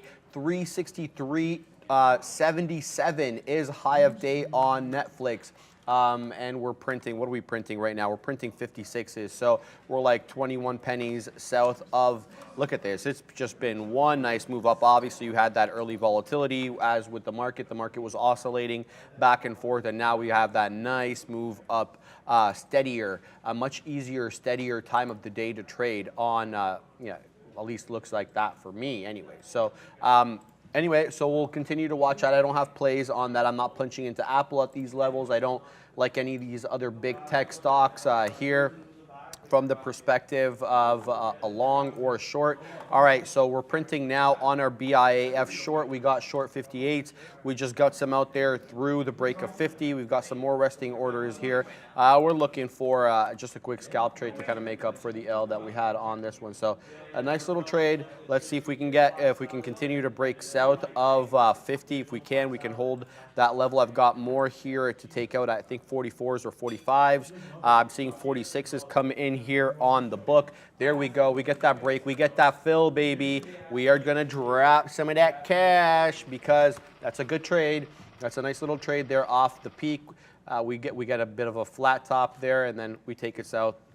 Yeah, I don't know if it's going to make its way down. The whole point of this trade was to make up for the other trade that we had. We got Bradley singing random songs in the back that come to his mind when you hear certain words. Love that always. So what else we got here on the market? Luca, we're just printing newer highs on some of these big caps.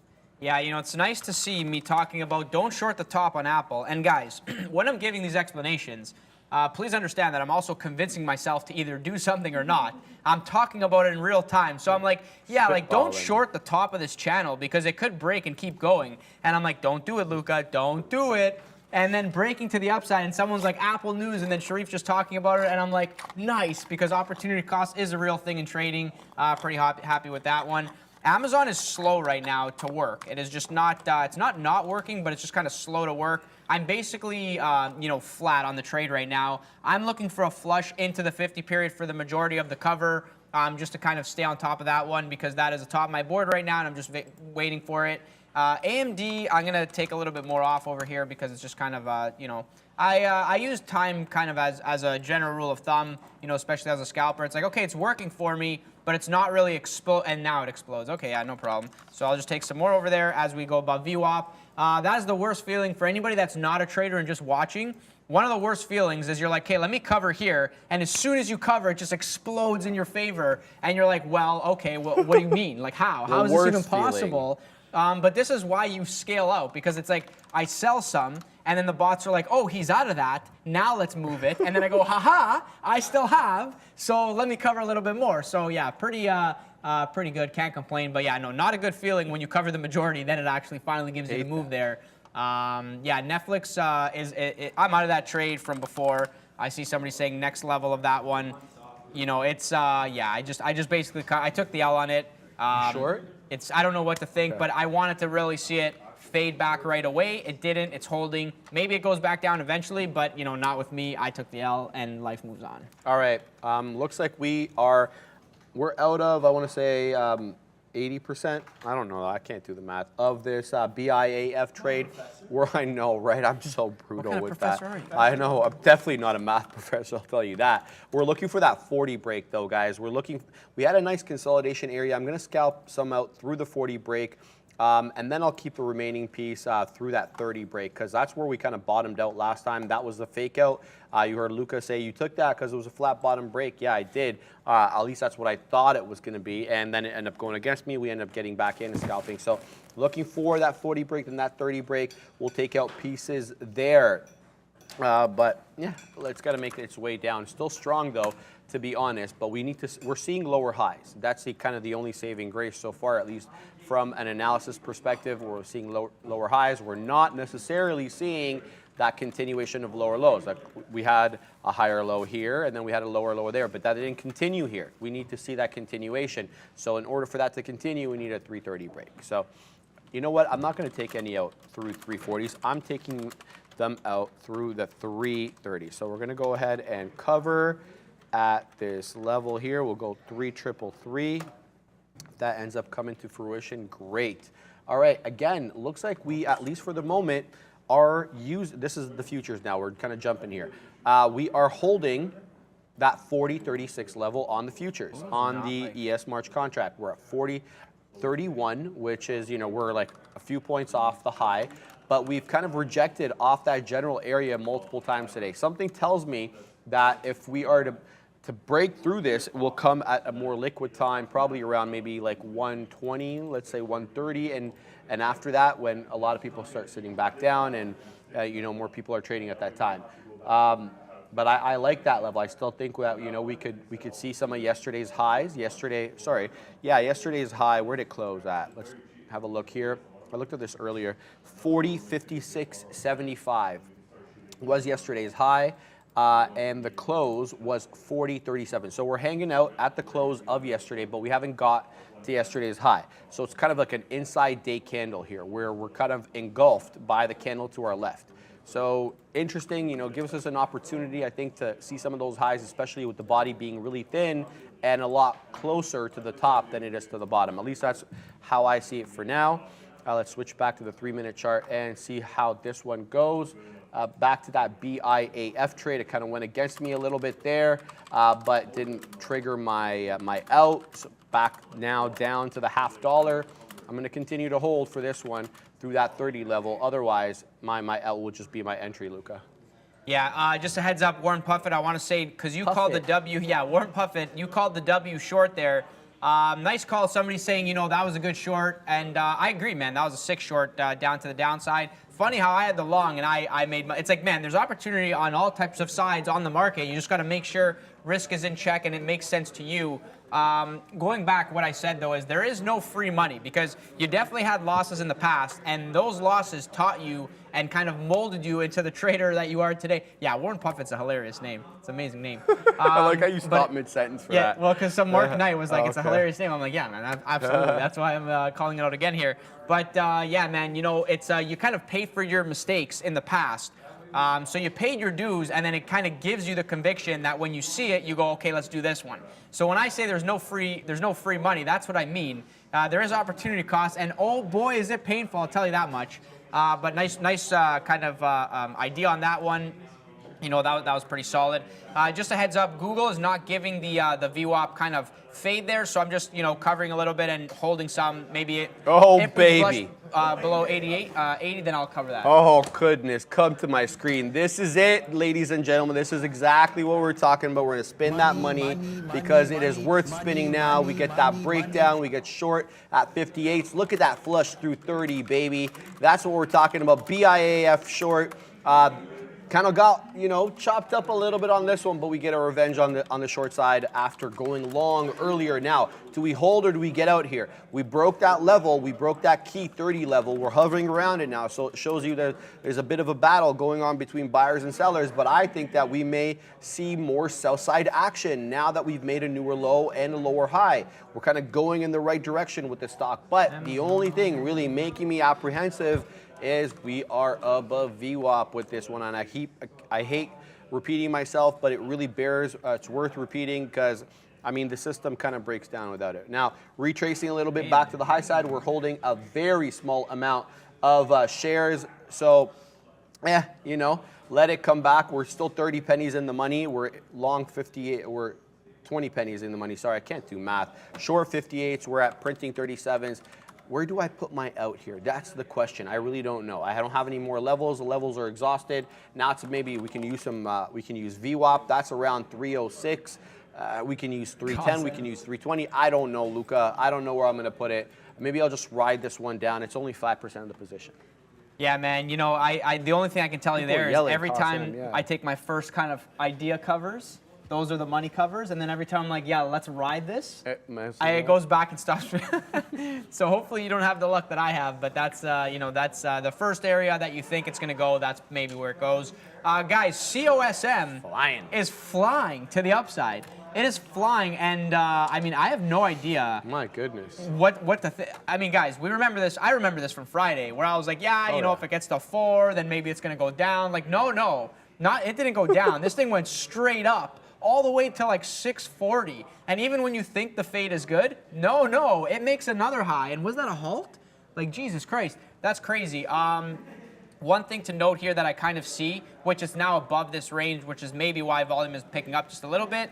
That general high, and then I almost want to say 550 as well. So it is now approaching the area of if we break 560, it's like it's going to go one way or the other very, very quickly. That's kind of my gut feeling. And then I would also say 6 as like a hard level 6, and then the high there. So, 6 into 640 is like that area of like over-under potential. And then if we break 560 to the upside, maybe we actually get to 6. I don't know. This is just kind of my general feel of it, but I have no idea what's going to happen next. Let's look at the daily very quickly to see where this is. Is there actually potential for this thing to move? I don't know, maybe. I mean, on the daily, the one thing I see which sort of lines up with the high from Friday is this area right here. So that's 620, and if I draw 620, it's like right where it popped. Did a lot of volume there at the end of Friday to end the week, and then yesterday not really doing anything, but not really selling off. And something notable about these names, when they move up, if it is done, then it should move all the way back down and then do nothing. When they hold, that's where things get interesting. And then, is it going to make another high? Got to imagine that there's a lot of stops above 640. Anybody who, anytime you look at these setups, if you think shorts are involved, where's their stop? Well, it's probably, the high of the move, right? So safe to say, yeah, if it does get up there, then things get interesting. I see Ron Williams saying COSM acquiring Zip Doctor. So yeah, maybe a little bit. Yeah, we talked about that. Remember last week? That was old news? Okay, I thought, yeah. Mm-hmm. Yeah, man, there's so much news on all these names. We come, Brendo comes at you hot with the fire in the morning. So, stay tuned. He'll say so many things. And to be honest, all these things I kind of somewhat forget. It's hard to stay on top of everything coming through, man. That's why, this job is definitely very challenging, stimulating, I should say. It's a lot of fun. Google just collapsed here, Sean's saying, so let's have a look here at Google. Oh, that's why I'm not in the position anymore. So I actually got the fill there at 85s, and go figure, now 74s here. So, yeah, man, I'll take the win. Nice little trade. Google is close to the top of my board, so pretty happy with that one. But yeah, do we actually now fade into like the bottomish area on this? If we get down to bottom of range, I might consider taking longs. So I'm just kind of drawing just this general area. 98.50 and below for like a dip and then rip, that would be very nice. So we'll see if that one wants to fill there. Yeah, some red candles showing up here on the charts. On the ES March contract. All right, day trader saying Lulu downgrade puts. Yeah, we talked about that this morning. Brendo and I bringing that to you in the morning, and it was interesting because, analysts looking at Lulu as like this gold standard that, you're going to have 30% margins going forward, and analysts now looking at it way more from like, hey, you're going to have like 15, 20, maybe even 10 going forward. So get off your high horse type of thing. Is it kind of over for these valuations for Lulu? Obviously, I'm just speaking hyperbole here. I have really nothing other than a couple of an analyst assessment to kind of go on, but the price action I can definitely talk about here. Let's have a look. I mean, we saw this one at pandemic highs. Where were we at? We were at 486. It's definitely held its value a lot better than some of these other names. We saw, just to speak of a few, Netflix and some of these other speculative CarMax and Carvana. Where were these guys? Affirm, Upstart, you guys name it. They were up huge, and now they're like a fraction of what they were. This one's definitely not that case. It hasn't been great. Obviously, it's about almost $200 off its highs, but holding up a little bit better and bouncing off some of these lows that we created here back in May, $250. It looks like we bottomed out after that dismal earnings that came out early May, which showed that their margins were getting squeezed, their input costs were higher, even though the consumer was still strong at that time. Inflation hadn't really peaked yet. Looks like, this one, it's in a bit of a range. Looking here, looks like we got back up to 386. We've been selling off since. I don't know. I think that was probably, that one was definitely earnings back over here in early December. This one's a bit of a tough one. Let's have a look at the price action today. Is it tradable? Here's the 1 minute chart. Yeah, it's giving you a bit of a range. Obviously, it's a $300 plus stock, so you're going to have a good notional move here. 302 bottoms, 311 tops. Obviously, if you have the capital to scale into this, you could make some good money off that kind of intraday move, but that's not typically what we looked at when we want to trade these. We're looking for like multi-dollar moves, $15, $20 we're talking about at times. It's down 1.65% on the day. So again, reacting a little negatively to that analyst downgrade, but nothing too crazy to speak of. All right, let's look back here at COSM. We have BIAF here, but we got to get COS. Oh, jeez. Okay, so I remember I did this before. Here we go. Come on now. I know I can do it. There we go. I fixed it. Okay, so we'll just have to fix this one for a second here. Oh, no. All right, Bradley, you're going to need to come help me. There we go. All right, we fixed that. There we go. That's good. All right, back here. Let's go to COSM. Looking for that. Where has that topped out? 564 is where the top is. We've kind of taken a bit of, a reprieve at the moment. We're hovering above the 5.5, but we're not really breaking out to higher highs here. 565 would have to be the higher high, but definitely not taking this short, I'll tell you that. Up now 13%. This is a continuation, in case you're just joining us, from last week's catalyst that they were acquiring. I believe ZipDoctor is the name of the firm. All right, let's see what people are talking about here in the chat. Comp SRX1 saying Goog. Yeah, Goog continues to head to the sell side. Sean calling that. Oh, geez, what happened here? There's what? There's news on Google. Okay, so let me have a look here in the work chat. Yes, Google. U.S. Department of Justice, 8 states say Google has corrupted legitimate competition in the ad tech industry. That's a lawsuit. U.S. set to sue Google to be joined by about 8 states. And that comes via sources, unnamed sources. But there you go. So negative catalyst coming in on Goog. Obviously, that's probably going to be a bit more secular in nature than market moving, because it is kind of specific to them and the actions that they took or alleged to have taken. So let's pull up Goog. Obviously, it goes without saying that we're going to have a look at it here. Let's go flip to the NASDAQ. There we go. So it's down now almost 1.5% on the day. It's going. There we go. Come on, let's go, baby. So Goog just got some really bad news. So let's go. Let's punch in short here. We'll ride this wave. We'll see where it goes. There we go. Already in the money on this one. We're short 36s. Let's ride this wave down. Let's see what we are. We're not taking a huge position here. We're about late to the party, obviously, but with things like this, we could get a sustained move maybe into 98s. The market retracing a little bit on that news. We were up as high as 32s now. Oh, wow, we're down to 29s, a whole 2-point move. Speaking hyperbole, of course, Luca. It's kind of funny, so I had a bid out to take Google long here, which is actually where I feel like this is a good long, and I know it's you're saying news, maybe I just missed that there, but yeah. I'm actually comfortable with this long as it stays in the money.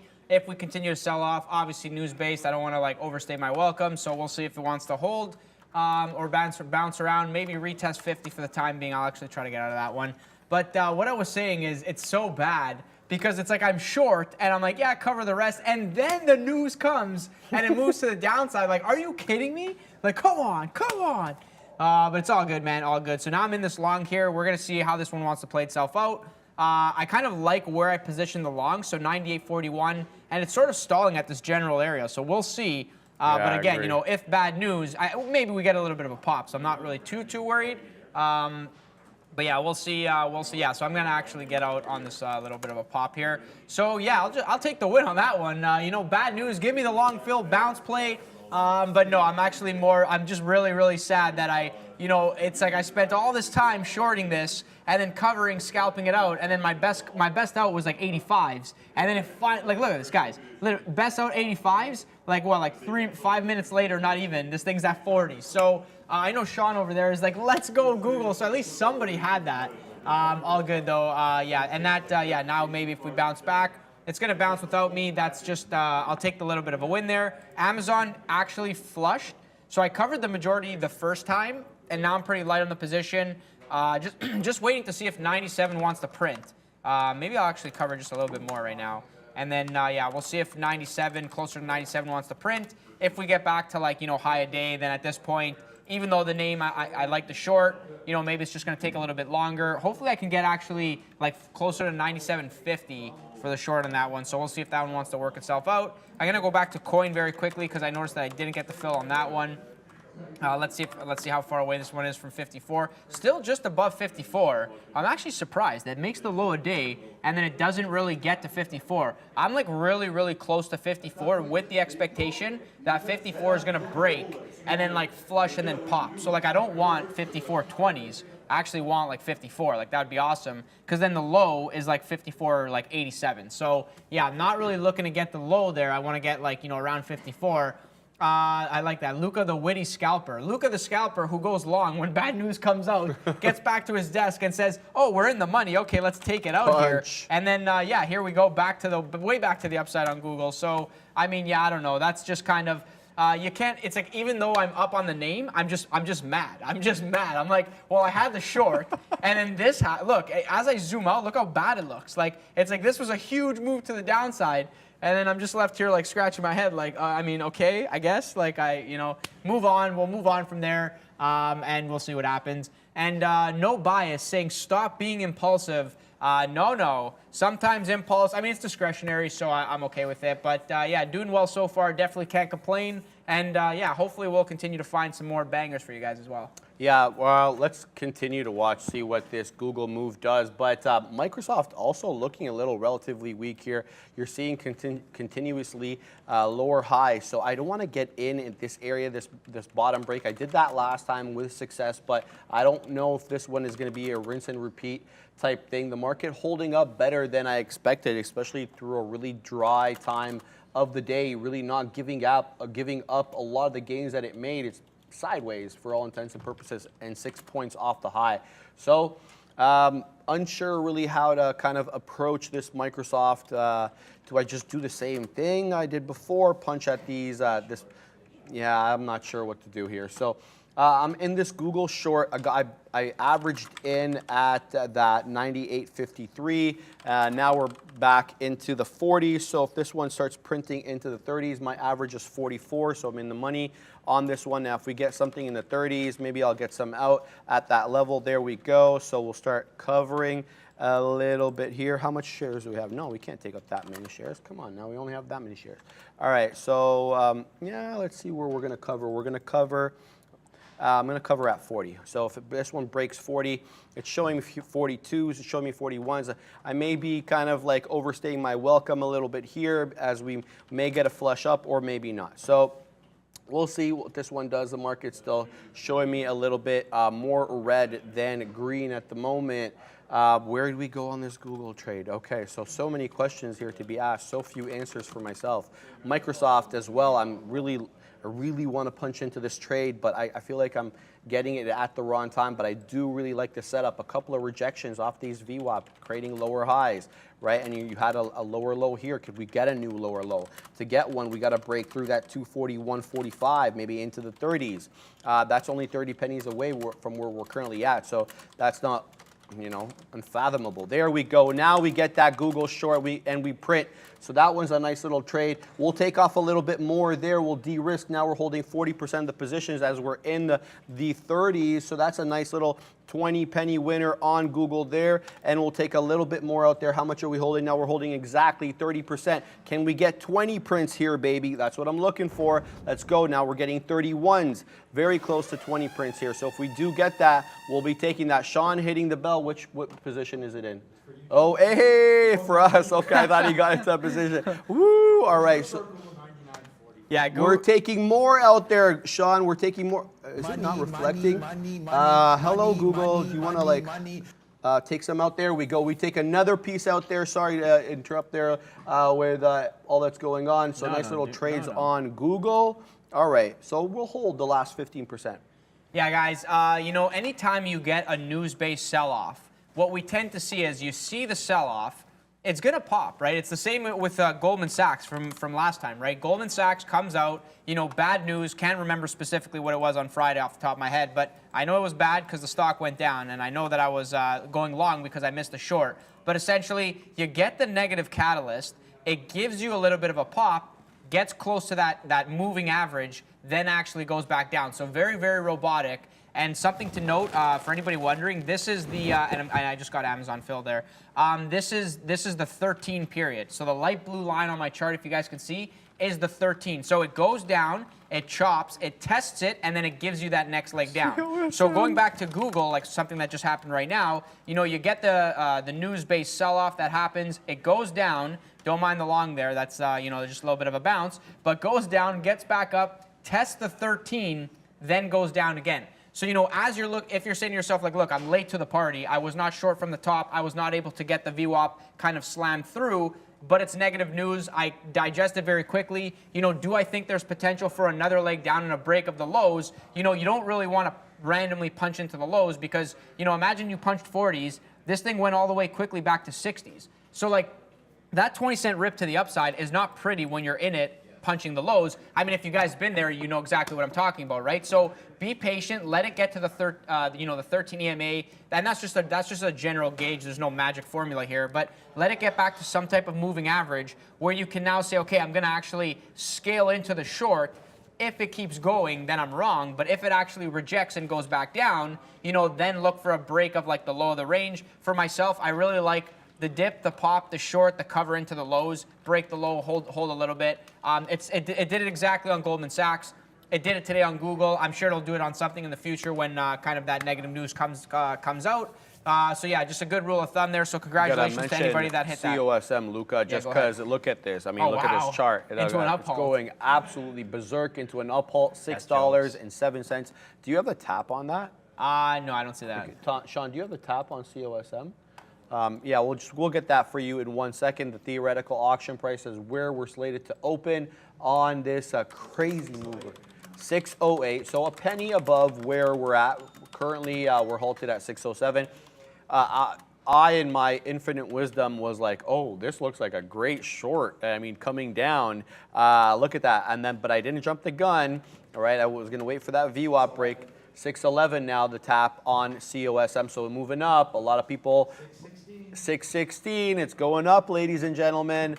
So this one, yeah, it's going to get a little crazy. We're only up 25%, but you know, once the retail traders and the algos, the small cap crapper algos start kicking in, we could end up anywhere. Let's have a look at the daily on COSM because I know we were higher than this, I believe 2 days ago. Okay, so the chart looks distorted at the moment. Let's fix that.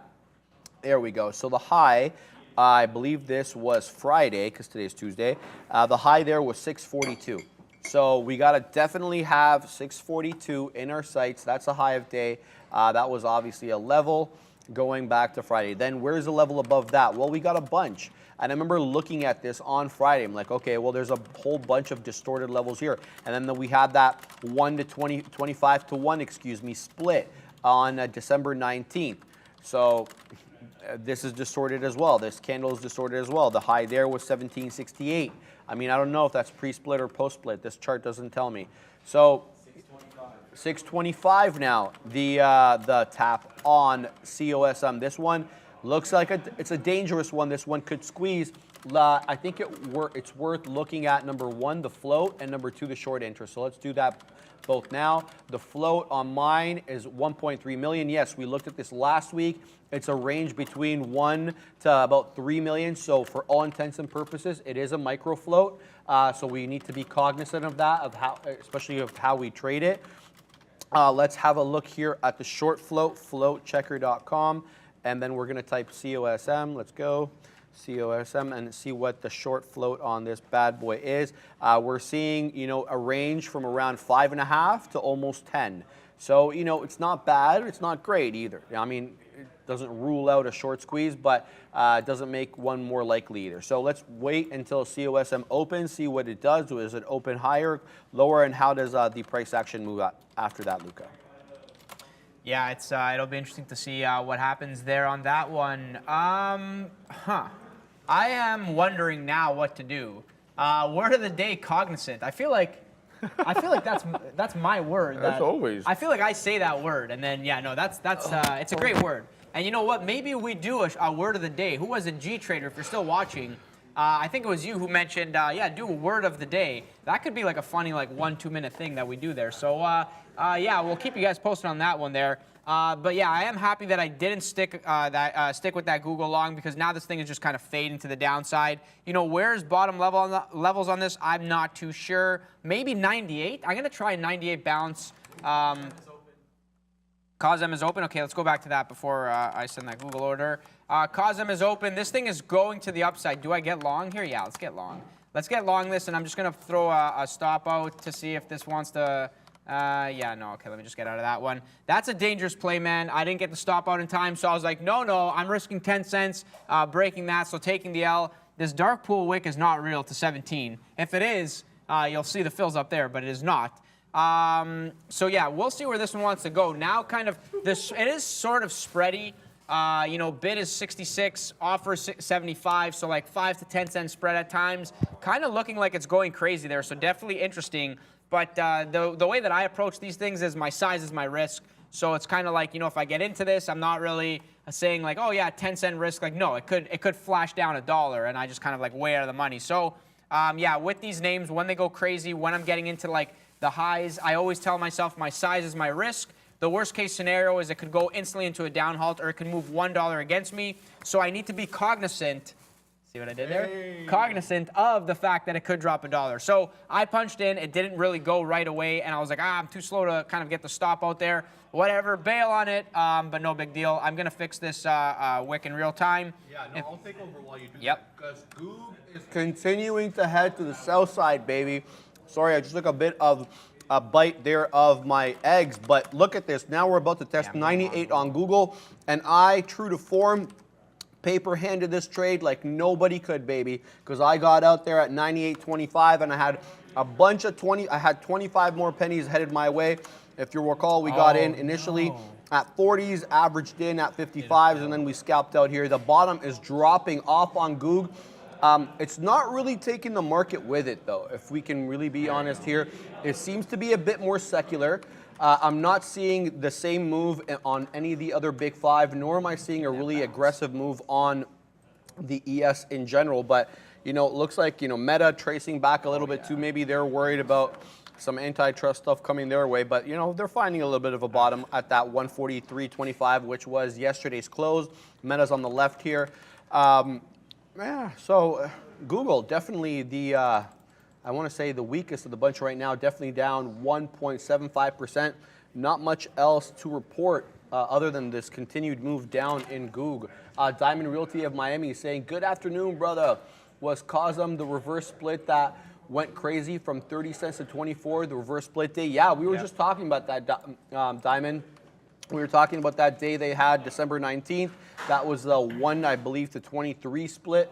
What'd you say it was here? You didn't really Google say. bounce. Okay. What a bounce. Yeah. What's up, Luca? What do we got here? Yeah, you know, Google quickly sell. I wanted that 98 bounce, so I kind of like added. I missed. I love when things really sell off into an even dollar level and then go for that, print it, and then give you that kind of bottoming out volume pop. And then quickly reclaim the level and pop back to the upside. So it's just a little bit of a scalp for myself. So, you know, obviously getting 10 cents, nothing crazy, but I mean, I'll just do it over. I mean, I love how it always works. That's basically why I'm like, let's go, it worked again. Okay. So getting the first portion out on the bounce and then looking to get, if I can get 20s, okay, great. If not, then I'll just continue to scalp around this level. So pretty confident with the 98 area. Like if this sells off right now through like 97.75, then probably the idea is no longer valid. So yeah, we'll see what happens on that one and go back there. Sean saying, should we cover Google? It's kind of funny because, you know, if you're short Google and then another trader says, okay, I'm going long here, you know, what do you do with that information? I don't know, but I will reiterate to everybody watching the show, trade your own book, and that applies to us here as well. You know, it has to make sense to you. That's how you kind of it's been a find repeatable strategies. Couple of weeks for Google, dude. Yeah, I mean, they're getting outplayed by Microsoft with that ChatGPT, OpenAI. You know, I found an article completely by accident that was talking about how like they wanted to take a more cautious approach to AI because they didn't want to mislead some of their viewers with incorrect answers and incorrect results. So that looks like they didn't really have their foot on the gas, so to speak, unless they're playing us all and they're bluffing and they're trying to mislead us and they have the super AI coming in the pipeline. But I think AI is way more advanced than everybody thinks that it is right now. Yeah, well, I mean, it looks like they didn't want to do that. Away, I agree with that. No, I don't disagree with any of that. I'm just talking about Google's strategy with their employment of AI, or like, you know, the more conceptual philosophy that they have. Like, where are they going? Do we become an AI-based company? Maybe they don't have a choice. I mean, because that's where it's going to go. Yeah. It's Yeah, I mean, like with respect to their search, though, right? Like in how things are. Obviously, that they have the largest AI. We were talking about that this morning with the 2018. Remember the 2018 presentation when they had that call to the hairdresser and it like made all the reservations and it did everything and it was able to respond back and forth with the attendant on the phone. So, I don't know. I don't know where we go with this, but it looks like that they were hesitant to kind of employ that with their viewers. Anyway, we're holding 98. You saw Luca take that 98 bounce, that whole dollar bounce. It looks like it's holding up. It broke a little bit to the south side, but 98's holding at least for the moment. You're not seeing anything really too much reflected on the futures. We're still holding that 40-30 level and not really headed to the downside. So Google secular move here. Let's go back to COSM. Up now 38%, hanging around above that $0.50 at least for the moment, bouncing off that $0.50 a number of times. Yeah, this one, it's just too dangerous for me to punch in with anything here. It's got a wide spread, it's got crazy movements, and it's not tradable for me. If you're in this, make sure to be careful. And yeah, I was in that, and I took like an instant L. I got long, and then it went down. I just took it's quickly. Just not tradable I was like, for me. no, I'm not going through this. Yeah, it's not tradable for me at these levels. I don't know what to do with it. I'm sure some other people are good at that, but COSM looking super dangerous. Someone says coin long. Let's have a look at coin here before. Well, I don't know why you take a coin long. It's obviously on the way down, unless there's some support level here that I don't see. I'm on the 1 minute chart. What's Bitcoin doing? Bitcoin, yeah, still in a range. 22,900 is where it's at, not doing anything. Yeah, I don't really have any trades at the moment, guys. I mean, obviously, I got out of that Google trade too early. Sucks to be me. I'm not punching into COSM here. These other small cappers that have been on this morning, Grom, GNS, at BXRX are not doing much. So I'm going to wait for COSM to kind of retrace or give me some sort of entry point before I punch into anything. Otherwise, I'm just going to sit on my hands for a little bit, Luca.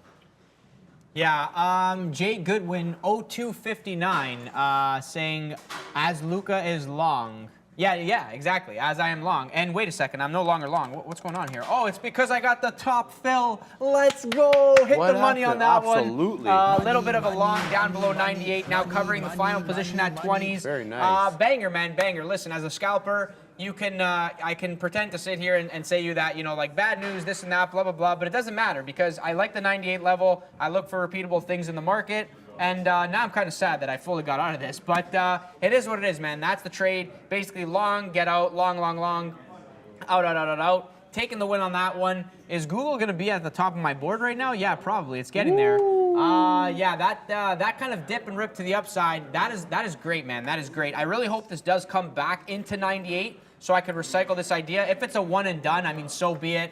I could have held some. I could have. Honestly, I could have. I know I could have. But the thing is I'm going to hold so little that it doesn't even matter. It's like, why not just take the size, get out of the size, and then recycle the level over and over again. Scalp Demon Man, I am at 233 fills for the day. The coin long, yeah, it's working, man. I got some out. Oh, it's actually popping again. Okay, let me get a little bit more out over here. That's great, man. 54 long. Somebody in the chat was telling me from before, they were like, hey, Luca, 54 is coming into play. And I was like, oh, I see that. And then I get the fill, giving a little bit of a pop. So 1 out, 2 outs. I would love to get final fill at 54.50 if I can for the rest of this. So I'm going to actually put my order out to make sure that I get the fill. Where's Apple now? Because I feel like Apple, yeah, no, that fill is not coming in. Okay, I'm deleting that for now. 141.80. Remind me in the chat, guys, if Apple gets to 141.80, let me know because I want that long. I'm just not going to keep it there for now. Just kind of removing that, clearing up some of the position, some of the orders in my log here just so that I see everything clearly.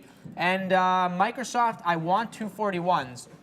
So let me I'll keep this one there because that one could actually dip and rip. So yeah, Microsoft in front of 241, that looks pretty good. Neil saying Intel keeps getting to 2980 and bouncing. Let's have a look here at Intel to see where that is. I don't necessarily get involved in Intel, but I know Neil loves Intel. And actually it was this morning that he said, somebody said something bad, and he was like, whoa, whoa, whoa, don't be talking about Intel like that, if I'm not mistaken. So I don't know if I heard that correctly. But anyways, 2980, pretty interesting.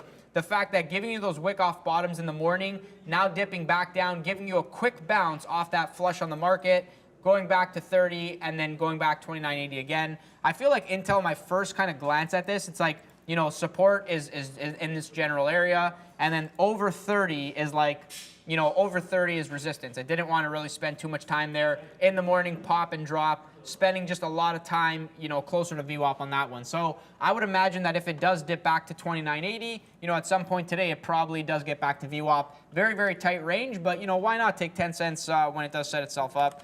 You know, speaking of 10 cents, let's look at NEO, because this thing just kind of always gives you 10 cents in the middle of the day. Oh no, this is still Intel. I was gonna be like, whoa, this is like the same setup. No, there's no way here. Let's see on this one. I know there was those morning kind of, you know, New York edition madness. Always fun when things kind of go crazy like that. NEO, you know what? It is kind of just looking at this chart. You know, I don't really like this. What is this kind of very robotic action with no volume? Maybe a product of the fact that, you know, had some craziness to it in the morning, and now the robots are even scared. They're like, no, I don't even want to get involved in this. So yeah, if the robots aren't there, I should not be there either. So let's put that one on ice until tomorrow. I want to look at NVIDIA very quickly as well to see where this one is. You know, thinking about AMD, you don't want to leave NVIDIA off the table, especially if it gives you a decent setup. Something that stands out to me that's pretty cool on this one is the high from yesterday. And let me just zoom up to make sure. Yeah, high from yesterday. So obviously one of the names that had the strong move to the upside. You know, popping over the high, testing that 94, 95 area, quickly going back down, and now, you know, respecting the high from yesterday. So high from yesterday, pop and drop. That was a money short for anybody that had that. We are now back down towards the bottomish area of the range. So I'm almost wondering if this area wants to hold. I don't love it, but maybe I would kind of closer to 90 if this wants to dip in here. Yeah, let's see if closer to 90 wants to test. I'll be small size on this one because, you know, it's 1 o'clock, so I don't really, you know, managing your expectations as a trader is huge. You know, that's something that's going to get you through the day and the week. You know, with NVIDIA in the middle of the day, 1 o'clock, if I get this fill, is it really going to rip $1 in the money right away? How long do I have to hold it? I ask myself all these things, and then I choose the size that I want to pick. So that's kind of my way to go about it. And, you know, speaking of managing expectations, it's like Google at 98. I'm literally telling myself, yeah, 98 bounce. And my expectations are that I get the fill, and it either comes back down and I keep doing it, or it'll just be an instant winner, and then I'll take like the best fill, the best out at a 20-cent winner. So, you know, if I can get a 20-cent winner over and over again, and if I can do that, you know, 20 times, 30 times in a day, I'm a happy camper. So that's kind of my strategy. I stick to it. Wouldn't be surprised if this thing actually runs back up and tests the 50 period again. I'm not going to take a long here, but again, if we do get back closer to that 98, I'm going to try to recycle that level and get long again. Caught COSM flushing now, breaking through that $0.50, breaking through that $0.25. Now we're looking like we're going to test that whole dollar at 6. So we'll see what this one does. Also, the other trade that I've got that I'm eyeing is this BIAF. It's been stair-stepping down, still above VWAP though, so it's strong, but we're looking for this, like, again, I don't hate to use it this much, flat bottom break flush. That 330 level has been clutch. I mean, it's wick down below it. You have a wick down here in the 15s, but it was very momentary. That level has held out, so if that level gives, look for a break through VWAP on BIAF. This one's still up 115% on the day though, so tread carefully with this one. I'm short.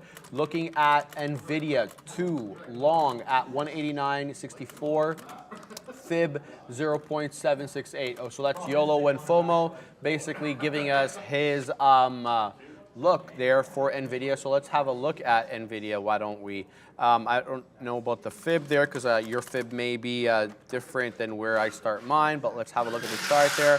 Okay, so we got the 50-minute chart. Where are we at? Okay, so we have a high at day today of 194.95.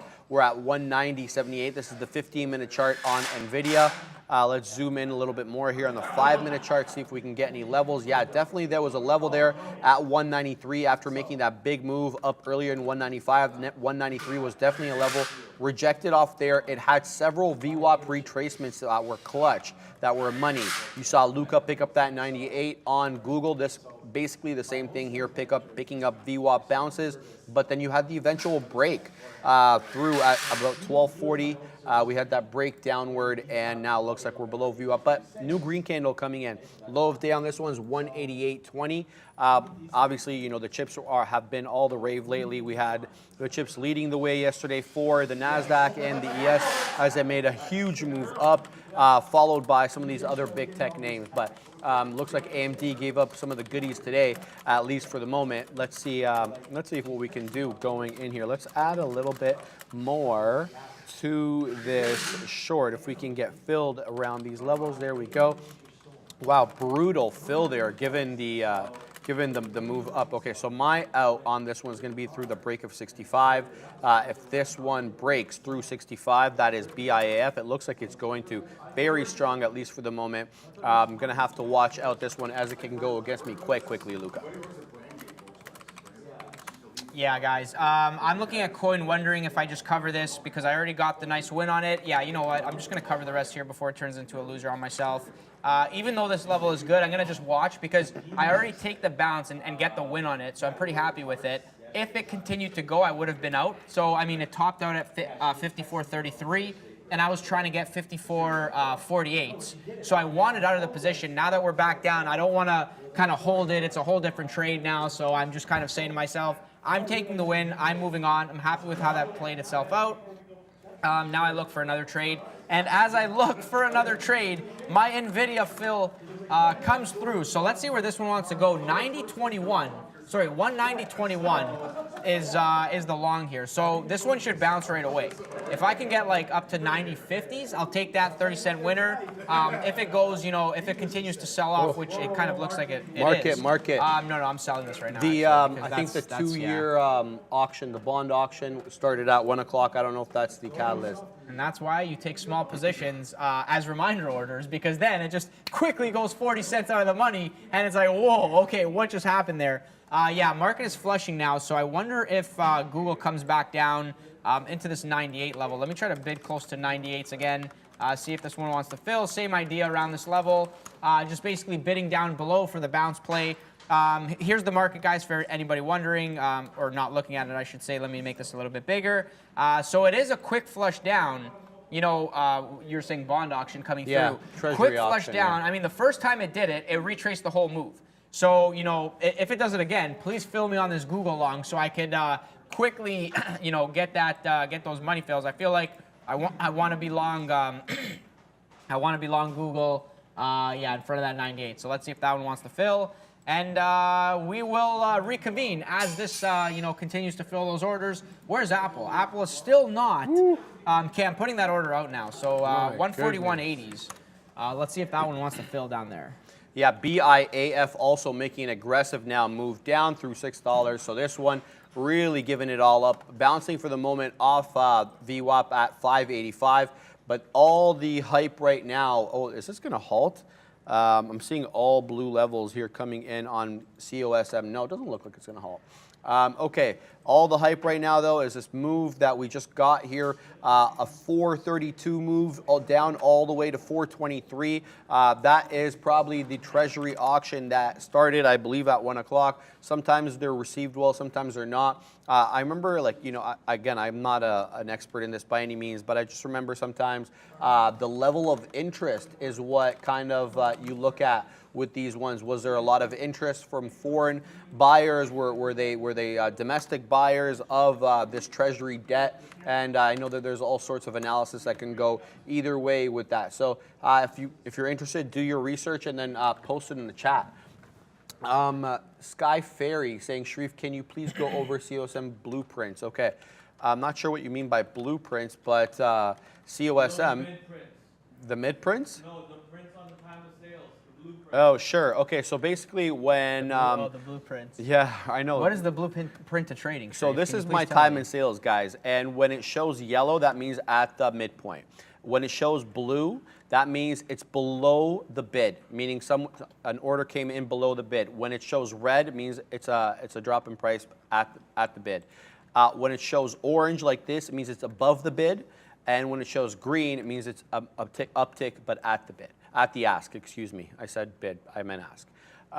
So that's what it is. So the reason I do that is to show me the kind of the momentum of the stock. Is it trending upward, downward? And then you can use that basically, you're using color to kind of give you that information. You see a lot of blue, a lot of red coming in, you're like, okay, momentum south. You see a lot of green and orange coming in, you know the momentum is to the high side. So Pradley helped me set up that. So shout out to Pradley on that. It's helped a lot. I use it constantly on for these momentum stocks, Luca. Guys, let me just do a quick like check over here. 2.1K. I just want to say, you know, if you like the video, like the video. I don't understand, you know, 2.1K. That is, these are rookie numbers over here, man. 375,000 subscribers, almost 5,000 you guys watching. You know, if you are enjoying the show, we appreciate the likes coming through, man. You know, keep them coming. That keeps me motivated. You know, I'm always having a good time on here with you guys, and I know you can't like it twice, or I know a lot of you guys would. Yeah. But yeah, feel free to like the video. Much appreciated if you do. And share our channel with your fam. Yeah, and if you share, know and share. anybody that likes this kind of stuff, send it off to them. You never know how it could change their life. You know, they get better at it. They adopt a new habit, a good habit, and a good skill to have. So share us. That's the only way we can grow, guys. You're obviously it for us, and we're doing this for you. Yeah, man. Hit that subscribe. Hit the like button. Share the video.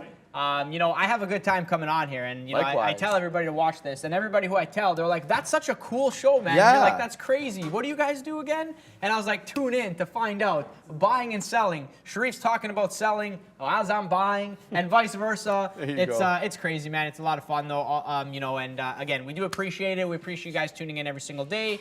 And YOLO when FOMO, thank you so much for the super chat once again. What did I say about NVIDIA? Look at it bouncing. No, don't tell me this. Because I literally took the long, and now it's actually going to go back.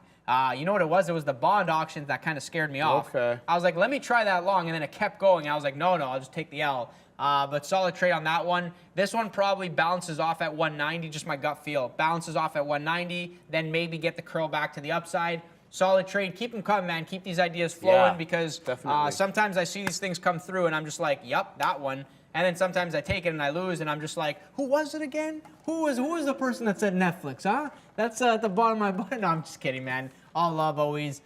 Somebody's saying GROM is heating up. I know in shares, you know, anytime something like that comes around, need to be careful to the short side because once these things get going, they can get going. But yeah, this one faded right off of the open. Now popping back to VWAP. I would say that, you know, anytime that I see these setups, it's like, you know, at some point in the middle of the day, they give the pop. Like it had the move yesterday, starting from, call it $1.60, running all the way to 4 today, over under 4 type thing, retracing 50% of the move down to 250 and now bouncing. So, you know, again, I'll repeat this, and I say this every single time, but you know, as a mean reversion trader, you know, look at where the move started, look where it kind of tops out, use volume, you know, market opens, we kind of fade, right? This is the, you know, for the most part, obviously take this with a grain of salt, but for the most part, this is 50% retracement from the highs almost. So, you know, if you told me as a mean reversion trader that I could get 50%, then I would be like, okay, I'm taking my full profits off, right? So, you know, from 4 going down into that 260, holding. I want to see how this looks quickly on the 15 to see, you know, is it actually holding general trend? You know, where's potential? I think, you know, if you take a step back, you know, 50 period is down over here. It didn't even really give it a test today. You know, if this comes up a little bit more towards 270, 280, if this balances out, it really has that potential. You know, I didn't really watch it today, but obviously if volume is there, anything is possible. Volume is always the tell. So just looking at this, you know, volume kind of died. Now it popped. You know, if volume drops off again, then maybe it just goes back into that bottom channel and does nothing. All right, guys, we're good on this BIAF trade. We're just waiting for this kind of consolidation to either choose whether it's going to go up or down. We're short, so obviously we're looking for the downside. But we'll let that play out rather than stare at it. Let's put in some resting orders here. How much do we have? So let's take out this many shares, and we'll take it out through the break of, let's say at 40. So we'll have it resting there at 340. We'll also give this one another, so let's go ahead and take out some in the 30. So we'll see what this one does. We got to be patient with this one. COSM also looks like an interesting short here. Now, it's at a critical area. It's at that VWAP area. It's made a big retracement off that 690, I want to say 688 rejection. bounced off VWAP very nicely there. So you had a nice little, I want to say 20 penny move if you took that bounce, but now it's retracing to VWAP. So this is usually where, I'm not saying it's going to happen this time, but this is usually where they break down. So let's go ahead and we're going to pop short into here, and we're going to give this, basically the idea is we want to ride this down through the break of 580, and we're wrong at 611. So let's go ahead and put a stop there at 612, and then we'll cover the entire position. We'll give it to like 18. We'll give it 5 pennies in case it wants to go gangbusters there and head to the high side. So I'm looking for a move down on COSM through VWAP now that we kind of have retraced, but I'm going to risk about 20 pennies to the high side here. 611-ish is where I'll be out on that. If it works, it works. Doesn't. BIAF, likewise, still hanging around at that $0.50 level.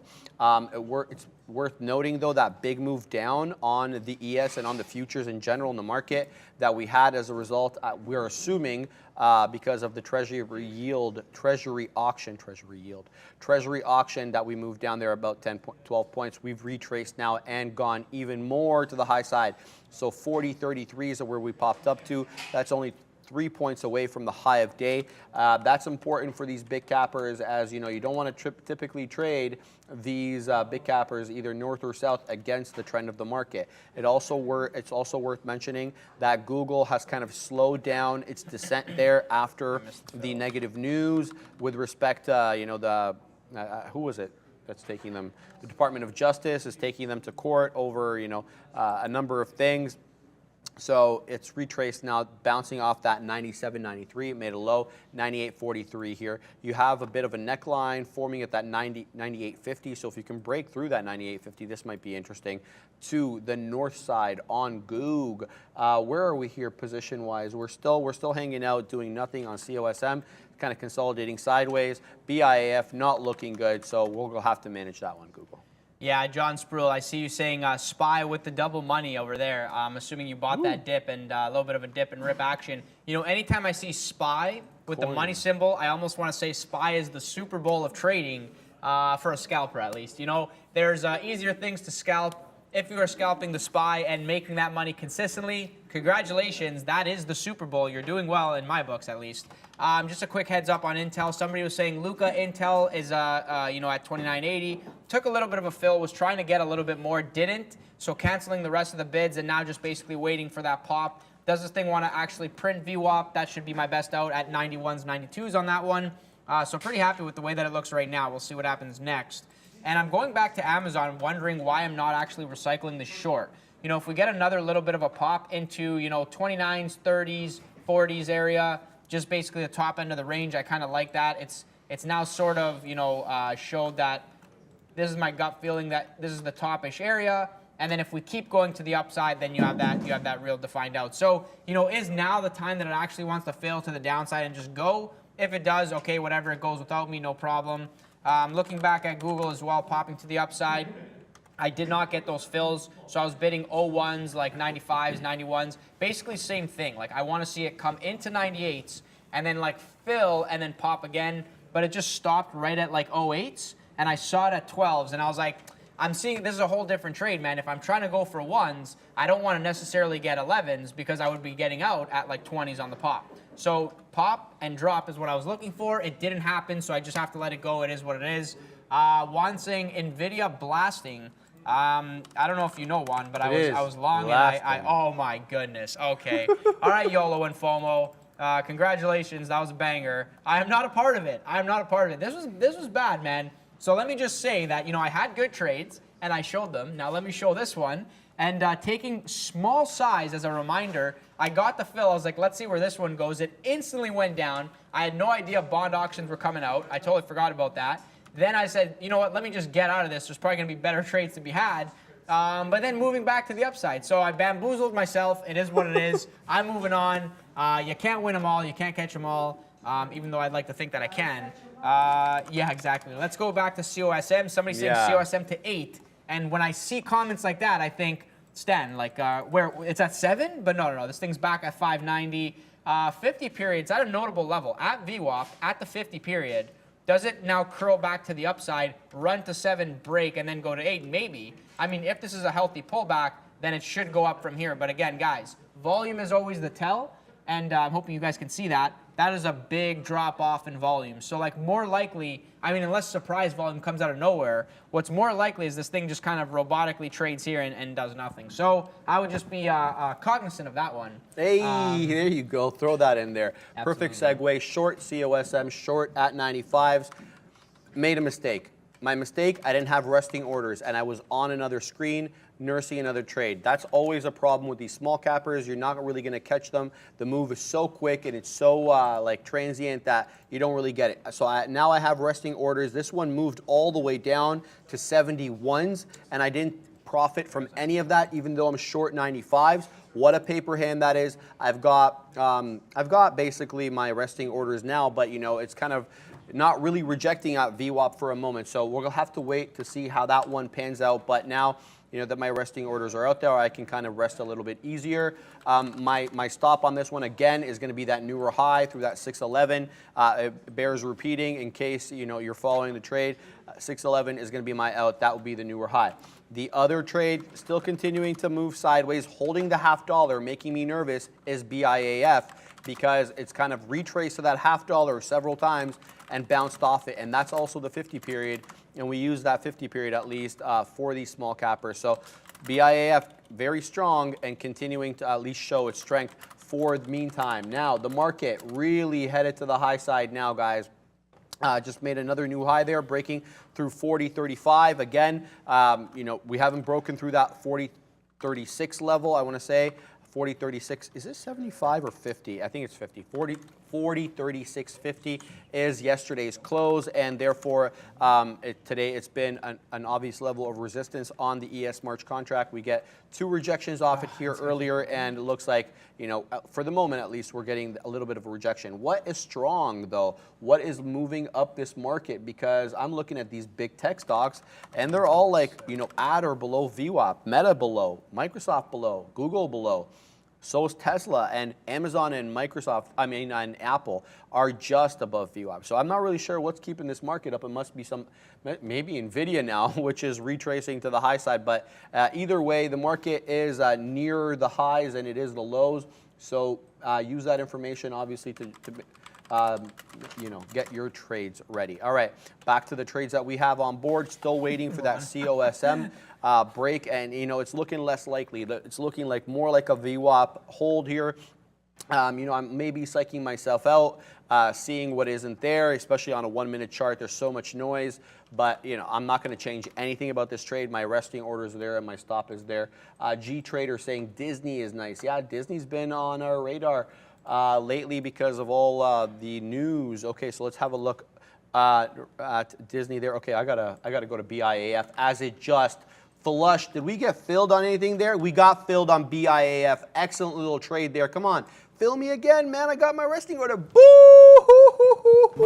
We get that fill, baby, on BIAF, and we're paying the bills. Let's take more out there. We have a lot on, so we got to take a lot out there. There we go. Let's take more.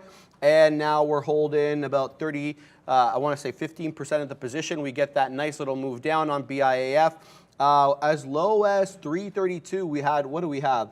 369 average, so a nice little 30-penny winner on BIAF. Not much on that left, 15% or so. COSM, we get that first fill on COSM to the short side. We'll drop that cash, but we're still holding a sizable part of that position. So just a momentary thing here, guys. On COSM, we're still holding the majority of it, but BIAF, we pay the majority of it out already. Pumped about that, Luca. Congratulations on that trade there. Just a quick example. I want to go back to this. So Intel, that was a really good long there off the 80s. And shout out to Neil for calling that one out in the chat initially. He's always all over these. And I was like, yeah, let me just join him on this one. So yeah, nice little long. And, you know, obviously scalping myself out at the 50 period and above. But guys, you know, as a scalper, one thing that you want to, this is kind of the point that I wanted to make. As a scalper, you know, it's easy to get into position. I feel like the market will always fill you on your entry. Most of the time, but then it's getting out of those positions that the bots, they just know. They're like, oh, you're in a position and you're a day trader and you have to get out? Okay. So, you know, as you're getting into position. The bots are so sinister.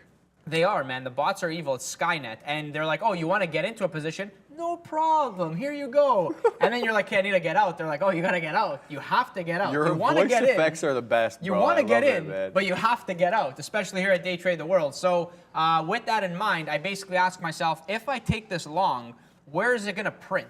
Like, where does this thing actually print? And it's safe to say that, as we get to VWAP, if you run, 500 stocks across the board that are in the S&P 500, and you say on a given day with no news, where do these things print the most? And robotically, it is at VWAP. There's a lot of VWAP algorithms. As we get to VWAP, it's a little bit of a magnet effect. Institutional traders, they trade at VWAP. They trade at daily level, institutional levels. So when I'm scalping and I'm like, okay, I want the long at 29.80, the reason is because I think that I can get VWAP prints. And so, I'm obviously out in front of that because I'm not going to be too greedy, but it did print VWAP. It did print 91s, 92s. So that was a great trade. That's basically the logic on that. I get in as a scalper. Where can this thing possibly print? Probably VWAP. I'm not going for 30 because 30, it's like, well, if we get there, it's probably a short back to VWAP. So yeah, safe to say that VWAP is showing that on the short side, it's printing the bids. It's printing the bids, and then it drops, and then it's printing the offers when it comes back through. So this is like in the back of my mind as I'm trading this thing. I'm not just randomly like, let me long here and see what happens. No, it's like, let me long here because I think it's going to print VWAP so I could probably get out, whether it be on the offer or hitting the bid on the kind of the way that I'm doing it there. Basically taking the win, so I'm pretty happy with that one. So yeah, definitely a really good example. Somebody in the chat was asking about gold. So let's have a look. I love gold. I personally don't day trade gold. I love it, man. I love gold. You know where that's from, right? Yeah. Okay. It's man, Austin Powers. If you haven't watched Gold it, member. Go watch. Gold member. Yeah. And, I love gold. I watched all those, man. Those are back in the day. I haven't watched. Shout out Mike Myers. Maybe I should watch. Mike Myers and I share a birthday. So, oh yeah. Yeah. Oh, she was. Yes, that's number 3. Yes, the what's called gold member. First of all, it was Austin Powers, International Man of Mystery. Then it was Austin Powers, The Spy Who Shagged Me, and then it was Austin Powers, Gold member. I think what was the first one? International Man of Mystery. That's the opening scene. That was best. I love it, man. I love these are old school. I watched all these a few times. It's been a while since I watched that actually. But anyways, quickly back to gold because I think it was somebody in the chat asking Rivers. Interesting name, Rivers. Do you play poker? So gold obviously going to the upside here. I don't day trade gold because there's other things that I like to day trade. Gold for myself is either a swing trade or an investment. Yeah. I basically buy as a protection against inflation. People say, oh, but if you bought gold 10, 20 years ago, you didn't make any money. My answer is you didn't lose any money either. No. So that's basically what I go for when I look at gold. And the people who are mentioning that are basically saying, if you pull up, gold looks fantastic lately. Have you looked at the Canadian versus the Canadian dollar? Yeah, it's almost at all-time highs. And I'll get there in a sec. But obviously, guys, this is the monthly. So this is like 2008 down over here. So like obviously, had a nice run up, and then since 2011, went down, went back up. You're flat. You didn't make any money. But the thing is, and I don't pay for trading view here, so don't mind this guy over here. But basically where I was going with this is I don't really day trade gold. However, something to note is that if Russia, China are doing some sort of backdoor deal where now Russia wants to come on the open market, sell their oil, use some type of currency that they then back by gold, because we're in this kind of interesting era where, rates across the board on it doesn't matter which central bank you look at, were low for so long. Then we hit a recession. They're raising rates. They can't go back down because then they risk hyperinflation. So it's this weird environment where, stock picking now is going to matter.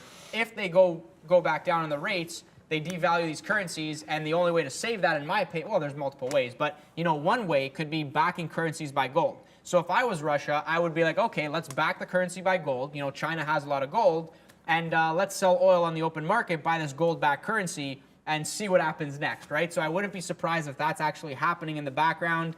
Very hard to find truthful information on it, but that could be something at play. I don't know what the U.S. plans are, but I'm sure, in the back of their mind that they think, if we run into a hyperinflation environment, do we back our currency by gold? Because we have a lot, right? The Fed definitely, probably has a lot of Fort gold. Knox, yeah. Fort Knox, they probably have a lot of gold there. I would say that's kind of their backup plan. You know, it's not something that they want to do, but maybe it comes to fruition. So if that actually happens, getting back to this kind of gold idea, I like the long in gold. It's not something that I would day trade. It's something that, you know, I think, you know, it's not a dumb idea to have this, you know, a part of your long-term portfolio. You don't want to go 80% into gold, but, you know, as an inflation hedge, as a protection, as a potential, oh, this maybe breaks out and then we actually go, but does need a catalyst. And maybe a potential catalyst would be if governments start backing currencies by gold, going kind of back to that idea of the gold standard. You know, where does gold go? I mean, I have no idea to the moon. And to build on your point, Luke, I don't have the exact numbers, but I was reading something about China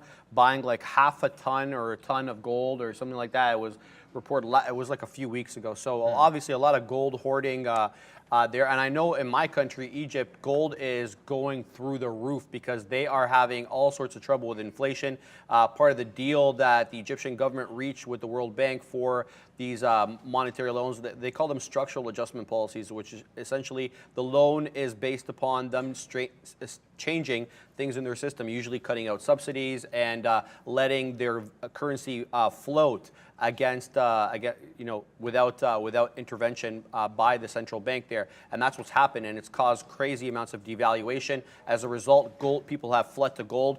Gold prices in the country have gone up. That's caused the government to kind of restrict the amount of gold that can be bought and sold and brought into the country. So it causes all sorts of issues. But gold, wow, it is a store of value, and I think that we're definitely going to have some interesting plays with gold going into the next little bit as, you know, we do have trouble with inflation. All right.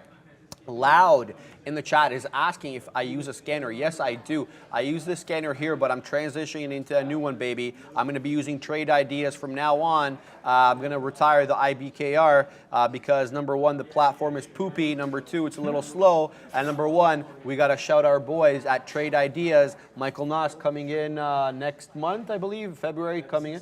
February 16th, Michael Noss is going to be in the house. He's going to be showing us all this cool stuff on the platform. Can't wait for that. But for the moment, I'll just give you what I use as my filters for the scanner. Number one, obviously, I like to have the current price. Two, I like to change percentage since 4 a.m. open. Change percentage since 4 a.m. open. Then I have a change percentage since 9:30, since after the bell. I also use volume. I use average volume, and I like to also filter by 5-minute volume because I want to know what's doing the most amount of shares most recently. It doesn't help me if most amount of shares were done at 9 a.m. I want to know what's going on down. I'm an intraday trader. And then the gap percentage. What percentage did this stock open versus its close yesterday? And these gappers tend to do very well, and so I like to have that gap percentage column there as well. And then the last one is whether the stock is shortable or not. That's not of interest to you guys. That's basically specific to my platform and how that works. Quickly updating you on COSM. We took out a piece here. Through that, we took a 595 short. We took a piece out at 581, but then it went against us. So we took out the last little bit at break even. In fact, actually, it was a bit of a loss. If I'm being honest, it was above break even because of the buffer that I gave it. But this one not headed to the sell side yet. It ends up being a VWAP bounce, and this one is more long-minded. So we try to jump the gun there. And this is why I don't jump the gun. I mean, I like to say that I don't, but then every day I come here and I do, right? Which is bad for me, obviously. That's something that I have to improve on, but COSM probably would have been better to wait for this VWAP break, consolidation sideways, and take that continued move down. We tried to jump it. We were rewarded momentarily, and then we had to basically stop out for the rest, break even on that. What else is the chat up to? Abhishek Desai says, Sharif at Mo Salah. Yeah, Mo Salah is awesome, but Liverpool sucks. No, I'm kidding. Of course, Liverpool doesn't suck, but they're having some trouble this year. Obviously, they're having an issue with their defense. Virgil van Dijk needs help. People, he needs help. And Konate is not good enough to help him there. Also, Alexander Arnold, guys, light me up in the chat here if you guys think different. Can he defend, or is that just an illusion in my mind? Because I don't think he can defend at all. Great winger, great going forward, but he doesn't have the clue nor the endurance anymore, it seems, even though he's young, to be able to defend with these wingers, these attacking wingers. He just doesn't want to have any part of that defensive responsibility. But Hey, you can't dog Van Dyke, you can't dog Allison in the back. People in the chat are getting upset because I'm talking bad about Liverpool, but it's what it is, guys. Come on, you Gunners. There we go. COIG, baby. Come on, you Gunners. All right, let's get back to trading now. Apple at high of days, 142.96. Apple's got legs. We've seen, Meta be strong. We've seen lately Microsoft even a little bit, and then Google. Today is Apple's day. It's up 1.3%. It looks like it's single-handedly carrying the market because I'm not really seeing much in the way of action from any of these other five. It seems to be Apple with all the heavy lifting. Luca. Yeah, guys, I want to share something that I found kind of funny.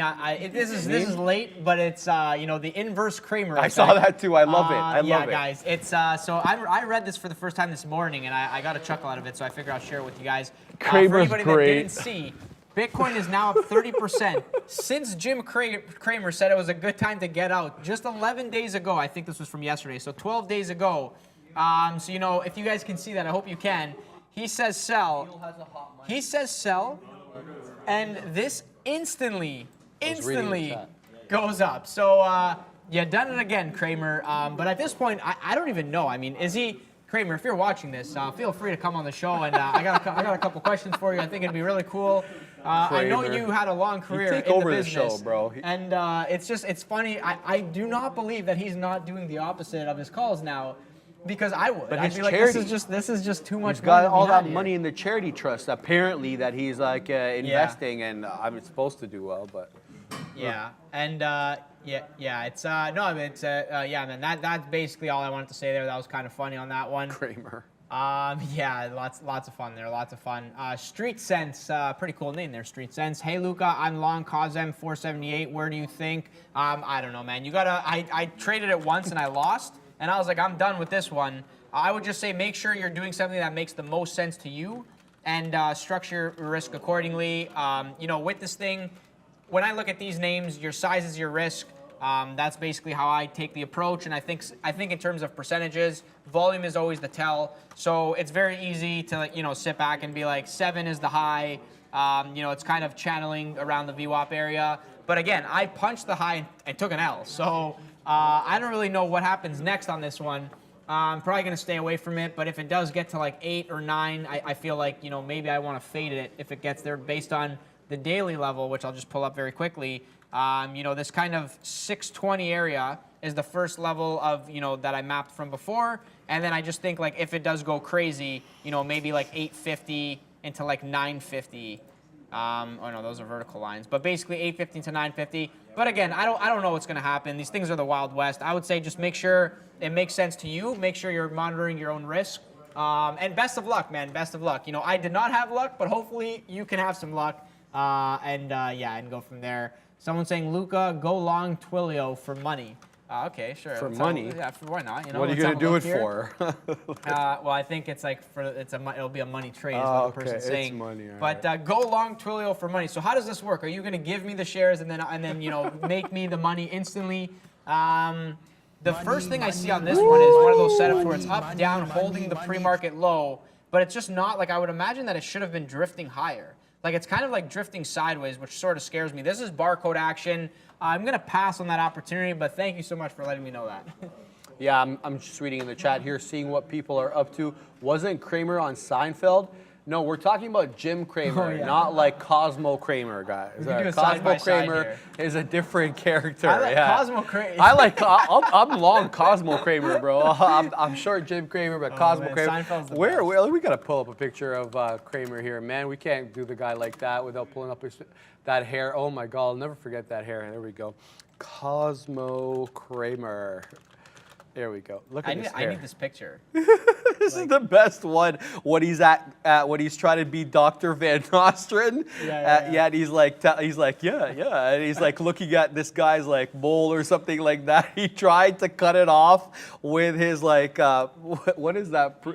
The meat slicer, thank you. Like he's like, if I could get the right angle and put him in the right position, I'm sure I could get it off. The guy's an absolute psychotic, but yeah, I can go to sleep to that every night, man. It's always on TV. Book About coffee tables. And then he's like, Eureka, essentially, right? It was actually a good idea, man. Then he does the book tour, then he obviously flops. But Kramer, shout out to Kramer. All right, where are we at now?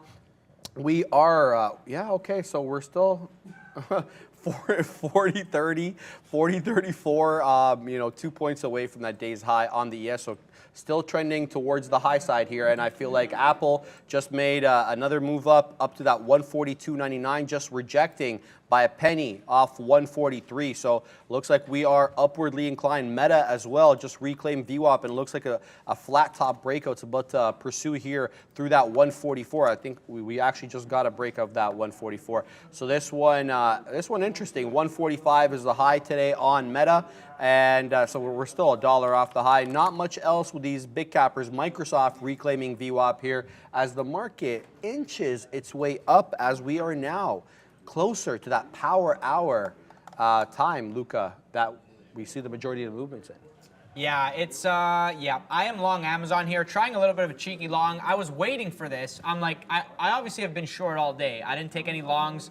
That one red arrow that you guys see there, that was a mistake. I was short, and then I overcovered and then went long, so I quickly got out of it. For the scalp, I basically wanted this short like into the highs, but it only popped and then instantly gave me the kind of scalp win on that one.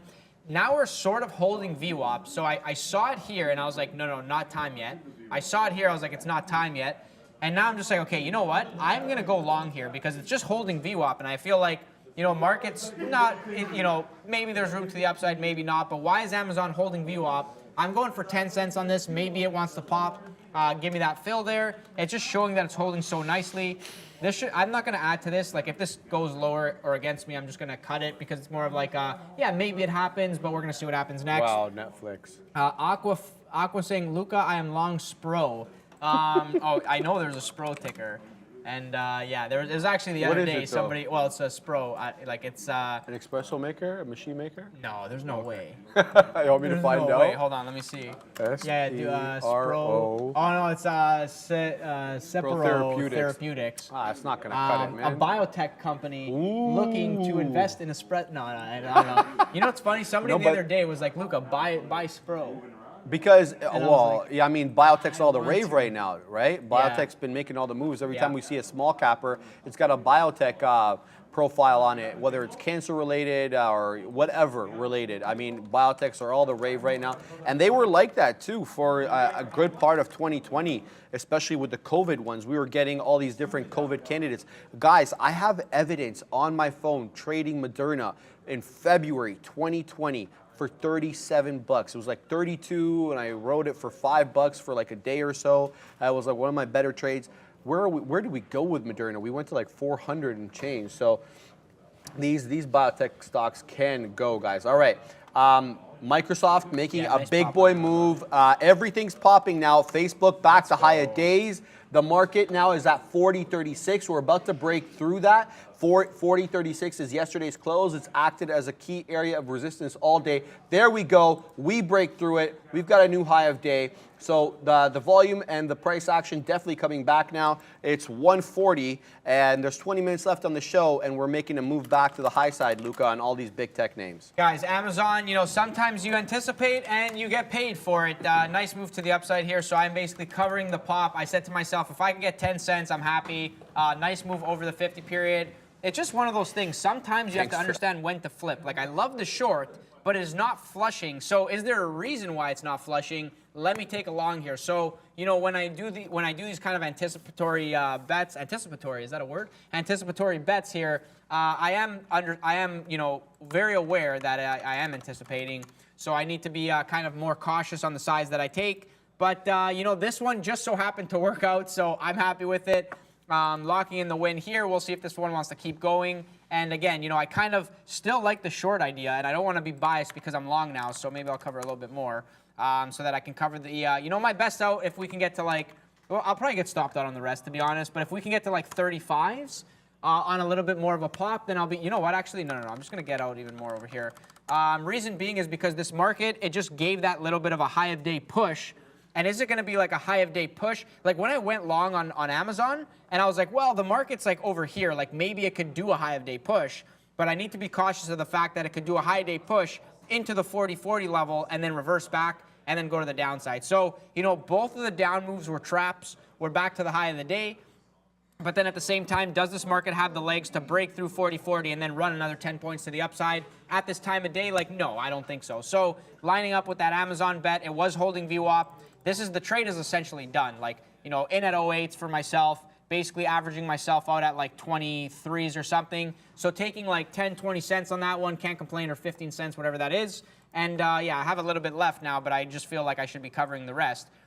If it gets back down below 10s, I'll just put a stop there to remind me. If we get back down below 10s, I'll stop out for basically a flat trade on the rest of the position. But if this wants to keep going to the upside, my best out is going to try to be 32s, 97 32s if I can get that fill. If I do get that fill, I'm going to start thinking short going into 97.50 for the turnaround. We'll see what happens there.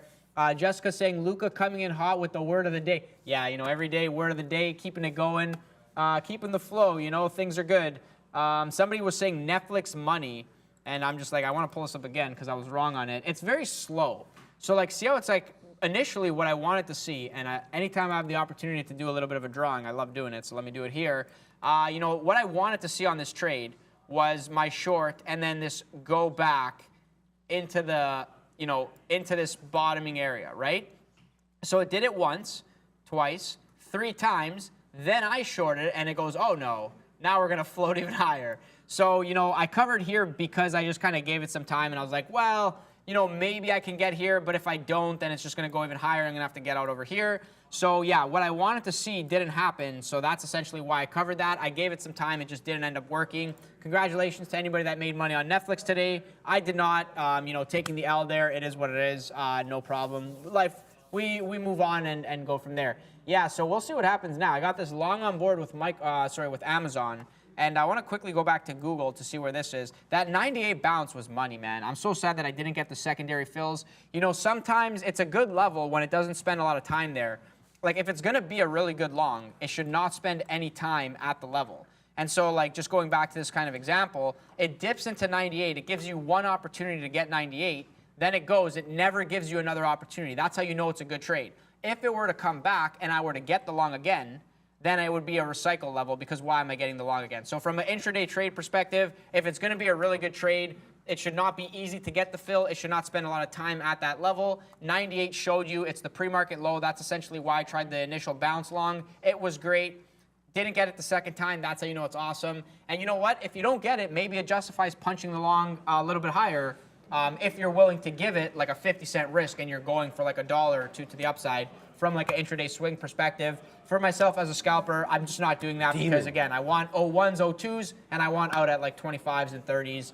That's basically giving myself 20, 30-cent win and recycle. Sorry, you were saying? I'm just saying, you said scalp, and I said demon. Oh, demon. Yeah, adding absolutely, that in there. Man. Scalp, demon, sitting just under 300 fills for the day. Definitely can't complain.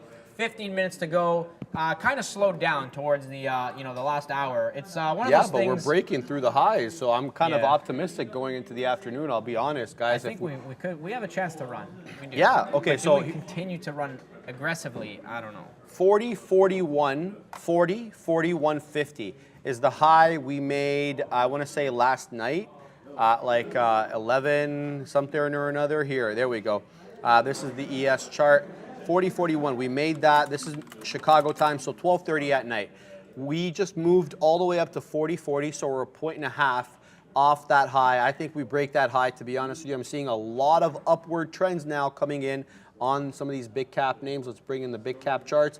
Google's obviously the laggard. In case you're just joining us, it got bad news because the U.S. government, through the Department of Justice, is coming after it. And I'll tell you exactly what. Brendo put it in our work chat earlier. Bears repeating, says DOJ suit is doubling down on a flawed argument. That's Google's response to it, obviously. But the DOJ and 8 states say Google has corrupted legitimate competition in the ad tech industry. The U.S. is set to sue Google and to be joined by 8 states. So we've seen that before. We've seen the Europeans come after them. They've come after Meta in the past as well. It's more rumblings, and it's completely out of our control. We can just play the price action. All right, so everything here for the except Goog moving 143.16. Now the high of day on Apple 144.34 is where we're at on Meta, and 242.63 is where we're popping to now. On Microsoft, we're off some of those highs. Amazon, we're well off the highs, about 80 pennies off the highs. Likewise with Microsoft, we have a 243.95 high, so essentially 244 high, and we're at 242.62. So even though the market's at highs, some of these big cappers are not. But guess what is at highs, Luca? And I couldn't be happier about it. Netflix, baby. Let's keep going up. 364.48. We're long in the low 40s. We paper-handed that trade. I was long in the 20s, got out, got back in. So loving this trade. This one continues to get bought up by some of this big money. You got to assume after some of the upgrades that it received as a result of its good earnings, or what was perceived to be good earnings. So nice little run up for Netflix there, holding the trend line here on the daily chart. Where did we get down to on that earnings day? We got down to 13s. So if you were clever enough to get in the 13s and you didn't paper hand your swing trade like I did and punch out in the 30s, then you're golden. You're like 40, 50 bucks in the money already on Netflix, Luca. Yeah, definitely exciting. I covered a little bit more of Amazon. It's just spending a little bit of time right here at 25. So I'm like, okay, maybe 25s is are the money fills, and then 35s are not going to fill. So yeah, 10 cents different, no big deal. But if it does pop, I still do have some on board. Somebody was saying, you guys talk too much, you don't trade. Hey, listen, man, we talk and we trade. I got 275 trades here. Look at this, if you guys can see it. 275 fills for the day. Tons of trades, man. Tons of trades. Look at these, man. I'm just waiting, being patient, waiting for levels. I'm just not that taking kind of trades, trader. cracking jokes, living life, drinking Spros. Things are good, man. Talking Things about are good. soccer and football. Talking soccer. Sharif talks football all the time. How are the Cowboys doing? The Cowboys are eliminated, bro. That's like you're just like rubbing salt on a wound there, Luca. Come on, man. I had no idea. The Cowboys, as you guys know, played very poorly this past Sunday. Dak owning it. No, I mean he came out in the press conference yesterday. And here's the thing. Let's get some sports talks going here, guys. Comp SRX1 says 49er, baby. I'll show you. For some reason, it hid his comment there. Okay, so the Cowboys are paying premium money for a quarterback that is not even above like the medium scale. So you're paying for like a top tier guy, and you're getting a guy who shows up as a medium guy most of the time. And he was touted as a good ball manager, this and that. That's gone out the window, guys. He has given up the ball a lot this year. That whole ball manager, no interceptions or fewer interceptions type thesis, that's out the window for me, guys. It's time to start looking elsewhere. Let me ask you something. You talk about the quarterback. What about the kicker?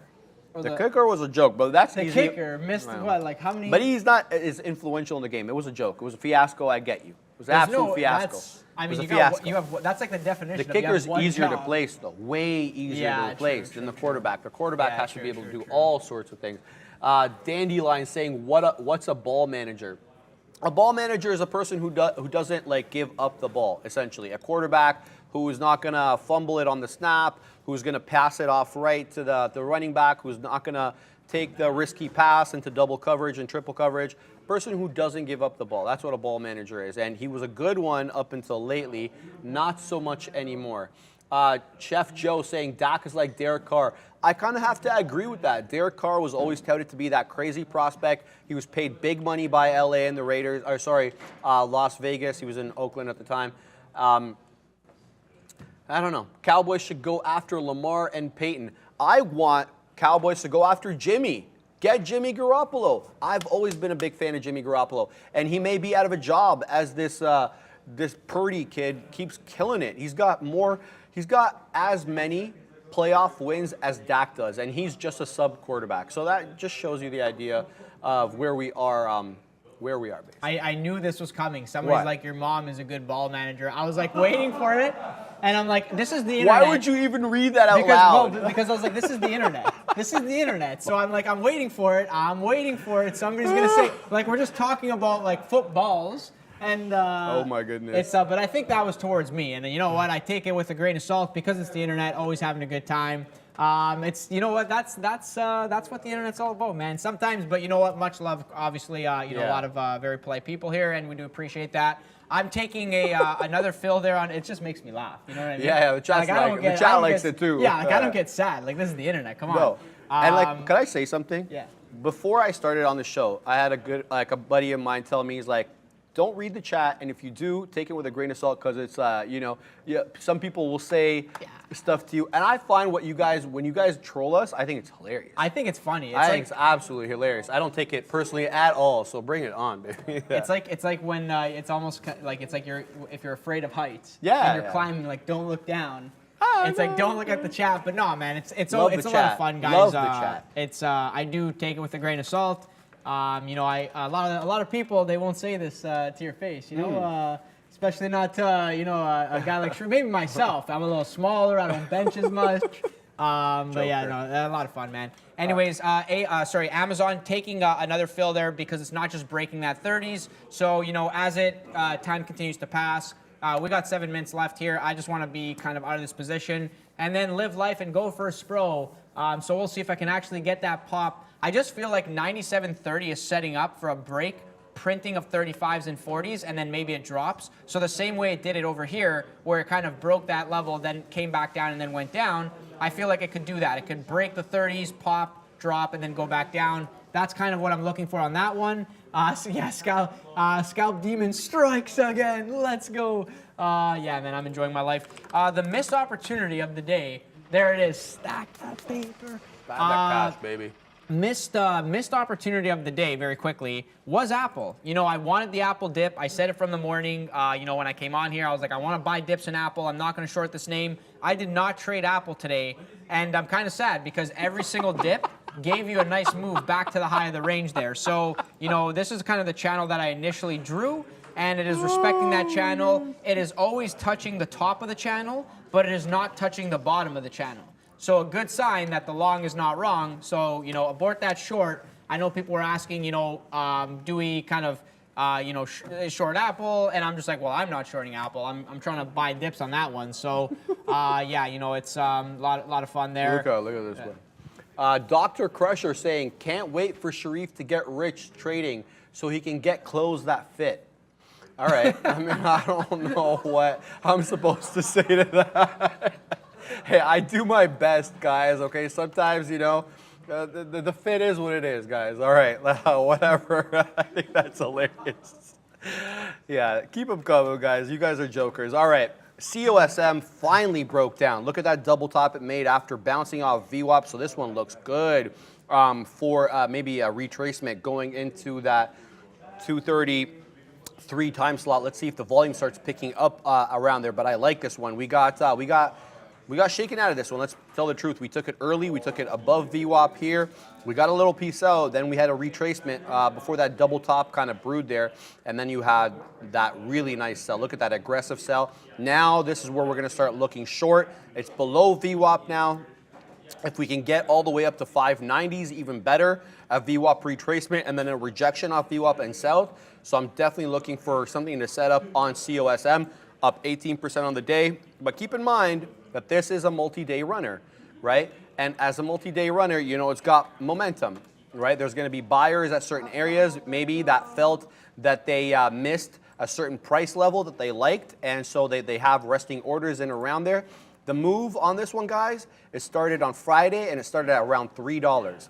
So this one will likely have some support going all the way down from where we're at now to $3. There's going to be people, again, that may want to buy at those levels, but let's see if shorts can get overwhelmed by buyers or the other way around, Luca. Yeah, sorry. I'm just like laughing at some of the comments coming through. Do you have a license for those, Sharif? Yeah, look at this guy. Arms are going to fall off due to the lack of blood. Like, why would you say that? Like, joker. All right, guys. No, you guys are jokers, man. Yeah. Always a good time, man. Yeah. Always a good time. Yeah, no, it's okay. Sorry. Where were we here? Yeah, you know, missed opportunity of the day, Apple. I'm canceling bids. Microsoft didn't get that bottom kind of fill bid there. At this point, it's off to the races, testing 243 to the upside. I really wanted 241, but again, it doesn't even come close to that, so that is a good level. I think I was sitting at like maybe 241.11s, and the bottom was like 20s, 25s there. So it is what it is. Got to let that one go. No big deal. Moving on to the next. If there is a next, I'm sure there'll be some excitement going into the close. Market now testing 40-40 to the upside. Yeah, baby. So, do we break and go? Let's go, Or do baby. we kind of go sideways? I don't really know what to expect. But again, because all of these down moves have been traps, and then we quickly go back to the upside, my gut is telling me, at least for today, or maybe today, tomorrow, unless things say otherwise, is buy that dip. I want to buy that dip and sell the rip for now, and maybe hold a piece if we keep going. But yeah, 40-50, pretty big level. 40-50 into 40-70. Do we jailbreak to the upside? Your guess is as good as mine. Missing a little bit of data here on the daily chart. But yeah, if we break through 4100 and that high. I want to show one more chart, which I do have to send to myself very quickly. But basically, everybody looking at the same chart on the SPY, which is in that downward channel. We're now at the top end of that channel. If we break to the upside, do we jailbreak, and how fast do we go? Will definitely be interesting on that one. Sharif, I don't know if you're looking at something while I send this to Yeah, I'm myself. looking at COSM here. Just punch short, half position. Let's do another test on this one. We get an initial, can't even talk there, an initial rejection off VWAP. That's what we're looking for. We were looking for a break of VWAP, a retracement back to it, and then a break of this low, the low being at 565. We get short 80.50, so maybe it could have got a better fill there, but was short pulling the trigger, was pulling the trigger. First out is going to be 71. Second out is going to be 64, 65-ish. Can't really see that. And then we're looking at the half dollar in the face there. So let's see what this one does. Market, not blowing through that 40-40 level. Still now back down to 40-37 as we kind of like made a big aggressive move there. Look at this move on the futures here. This is the 3-minute chart on the ES, kind of bottoming out here at what time was this? Yeah, that's when the auction, the Treasury auction news came out. We made a low of 40.23, and it's basically been upside, upside, upside since that time. We retraced quite quickly, and then we've been creating higher highs and higher lows. So COSM and the ES in general are on my watch going into the afternoon. Go ahead. I can just to quickly wrap it up here, if you want to show my screen, before we let you guys go to the big boys. Big dogs. You're gonna have to zoom into the screen here. I can't make this any bigger. I took it from, huh? The Zoom app. I'll do that. Huh? Zoom app. Yeah, like Microsoft does. Like there. They have a Zoom app? I don't know. I don't know. Oh, here we go. No, that's Zoom. Anyways, guys, this is the market. Everybody knows this. It's in this kind of channel. Up, down, up, down, up, down, up, and now it's at the top end of the range. Right, this is the SPY, this is the daily. Yeah, guys, magnify it on your side if possible. So the real question is, do we jailbreak to the upside, and then how far do we go? This would be, everybody knows the recent high. So this could be like 4,300. If we break back, like, are we gonna squeeze to the upside? I mean, anything's possible. There we go. I'll show it on my chart here. Look, they're, that was this is what you're looking perfect. for so, here. This is that was great. That was great. Yeah, exactly. Come to my chart. Come to my chart, Brad. Yeah. There we go. This is basically it. I mean, and we've hit all the highs. We've closed above, Luca. The first time we've never closed above this trend line going back to last January. We've now closed above it for 2 straight days. Today, if we close at this level, it'll be above it. But what I want to look at to build on what Luca was saying, so you have the higher low here, and you have the break of this trend line and then the close above the trend line. But what I'm really looking for is the break of this 4,100 and a close above 4,100. That's a new high. That's where the trend, I think, in my opinion, going. All right, guys, we're overtime. So it's been real from Luca. I'm Sharif. I said it right this time. This has been the Midday Show. Let's send you over to the Big Kahunas. But first, Brendo's at the big desk. Hey guys, yeah, welcome in. 2 o'clock, couple hours left as we head through the afternoon here. And what's ending up to be a pretty flat day overall after it started out pretty negative. If you remember right out of the gate this morning, it was all downside. Here's how the big board looks right now.